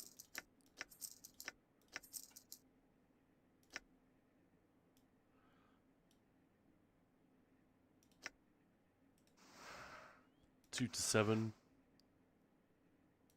My house smells amazing. I can, yeah, believe that. It's all about the prep. 100%. Yeah, it really is, yeah. What, Mike? I got a Wagyu A5 in my fridge to cook on Wednesday. All right, everybody's just rubbing it in. Thanks very much, guys. I meant to make some cornbread to go with it, but forgot. Oh, that's ruined, Asterial. It's ruined. No, I'm kidding. But that would have been lovely, but... Oh, just brisket. Yum.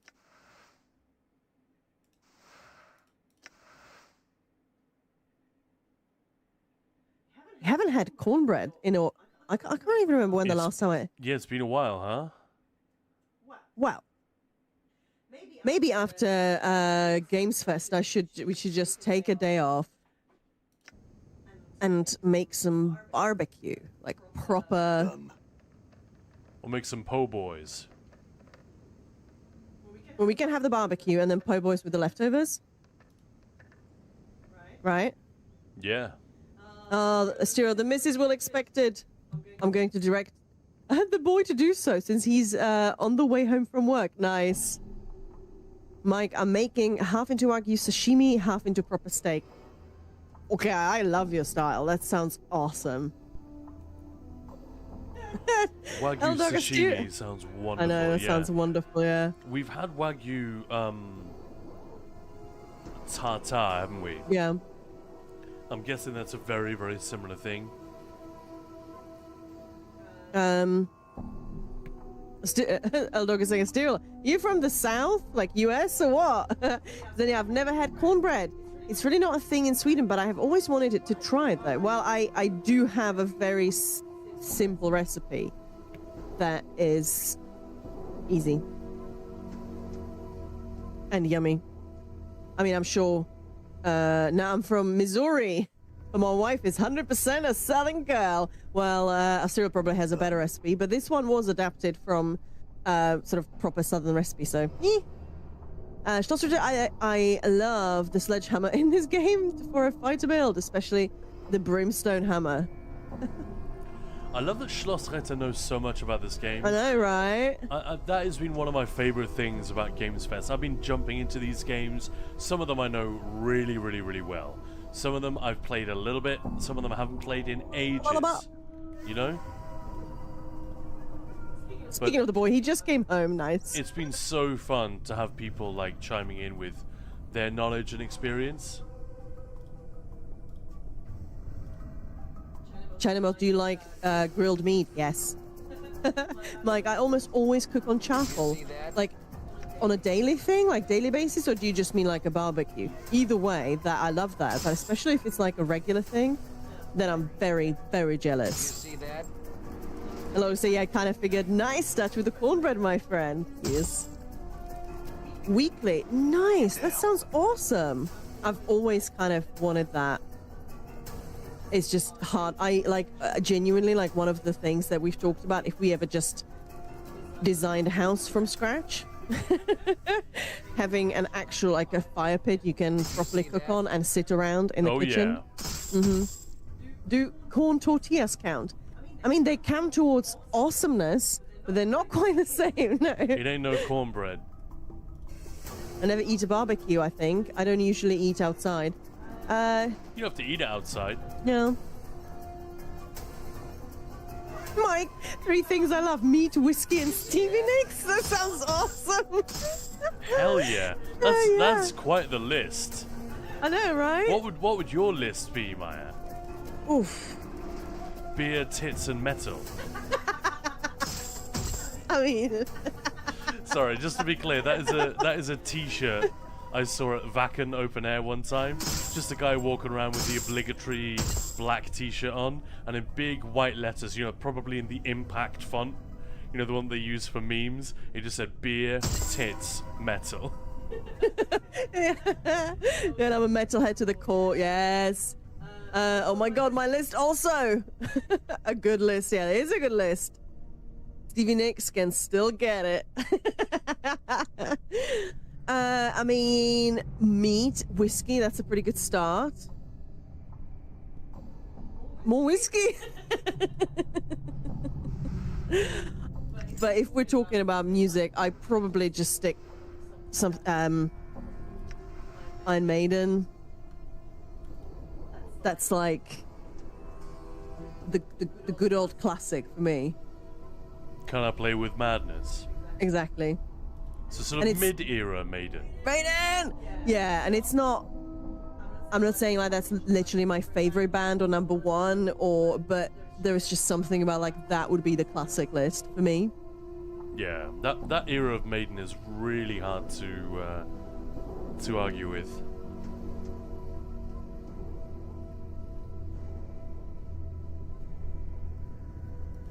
And whiskey can't really... Again, like if you're in the mood for something else, not in the mood for whiskey, but whiskey's good. Alright, so do we need to make a thumbnail, Maya? Yeah, we do. Alright. Well, you do. I don't. I don't do thumbsies. I'm just wondering how we're going to do that.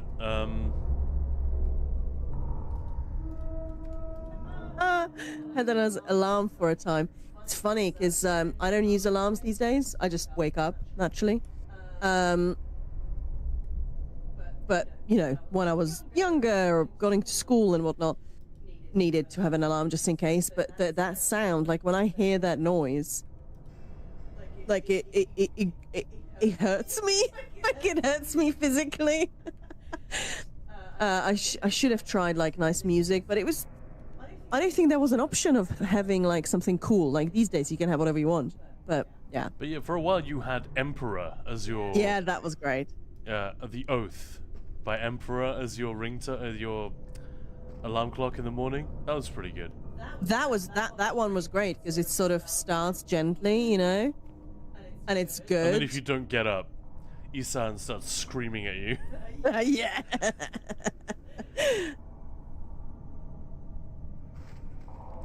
I remember when I first got into metal, when my buddies and I were like 13, 14, something like that, and we were discovering the likes of Deicide and Cannibal Corpse and these bands that were maybe not for us, We wanted something a bit more contemporary, maybe a little slightly less heavy. You know, Opeth was one of the ones that really did it for me early on. Meshuggah as well. I suppose they're pretty heavy, but whatever. And I remember my friend saying to me, "Oh, the funniest is there's bound to be a band out there called like, or maybe we should make a band called like Death."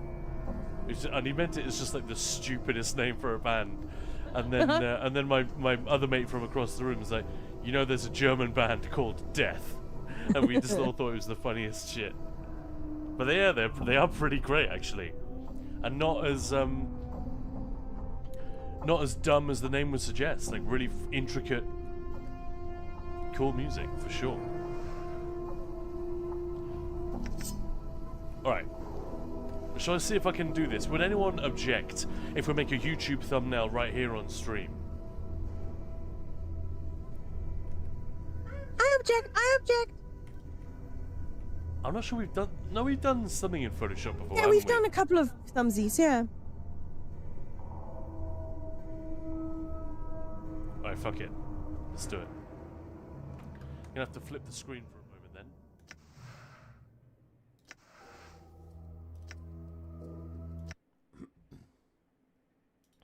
I suppose Skinny Cheeks is here. Skinny can condone doing this kind of thing on stream, right?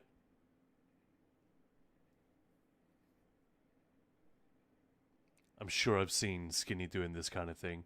Updating the website. Well, it's just smart, isn't it? Because you don't got time. I told my son to make cornbread, and he said, "I don't know how to do that." I told him, "Follow the instructions on the box." Nice. Nice. How good? Because I imagine that's a bit like making Hashtag skinny cornbread. I can imagine making cornbread from scratch is a little bit like sewing your own t-shirt. Like, isn't it a lot of work for not much upside? What do you mean? Would that be fair? No. What? You mix the ingredients and pour it in a... Yeah, that's what I mean. Pan. Like, yeah, but making your own from scratch is going to be a lot more work than using, making it the way Asteriel's talking about. But is it going to be any better? It actually is very little work. Sorry, I don't... Yeah. Well, making it from scratch. All right, maybe. Yeah. Fair enough. It's like pancake batter. Like, sure, it's a time saver, but it's not that... It's just if you don't have all the ingredients, then absolutely, it's just... I don't think we can even buy it, like, in a box here, because it's not a done thing.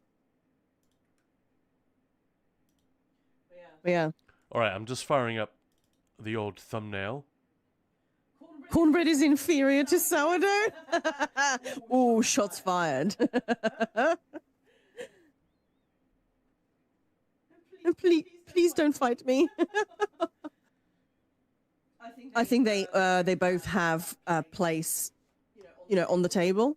But sourdough, like, it is so fantastically versatile. And so freaking delicious. And really fun to make.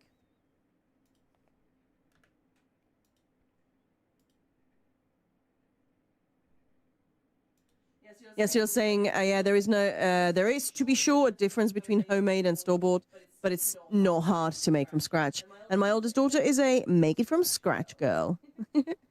Bread is love, bread is life. Agreed.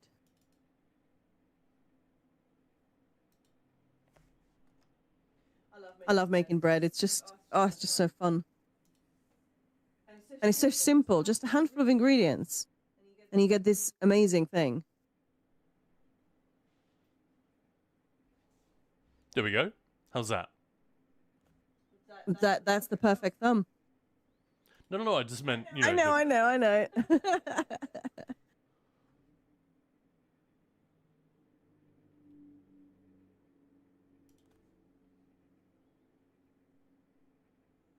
Right, so what do we need? What's it going to say? Just the usual update 80... 48 in however minutes.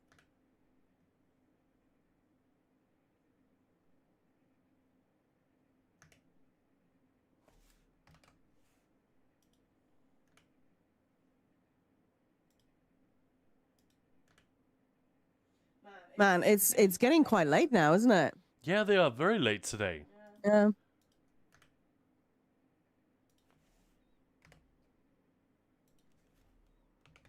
And I'll say this to your comment, Mike. Sourdough is superior to cornbread in some situations. The son my wife has imparted to me after 23 years is speaking. Yeah.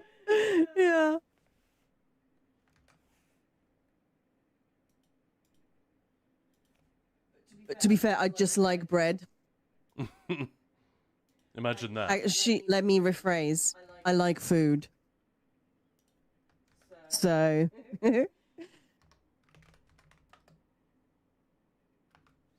Update 48 or U48? No, update, right? Yeah. I'm a weed fan. Yeah, go Avs. I get, yeah. Yeah, nothing, Aaron, yeah, nothing says love and life like something that goes moldy in 3 days. Yeah, but that's the thing, Aaron. Sourdough doesn't, basically. I mean, eventually it will, but like sourdough stays weirdly fresh and unmoldy for a very, very long time. Same when I feel bad, I eat. When I feel bad, I eat. When I feel good, I eat. And when I wake up, I usually eat.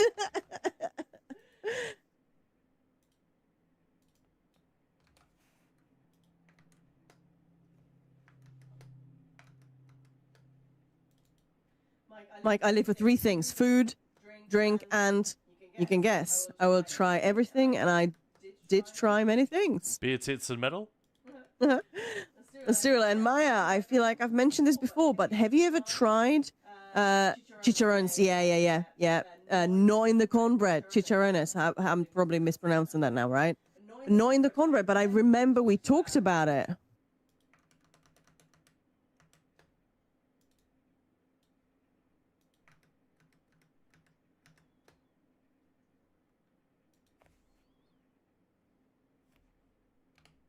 Feels weird having That just sounds really silence good. in the background. Like you got no music on or anything. Should I chuck some music on? Obviously, it won't be monetized, but fuck it, right? Yeah, then why would just remove it? It's fine. Well, what do you want to monetize? I suppose yeah, people might want to come back and say I can put on I'll put on ESO soundtrack. That's not. That won't be flagged, will it?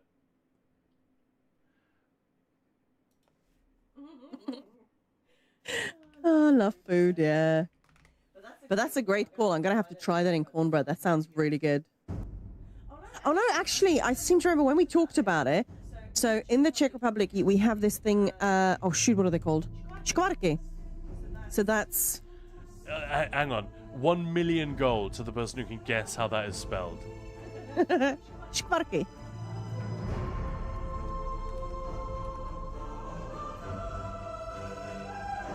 It's a bit loud.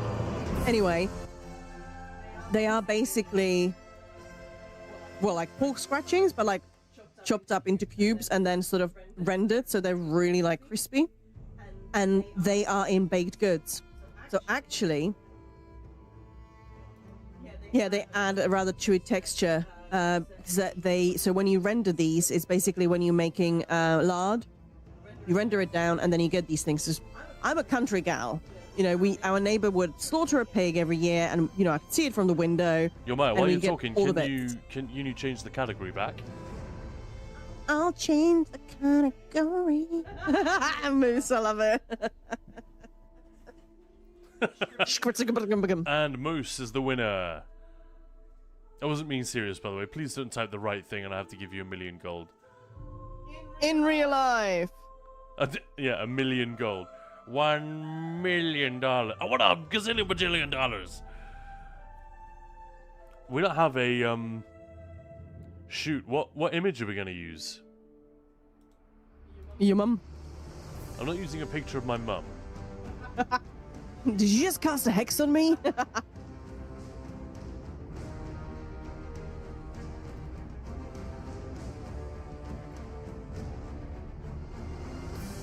Shoot. I didn't think this through.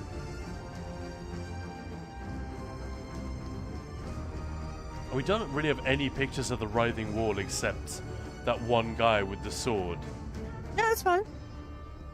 That's a bit Check lame. his though, Dwemer. isn't it? There we go. Check his Dwemer. Pancreas issues means I can no longer properly digest pork. I miss bacon. Oh. They did. I grew boobs. Mike, BRB. All that hexen. Alright, I'm gonna post the correct spelling in chat right now. There you go. Who knew it? Who got it? Tell me.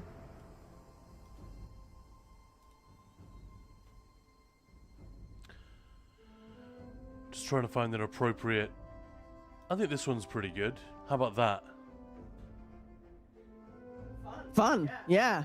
That's what I said. Skinny, I think you may not need 10 for this one.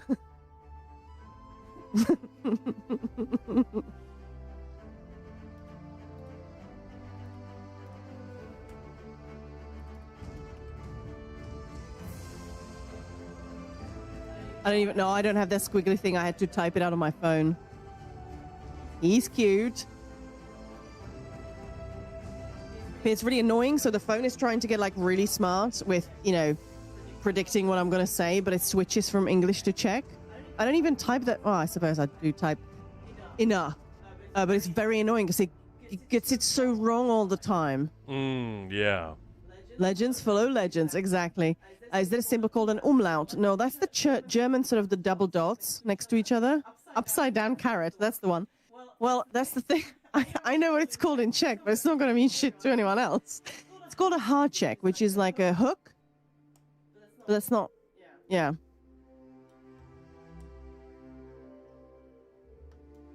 How long does it take to say words consume potion while channeling a skill? That's how long you need. I mean, it took Khan 10 minutes to say that. Maybe. Upside down carrot, I like that. What program is this? This is just Photoshop. Photoshop, yeah. And this is like official card artwork from the Elder Scrolls Legends, which is why I've got no problem using it.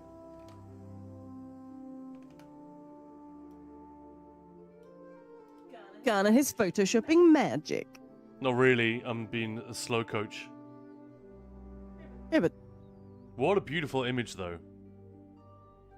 He looks slightly perplexed. Well, it's a Daedra, you know? Yeah. And there's a wall. Fuck it. What more do you need? Like, none of this is going to be there anyway. It's just going to be blanked out. But you know what I mean? He looks like... Did I just walk into the wrong place? Like, he's looking at... You know, like that bit in Baldur's Gate 3 where I walked into, like, a barn and there was the, like, a giantess fucking... Smaller... Oh, yes, yes, yes. He looks like that. What did I just walk into? Maya, can you speak some Czech to us? I had an ex who was Czech, and I want to see if I can still understand it. Uh-oh.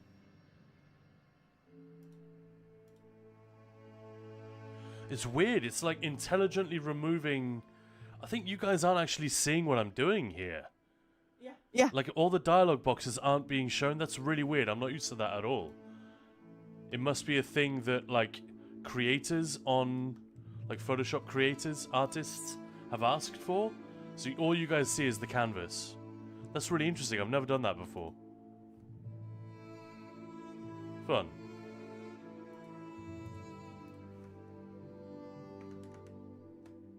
Khan's BTS reading was great. There was no opportunity to think. There was no pause. He just kept talking in one long, incredibly unbroken sentence, moving from topic to topic.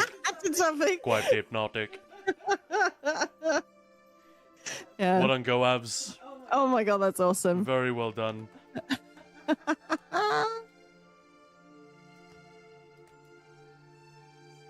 All right. Oh, why is this in? I found something, a book, but it's translated into English. Fuck off.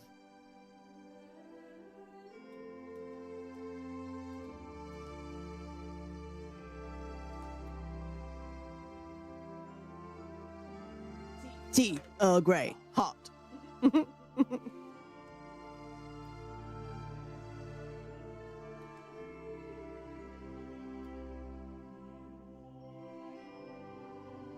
It's not Photoshop, it's the sheer power of Khan and Maya. Alright, let's have a look. I can't find it. Can I find it? Okay. Such nonsense. I love it. I love the nonsense. I'll give you guys a few lines. This is Czech. Does anybody understand? Když se to narodilo, bylo to jenom takové bílé nic. Do hrsti se to vešlo. Ale what the fuck is that word? Ale Anšto to mělo pár černých ušišek. A vzadu ocásek uznali jsme, že to je psisko. A protože jsme si přáli mít psí holčičku, dali jsme tomu jméno Dášenka. That's weird. There's some weird words there.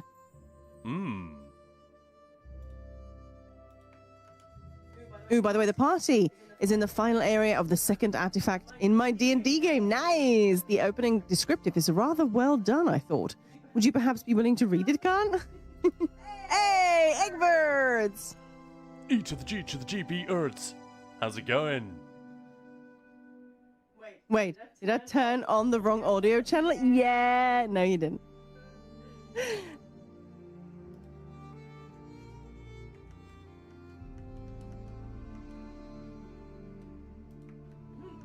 Hey, Khan.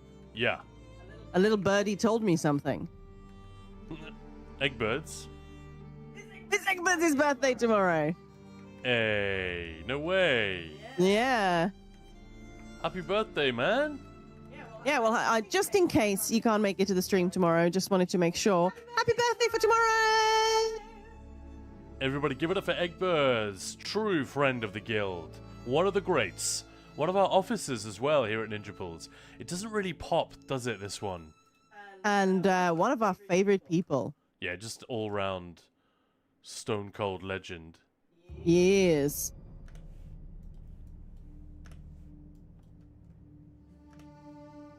I'm not happy with that. Let's try again.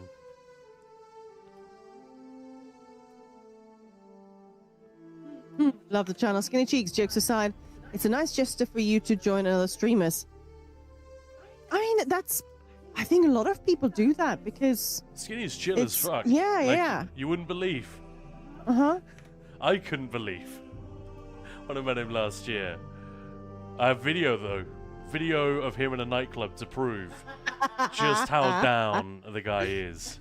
And no, I will not share it. I'll wait until I really need something from him. And then... Maya's seen it. Yeah. I mean, Skinny's seen it, obviously. But yeah, it's there's a lot of really, really lovely people in the community that will just, you know, chill out, support each other, and yeah, it's awesome.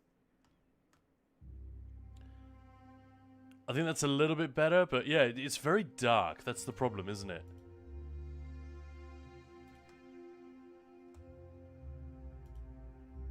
Oh, whoops.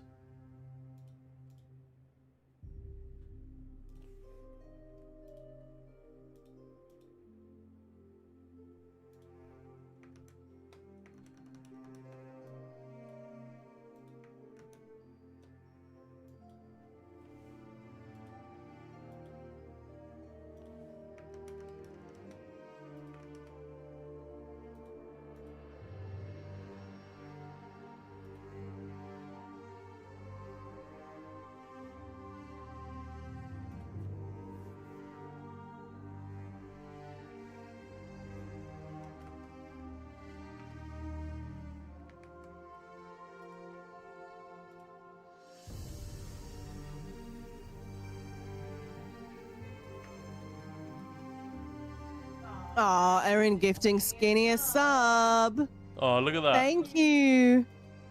Thanks, Erin. How are you guys? How was Planescape? Creepy. Good.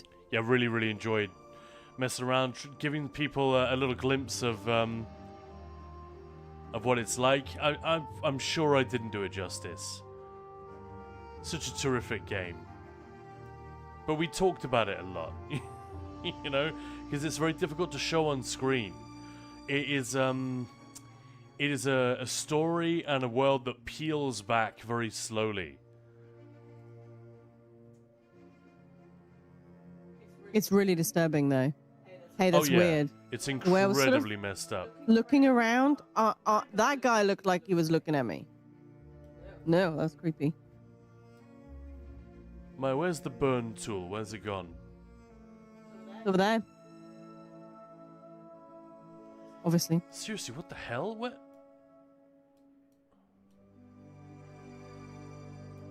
There are definitely some tools missing. Yeah, you're a tool. Thanks. Sorry. Wait, what? Sorry. What? I am playing Divinity Original Sin 2 again, and man, that is a slow game as well. Still enjoying it though. Nice egg birds. No natch potes. I'm really surprised. They are due today. We're not going crazy, are we? I just check it. It is happening today. I hope so. I mean, we know that it is. I'm just. I did show up the other day at work, and there were some people that I was like, they're not supposed to be working today. That's what? Am I not supposed to be working today? I was. It was fine. But I thought, did I just fuck up my own roster? It's been that kind of week. Maya, but the opening descriptive in the chat in Discord should kind of be so inclined. I'm sure he will. Yeah. I thought he said he would, but obviously just getting this done first. So that's ready to go. But yeah, it's just in chat in Discord can. Yeah, they are What's taking a that? bit. This is from Asterial. Asterial, Yeah. But yeah, Eggbirds. I've got my Kingdom Come Deliverance, both of them installed. Should I play with the first one first? Or should I just get into the second one? First one first. But then how long does that take? Like, we want to get on with the second one during Gamesfest. Oh, you don't have to complete it or anything. I would just start Just playing have it a first. little fuddle. Yeah. What? How are we doing? How's that? Not the best, but it's It's good. Will do. It's fine, isn't it? What do you think, guys? Would you click on this thumbnail? I would click on this dude. What? Thumbnail, yes. Click the shit out of that guy. Especially if he showed up in Oblivion. But yeah, if you just go to BRB screen when you're ready, just send it to me on Discord, and I'll take care of the rest. I'll click it real good. Yes. I would click it over and over. It's weird. There is a tool I'm missing. In a really annoying way. That's creepy. Should we make the eyes yellow? That might be fun. So as Egg was saying, personally, I would suggest playing at least the tutorial from KCD1 so you really understand from how far you are coming. Yes, just a lowly blacksmith's son. Then just start KCD2. Oh, that's fun. Okay.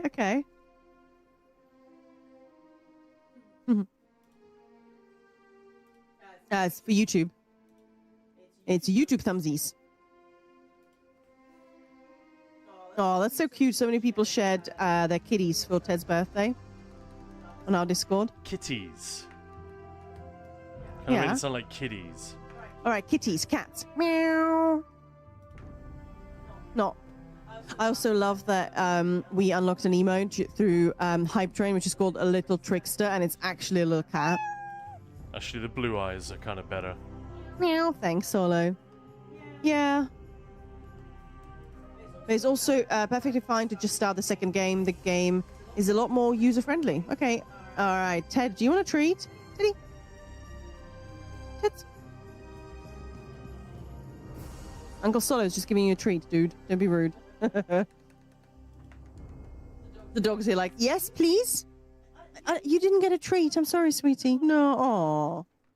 Oh, way to blackmail chat. You can't do that. Like, well, I'm so cute. Yeah. All right, Ted, there you go. Your treats smell. All right, I'm saving that one. Yep.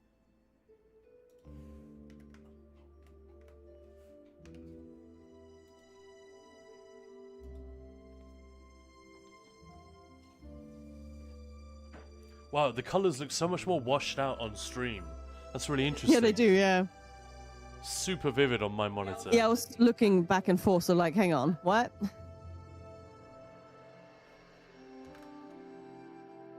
Alright, well thanks Brad Derrick for the soundtrack. And this is obviously the Morrowind soundtrack we've been listening to, as in the ESO expansion, Morrowind. Back to... We ain't found shit! Well,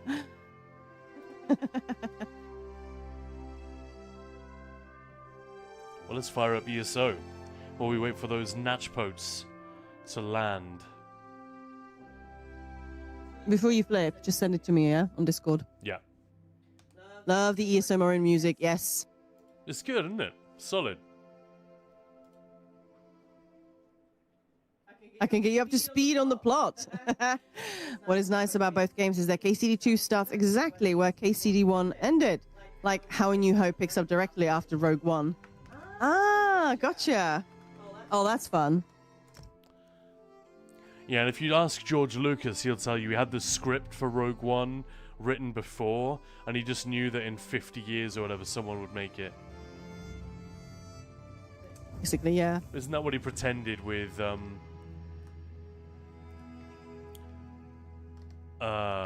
the whole Star Wars saga? Once they made like multiple films. Yeah. Whereas it wasn't true.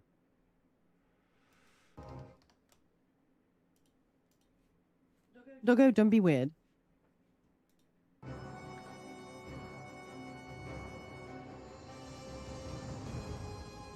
Alright, well thank you for hanging out during a little weird interlude there. Speaking of interludes, I'm gonna be right back. Maya, be entertaining. Go. Oh,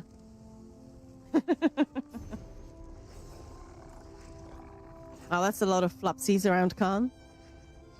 And we're gonna watch all the money rolling into his pocket. He probably said on his 15th birthday that when he grows up, he wants to remaster at least 9 movies. Yeah. It's just so funny. Like, it's okay to not be, like, perfect and have everything planned out. Oh. Yeah, it's just... Like, you started something cool. It's, you know, you don't have to be perfect and do everything and know everything. But yeah, so what shall we do in the game? I sort of keep forgetting it's PTS today. I keep thinking it's live. Don't know why. So I feel like we're getting a new patch, something new and fun, but no. So we're getting the final stage of the Writhing Walls. So we had a little preview of that on the stream last week, I want to say, right? Yeah.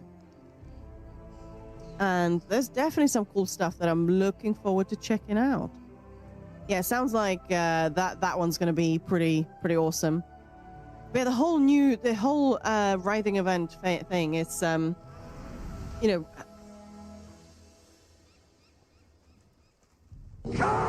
it's just such a we have no idea how that's going to sort of work out, because it's a brand new thing.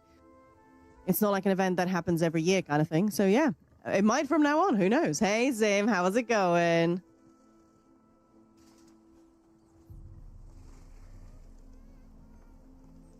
Maya! Maya!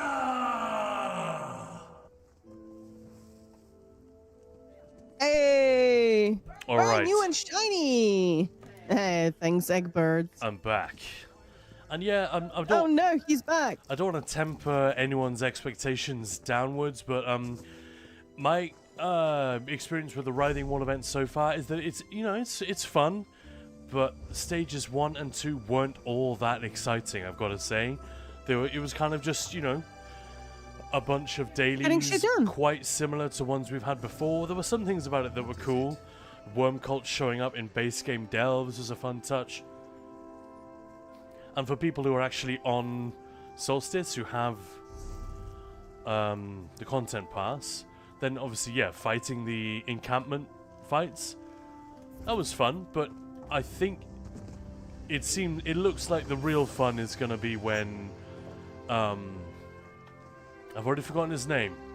You know, the big Maldreth will show up in Phase 2, and then in Phase 3, when we actually go through into the Writhing Fortress, that's where it's going to get interesting. I hope. Obviously, we haven't done it yet. It could be terrible, but I'd be surprised. Like, even just conceptually. An excellent selection. Come on, Pakruti. Make a selection to reveal your rewards. Another I don't even know where these came from. Oh. Mara, a bonus reward. Listen to Pakruti. Alexandra Canal. Hey man, it's free gems, you know, I'll take it. Yeah, exactly. In many ways, the crown scroll is the best thing to get in there. I'm not sure I've ever had one before.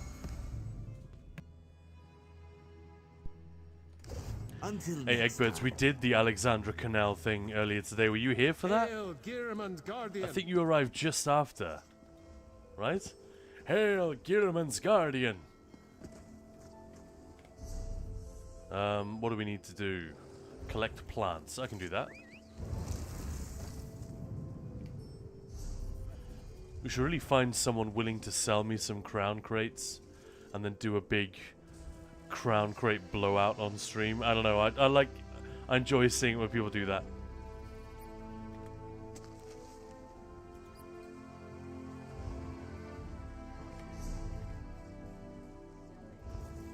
Hey, did you want to do that thing in chat? For Mysterial? Oh yeah, I keep forgetting. Let's do it. So I was just supposed to read it, was I? Mm-hmm. And you sent it to me. No, it's in... No, it's in chat. It's in chat, there we go. Oh yeah, this is another one of your D&D intros.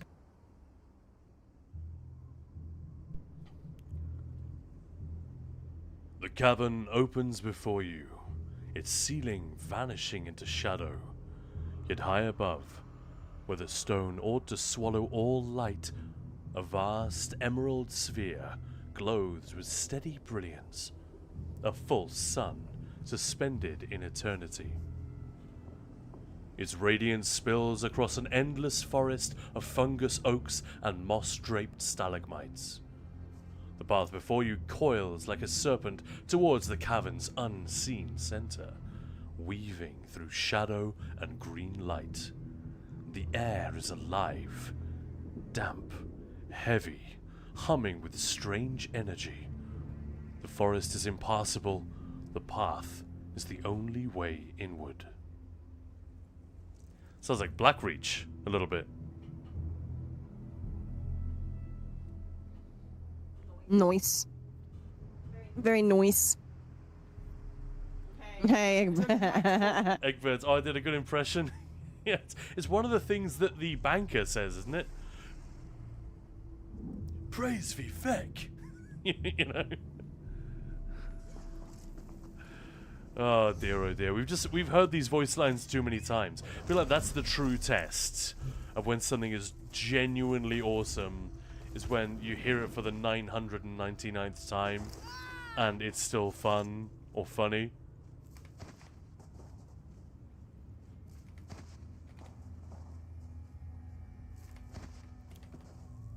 I think this is just flavor text that Asteria has got Eggbirds for D&D games, right? Like little capsules of when the party enters a new area and stuff like that. We've done a few of them on stream. They're good fun. I just do a really cheesy voice and whatever. Works. So as soon as I got Izabi, I got rid of him. Didn't want to hear about Canal or monks anymore. Yeah.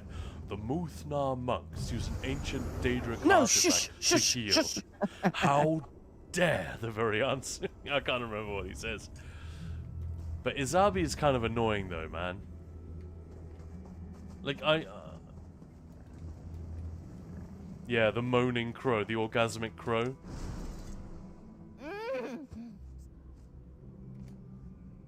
Fear not, Featherling. deposit?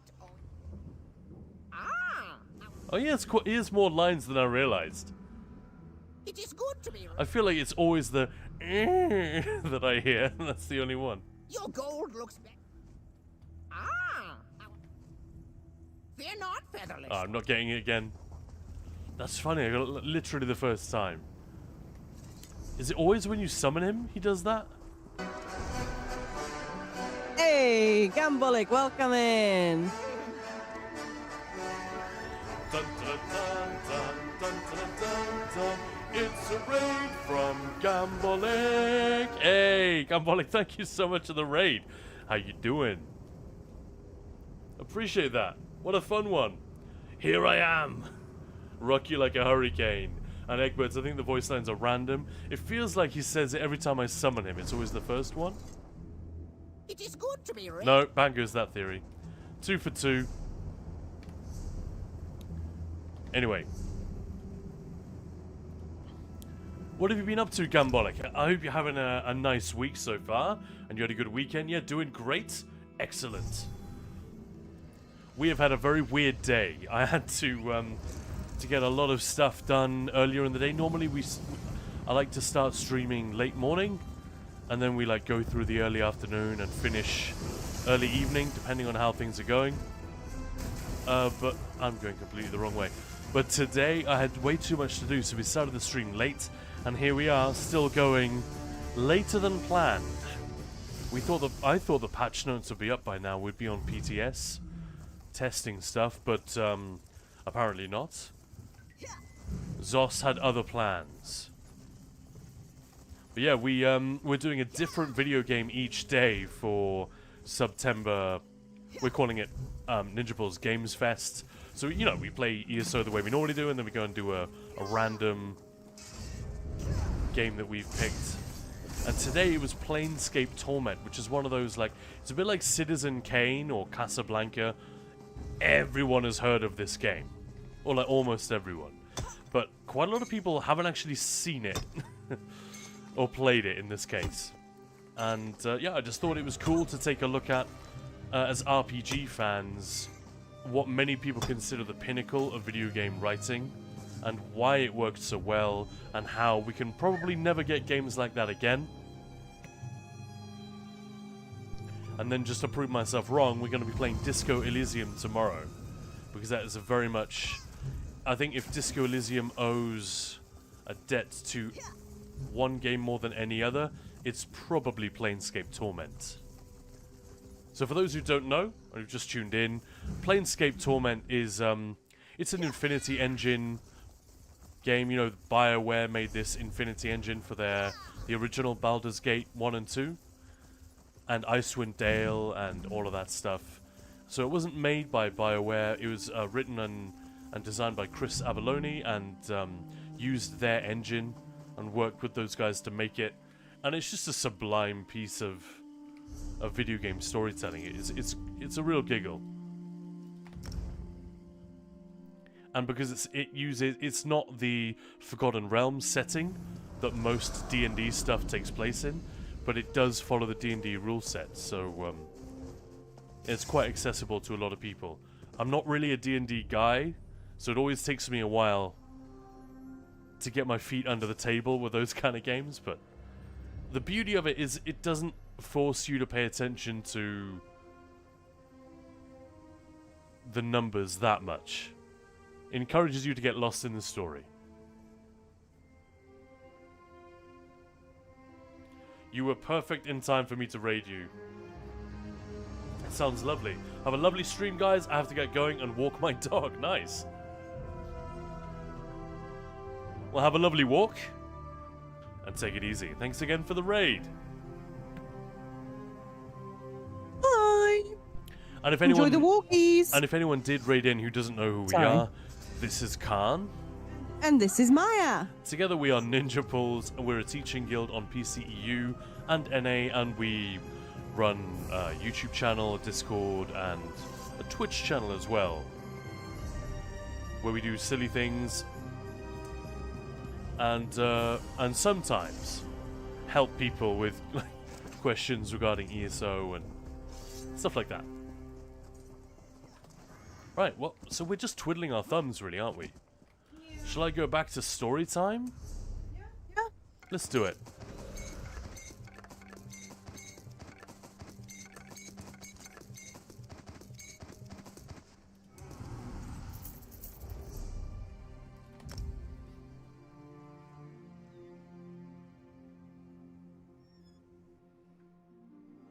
Bye, Borba. And we have updated the game category in all the appropriate places, correct? Well, I did on Twitch. Thank you. Well, YouTube shouldn't need to be done. It should still be ESO. Oh, did you not change it to... I didn't actually, no. Well, there we go. Hey, Vishy, you know, there is a take all button now, right? Yeah, but then they need to be deleted, don't they? This is just the add-on doing it for me. I'm not doing anything.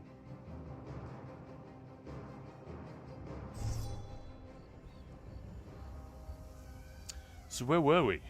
I've already forgotten. Oh yeah, Letter to Deshaan. We've just finished Stonefalls. Such a depressing place. But I respect the shit out of them for this. I really do. That compare it to Zone 1 in every other area. You got Auridon. You got Glenumbra, which is so gloriously like fantasy and everything. And then you got this. It's kind of a dump. You know, it's almost a wasteland. There are these ruins everywhere. The Dunmer architecture is it's very cool, but it's much more oppressive and severe.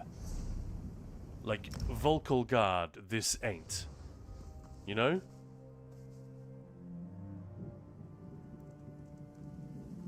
Like, I don't know, if I'd been on the team when this was being... Hey, Guns and Raiders. I think I would have had words that it's too drab, it's too depressing. And this is coming from like a big Morrowind fan. And that landscape was quite bleak. But it's bold, isn't it? Considering what MMOs normally look like. That they went with something as dreary as this.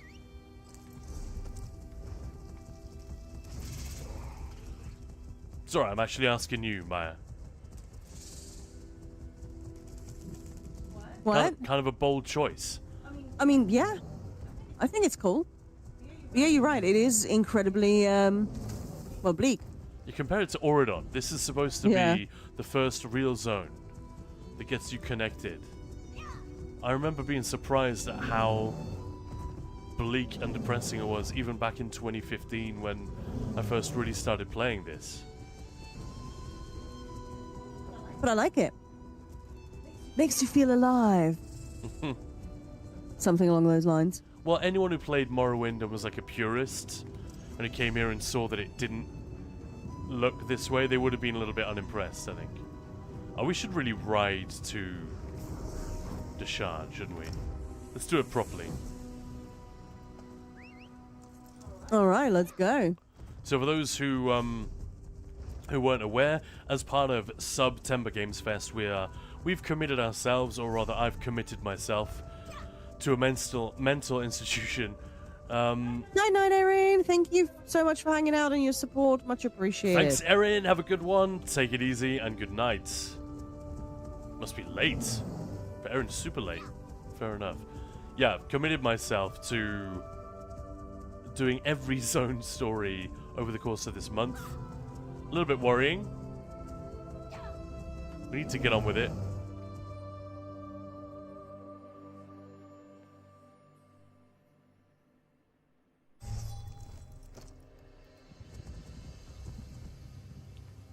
And this is where they switch. I love it when ESO does this. It's pretty well done, but the abrupt switch from like, you know, rocky, barren wasteland to like fertile plains is so abrupt. I really enjoyed that when we were doing our the Gold Road trip in May. That was really, really awesome with Eggbirds. And, well, not with Eggbirds. Eggbirds organized it. But it was so cool to be going through, like, the doors and seeing the change. Yeah, it is abrupt, but I also like how they really have tried. Yeah. Yeah, it was really cool. Where have you been? And it's I've been canonical waiting for Elder you to Scrolls, arrive you know. Mike. now. Hold on. See you Are later, you all Mike. those Thanks for saints? sticking around so late. Didn't it? It Oh, may by get to the point where we just call it and Yeah. And we will just do patch notes tomorrow. Yeah. Best road trip I have ever did. Yeah, it was. It was so good. Don't tell Vivian. Ah. Are you all right? You look so pale. No wonder my brother wouldn't let me come by to visit. But that was just so much fun riding around.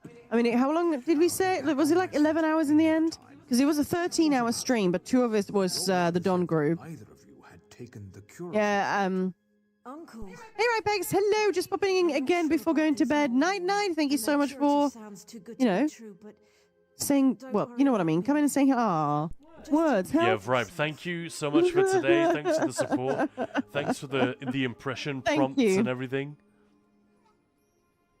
Vripe made me do a prior theoric. You know, when he dies, he has a really extreme, like, death. Oh. I can't even remember what he says. Please, no, divines. You know, it's very panicked. Oh, gee, it's still on YouTube, Egbert? Oof. I see Arona has conscripted a new soldier into her Yeah, I don't think I'd want to watch that, especially towards the end. Yeah, just... Because I'm still not sure whether we did all the trivia in Solitude. I'm not sure we did. Just a bunch of boozy idiots. But Vripe, have a lovely, lovely sleep. See you tomorrow, hopefully. Good night. We will be back. Right, I'll go and get another drink. And if the patch notes aren't up by the time I've finished my next beverage, I think we'll probably just call it a night. Grell, are you in here?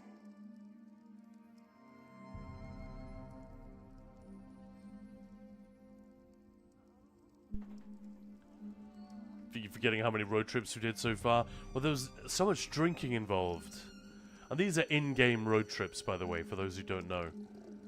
There's so much drinking involved that I think it's like inherently difficult to remember, right?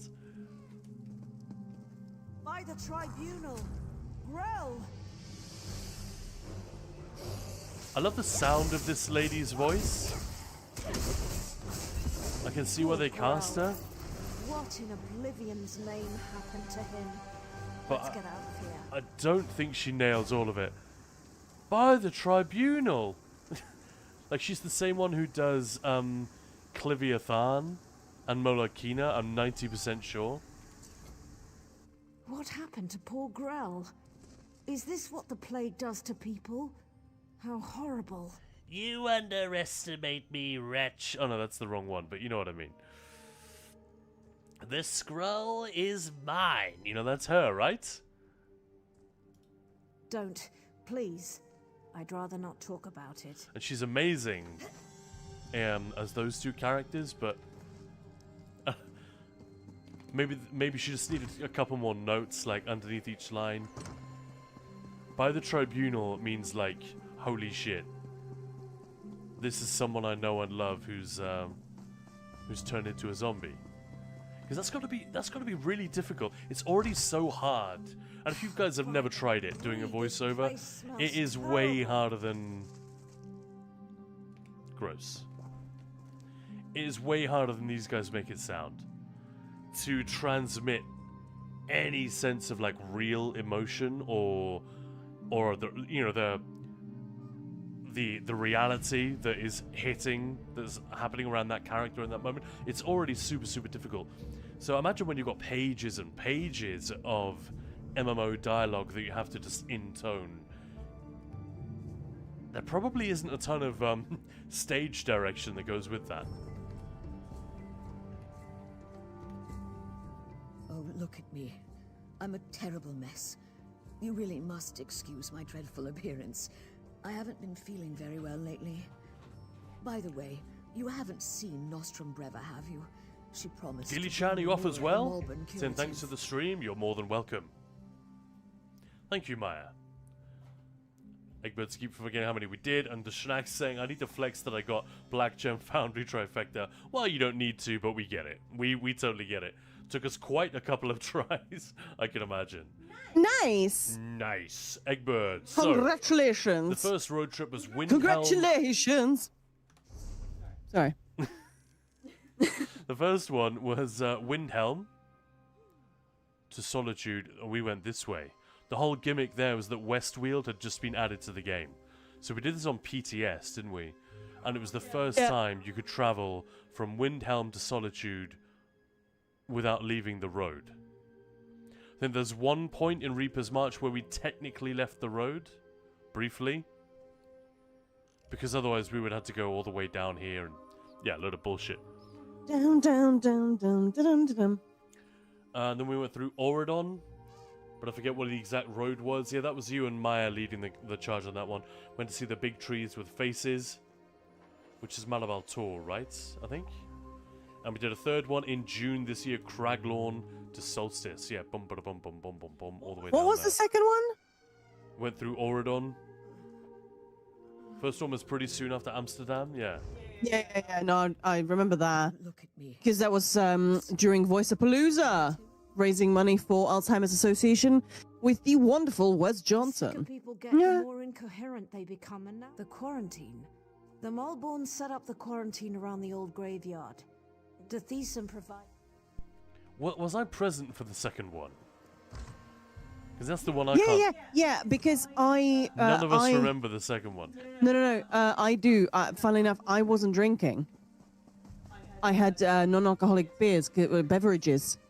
So I had non-alcoholic versions of everything you were having. Oh, but because I had to go to work, so we were like, yeah. Who knew that so many afflicted would flock to the Cirque? I was so relieved. Well, what's to understand? They're a volunteer organization. This lady gets so upset. Irona, you're going the wrong way.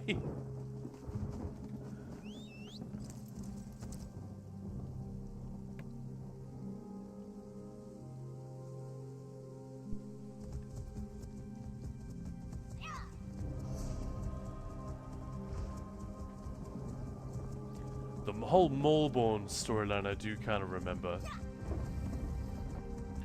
It has been really fun seeing how much of this stuff comes back to me as I play through it. You know, over 5 years after I first did. Crazy. It's so weird that I was actually sober for that. 5 years? No, for the second one. And like I remember us having a conversation, and Carl was like, "Are we sure we did too?" But I don't remember it. Yeah, Egberts and I don't recall it at all.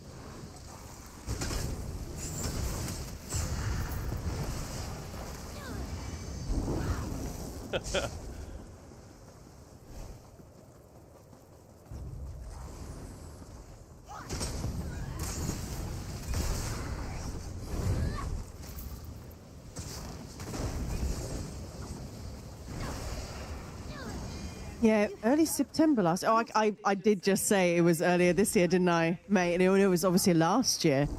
Crikey, time flies. Because that's. It really Amsterdam does. was last year. Yeah. Yep. Yikes! Oh no, I feel so old. I'm getting older and older. I think everyone's getting older and older. It's fine. That's a good point. I'm not a doctor, but did we just break the snort barrier? Yeah, we did. Yeah. Yeah, we did.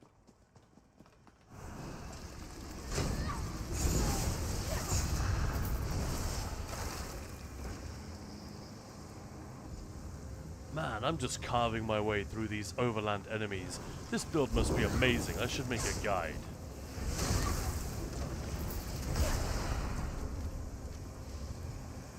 I thought Maya was going to laugh at that. Alright. Sorry, say that again. I was taking a drink. Hit me again. No. Just making a joke that, wow, this build must be amazing. I'm really like winning against all these overland enemies. The second trip was we ended in Kvatch. That's it. Hang on, I could just look up like announcements.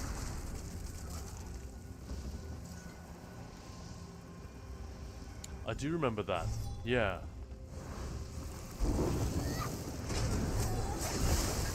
It's so bad.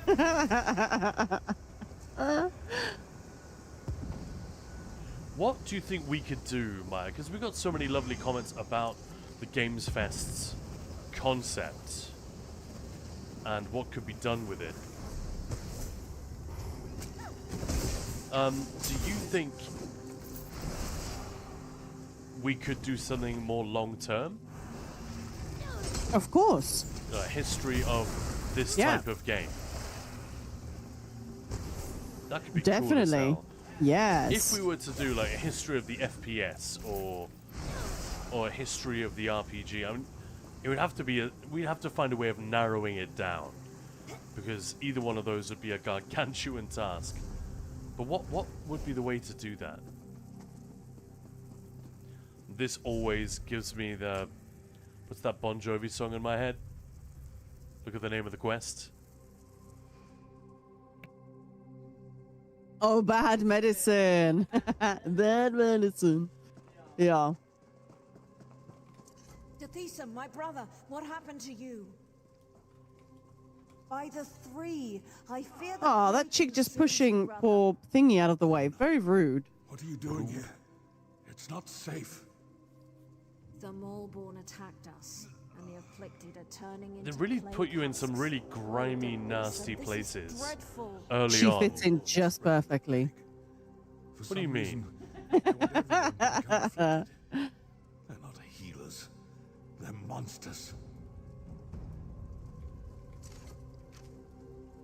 Yes, we learned the Maulborn are Burks right away.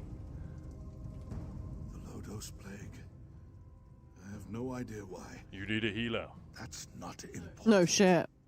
Get my sister out of here and stop I don't think the Erona Maulborn. will leave your side. Destroy this, then convince her. I'm too far gone. I don't want to become one of those things and hurt my sister. Besides, she's a Redoran. She has a duty to the Cirque and its people. Yeah, even as a Morrowind fan, I gotta be honest.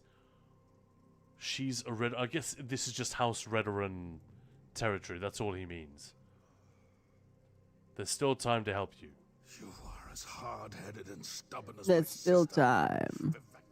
Dathisa, you swit. We're not leaving without you. I hope you know what you're doing. Well, I am. See ya. Plague husk at any moment.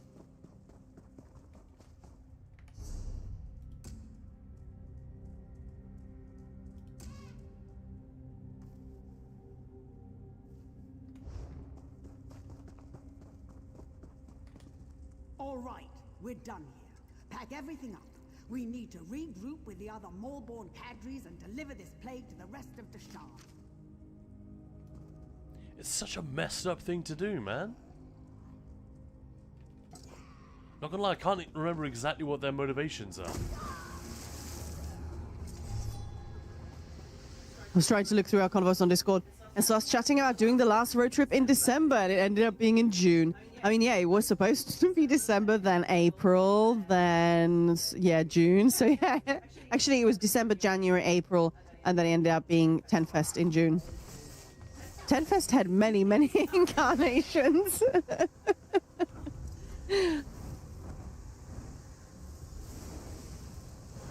next one of you to drop a But it ended up being amazing. So, yeah. When's 11 Fest? Everyone keeps asking, everyone keeps saying, I miss 10 Fest. When's it happening, Maya? I mean, we have a raid train coming up in October. I know. So, there is talk of potentially doing something in December. We shall see. I was kind of just pimping you out to... I know. Bitch. It was called Tenfest because it was the 10th time you tried to get the devs on board. That's a good one.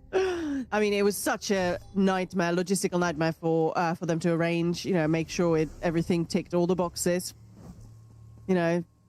So, yeah, I was just really, really glad it went ahead. I'm absolutely still heartbroken about the last day and when we were, you know, on stream, reminiscing how incredible everything is and the community and all the news about Microsoft just Yeah, canning everyone. That was actually It was really a real rough. fuck Microsoft moment, Yeah. wasn't it? It was hard to feel any other way about it. Now, if you'll excuse Like me. even though we know there are, you know.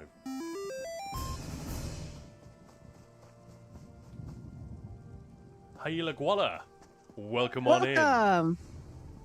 And yeah, that was devastating. And reading our Matt Firewall stepping down, it was like, what the fuck is happening?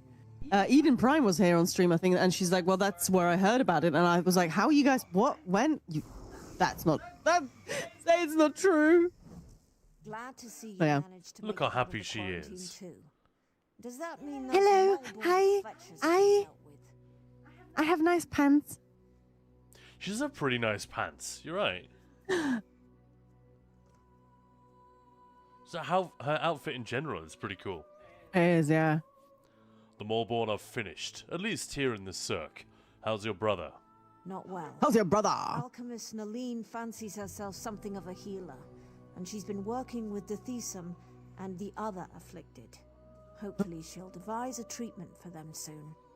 Earlier, Maya, there was a bit in Stonefalls in Davin's Watch where there was like a little squadron, like a brute squad of Dunmer just formed up with one captain and 6 soldiers, and they're just standing there looking mean as hell. One of them is a guy in heavy armor. The others are all women in light and medium armor, and they look so fucking cool. Like, just, you know, and you can talk to each one of them individually. Oh, they nice. just turn to you and go, greetings. That was fun. They did such a great job with the Dunmer. She's not one of the most interesting looking ones, but they look so strange and a little bit frightening, you know? But elegant. Some. Very, And very badass. At least. Yeah. But what do I know of drafts and elixirs? The more I'm trying to find out about the second road trip, the less I find about it. Are we sure we did it? We did! Hang on, let me find it in announcements. This is got to be there. Yeah, because I remember getting all the drinks and I wasn't drinking. I was having non-alcoholic drinks and I sort of was really concerned. They were not like energy drinks or anything, but part of me was thinking, either just do it properly or don't drink sort of sugary things. I just thought I was going to be really sick. And not even for a fun reason, because I got pissed. All right. So we think in September. It's times like these when I wish I had more help around here. Hey, Maya, Is there listen. something I can get you? I can't. What everyone else can hear and enjoy. Well, I might have some around here someplace, but Kyne's heart is very rare and valuable.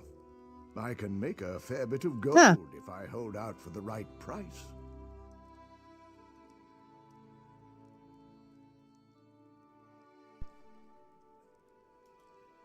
What? Why didn't you say so? I owe Dethisum more than I could ever repay. Found it. Plus, he's always been a good customer. 13th of September.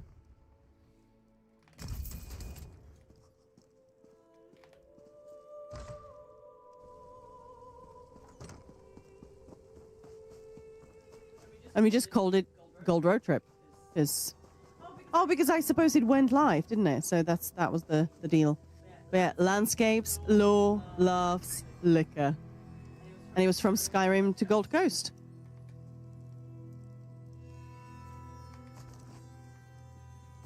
Fragrant herbs. Dragon scale mushrooms. Hell yeah. Hey Balorda, how's it going? I think you're muted, Maya. No, I'm not. She said, hey Balorda.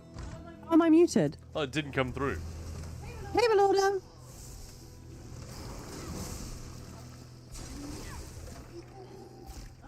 That's it.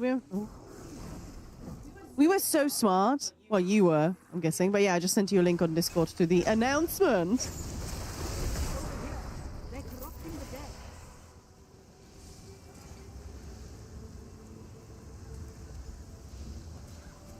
Eggbirds and I just having a private chat.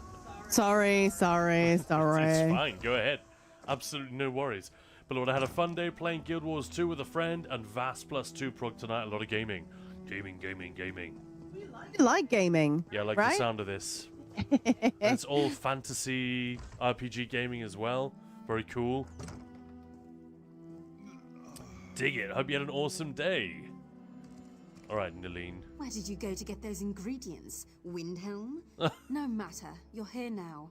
Were you able to acquire everything on my list? Healing herbs, dragon We scale are mushrooms, waiting for the patch salmon notes to come up, but it's yes, possible we're just going to have to wait I need to stay until here and tomorrow. It's monitor my getting patient's very late condition. now. Go over to the alchemy table and mix those ingredients together. Yeah. Please. In fact, I just realized what time it is, Maya. 9:30. How much longer do you want to wait? We can just leave it here. It's been a 6-hour stream, but you know, safe to say, unless it's like super middle of the night for us, we will have a video with the updates. But then we can discuss them live on stream tomorrow. Well, you guys know it's and coming check out. because you watched me make the thumbnail on stream just now. But yeah, why don't we just sit here and mess around for 10 more minutes? But let's say that we're not gonna do, even if they go live in 5 minutes, I don't think we're gonna do the patch notes and the PTS Yeah, and all it's that stuff quite late. now. It's just getting a little bit late for us. So let's just hang out with you guys for another 10 minutes or so. Well, let's talk about the future trip. Well, Egbert, since we now have a date, not you and me, for the, what's it called? The raid train in October. Who wants to go? Who wants to go on a road trip with us live on stream? We should do something around solstice, halfway, you know, where we end up on solstice. But yeah, who wants to do that? Who wants to explore with us? It's really good fun because what I do is, so Egbert came up with these incredible like introductions to the zones, travel agency. We've actually read them quite a few times. Aheld has been requesting the Egberts guides to zones. That has been really, really fun. Obviously, that takes a lot of work, so I'm not going to make any promises for anyone else. But we did like trivia in each zone, and I came up with like a drinks menu for each zone, which we posted well in advance. So if people wanted to have a few drinks with us, they can. I came up with non-alcoholic versions, of course, as well. You know. You did it? Yeah. What? So TTA is now a thing. What's TTA? Our friend has done well. Too tired archive. No, I don't think that's what it stands for. But yeah, that was really fun because the first one, people wanted to join us. We kept saying, sorry guys, it is on PTS, so get your PTS. Oh, Tamriel Travel Agency. Yes, it is. You went a little bit Kim Jong-il there for a moment. Tamriel Travel Agency. God damn it, Hans Bricks. You have any idea how fucking busy I am? And the greatest thing, it does sound like great fun. And the funnest thing we also did was, so Bethesda UK were absolutely unbelievably, insanely generous and gave us a mountain of codes. So we did like this trivia and like truth or dare or whatever we did during the whole thing. And I was noting down people's answers from Twitch, and then people won, like who got the most answers. It was really cool. So yeah, it was really nuts. But yeah, the first one, people wanted to join, but they didn't download PTS, so it was really sad. But yeah, we had people actually joining us, even just for a little part of the thing. Oh, it was so good. Subtlety was there messing around. Didn't he make an EU character just so we could... I think 2 people did. Yeah. Just so they could join, which was really amazing. And, but all the same, nice event in Guild Wars 2. A beta test with really nice rewards. Ooh, tiny. It just makes me think, why don't they have rewards for the Cyrodiil Vengeance campaign? I guess if they did, then people would say, oh, it's full, I can't get in. And yeah, maybe that's the reason. Be cool though, wouldn't it? Yeah, Khan, we should definitely come up with a logo for Tamriel Travel Agency. That's now a thing.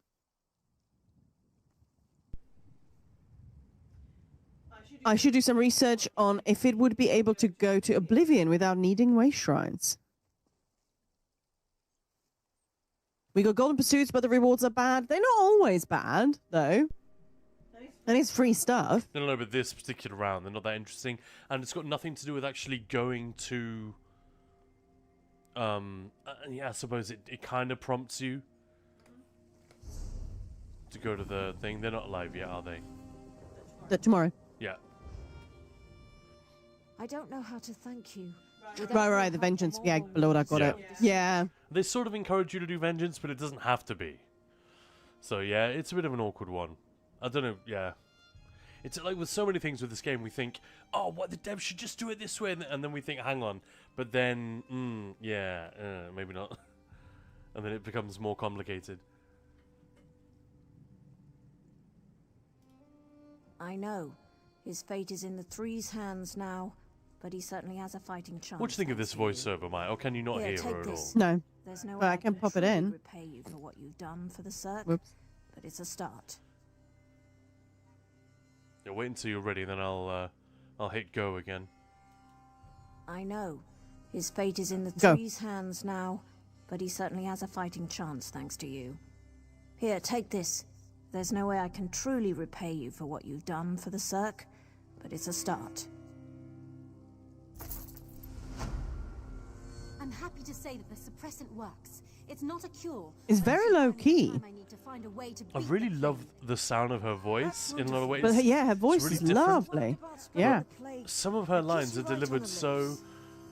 By the Three, by the Tribunal. That one was delivered really nicely, but I was saying earlier, when you were out of the room, it's like they just gave her a bunch of lines with no context, and maybe the script supervisor wasn't there, or there were no, like, directions. Narcissus must hear of Eggbirds, I'm fine with that. Yeah, Yeah, it's fine it's, to do a little bit of We've done magical 3 travelling where around. we literally... I mean, it is a magical game. You know what I mean? The spells. Figured as much. This It's okay. It's okay. I make lamb.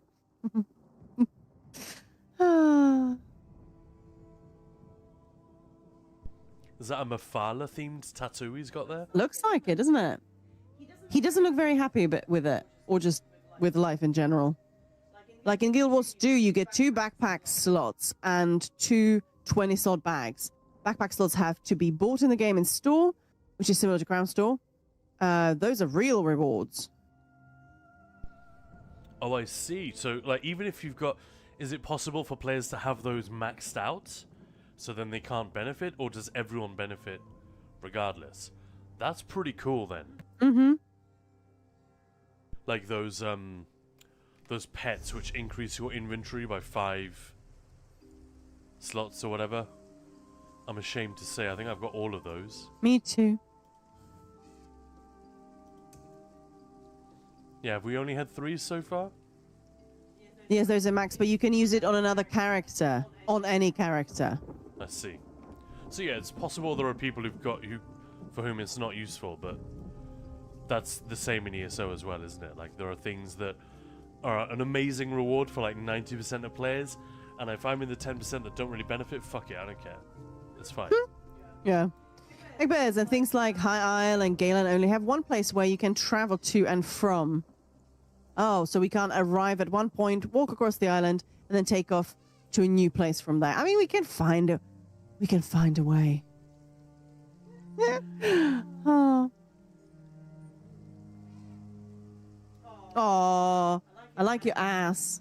Hey, Khan. that's ass. He is so cute. He's so adorable, right? Right? Yeah. Hey, Eggbirds, here's one. Oh man, this is gonna be fun. We can stay up late, swapping manly stories, and in the morning, I'm making waffles. Oh. Below there are also precursors for legendary weapons, and you get 1 precursor as final reward. So the Maulborn lied to everyone. I figured as much. Narcissus sent me to investigate quarantined Cirque. Now that I know a mad cult is poisoning our people, I'm even more concerned. See, that's a hell of a delivery. He really sounds pissed off. He looks it. They're appearing all across the shop. Completely random, but I was sort of thinking when I was fetching our drinks, having chatted with Becky Gnowski for Tenfest. She's the voiceover lead for this game. Absolutely delightful. I would love to work with that person. Like that would just be completely never gonna happen, but wouldn't it be cool? Like, hey, Becky, yeah, let's go. Let's record my lines. Yeah, that she'd get some great work out of you. Yeah. I just want to point out the spread of my character. She's so tall, doesn't it? Doesn't look messed up. Her legs are so long. But also, her skirt is not that flexible. It's throwing me off. It has slits in all the right places, Maya. She's a necro. She knows how to deal with this stuff. No, I'm not gonna say it. She looks so like, yeah, what? I want a giant mammoth. What's your beef? No, the mammoth's awesome. The ears. Yeah. Eggbirds, I was about to make a waffle joke, Khan. Yeah, I saw that. Is that like canonical mammoth that they have these small ears?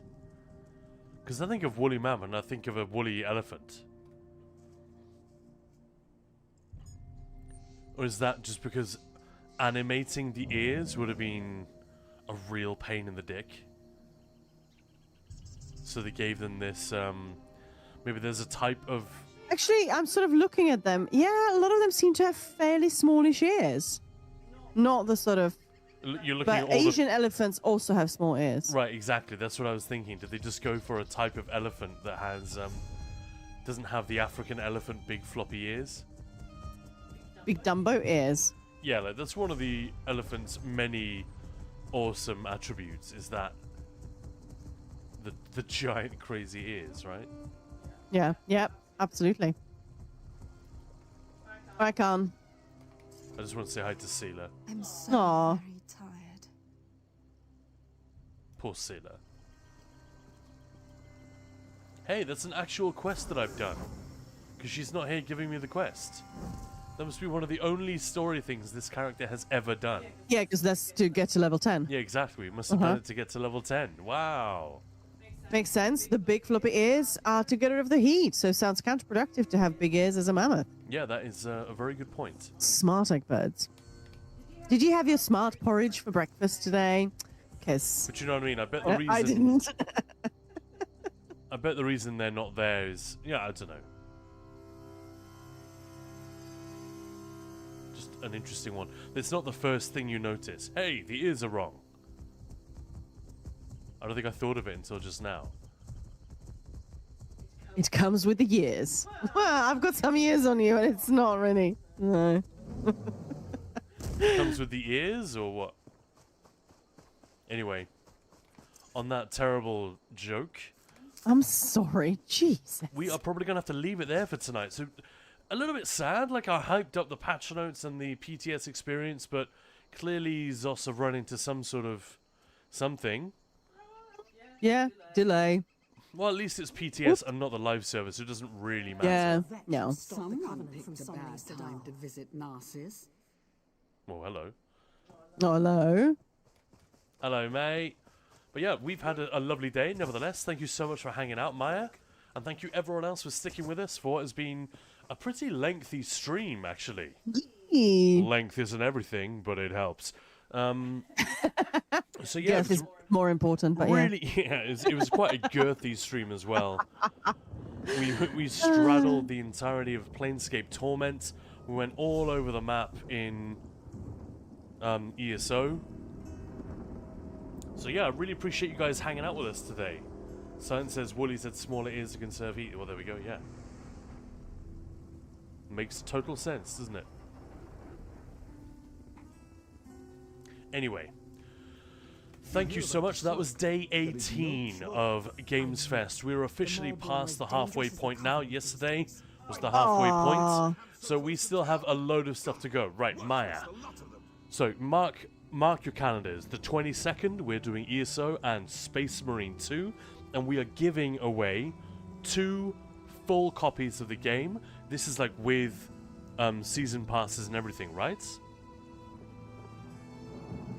All right, well, I don't have the information to hand right now. We'll confirm that on the day, but I'm pretty sure it's not even just the base game. You get a load of the bonus stuff and armor packs and shit like that. So we're gonna give away 2 of those on the 22nd. So check in for us there. Mark that one down. do you know, or Maya, have we decided when the 12-hour stream is going to be? No, but just a big heads up. This coming Wednesday, we will be. It will be a Logitech sponsor stream, which means we'll be giving away a freaking keyboard. So that's the day after tomorrow. Yes, it is. So you want to be around for that? And there'll also be Kingdom Come Deliverance 2. And I'm pretty sure we're going to have keys for that as well. And we also have Borderlands 4 to give away. So, Borderlands 4. Borderlands 4 is coming your way. So you have to be here. But yeah, I'm going to try and post all of that on Discord just to sort of get all the info when all the giveaways are happening. 12-hour stream. Well, I'm off this coming Friday. I'm going to be off for the whole week. So we're going to pick a date and go for it. And it's going to be great. Yeah. So you want to stick around, basically. You want to follow the channel, so you make sure you catch all the stupid jokes, all the giveaways, all the fun, crazy games that we're playing as part of September. And Eggbeds, thank you for the hug to chat. Everyone gather around for a nice big bear hug before we finish today. Who are we going to raid off to, Maya? Pain in the axe! All right. No. Yes, pain in the axe. Sorry. I thought I just mispronounced it. Let's try this again. Pain in the axe! Woo, woo, woo! Let's go and see that man. All right, guys, do us a favor, please. Wait a few minutes before you leave. I know it's late. Say hello to Payne. He's such a lovely guy. He works tirelessly to give... I see him doing this. All right, so I know it's true. He works tirelessly to provide really well-articulated and careful feedback to the devs about PvP and what they need to do, what they should do, all of that stuff. He's a real cheerleader for the game. And he's an awesome hang and a great DJ and just a good dude. And so just a little heads up, he's going to be headlining when we start that raid train in October. He's going to do an incredible show on day one. Yeah, and we're talking about making it like fucking amazing and massive. So yes. So stick around for Payne, even if it is late and it'll just be Stick nice around for hanging for Payne! out with us. Yeah, the pain. But seriously, just wait a few minutes, even if you do need to go, and just say hello to him. It's so nice when a bunch of people coming into your stream and say, yo, yo, yo, yo, yo. So do me a favor and do that. In the meantime, have a fantastic evening. We really, really appreciate you guys. Thank you for sticking with us today. A bit of a weird stream today. We'll be back on schedule tomorrow in the late morning. I'll see you then. Bye.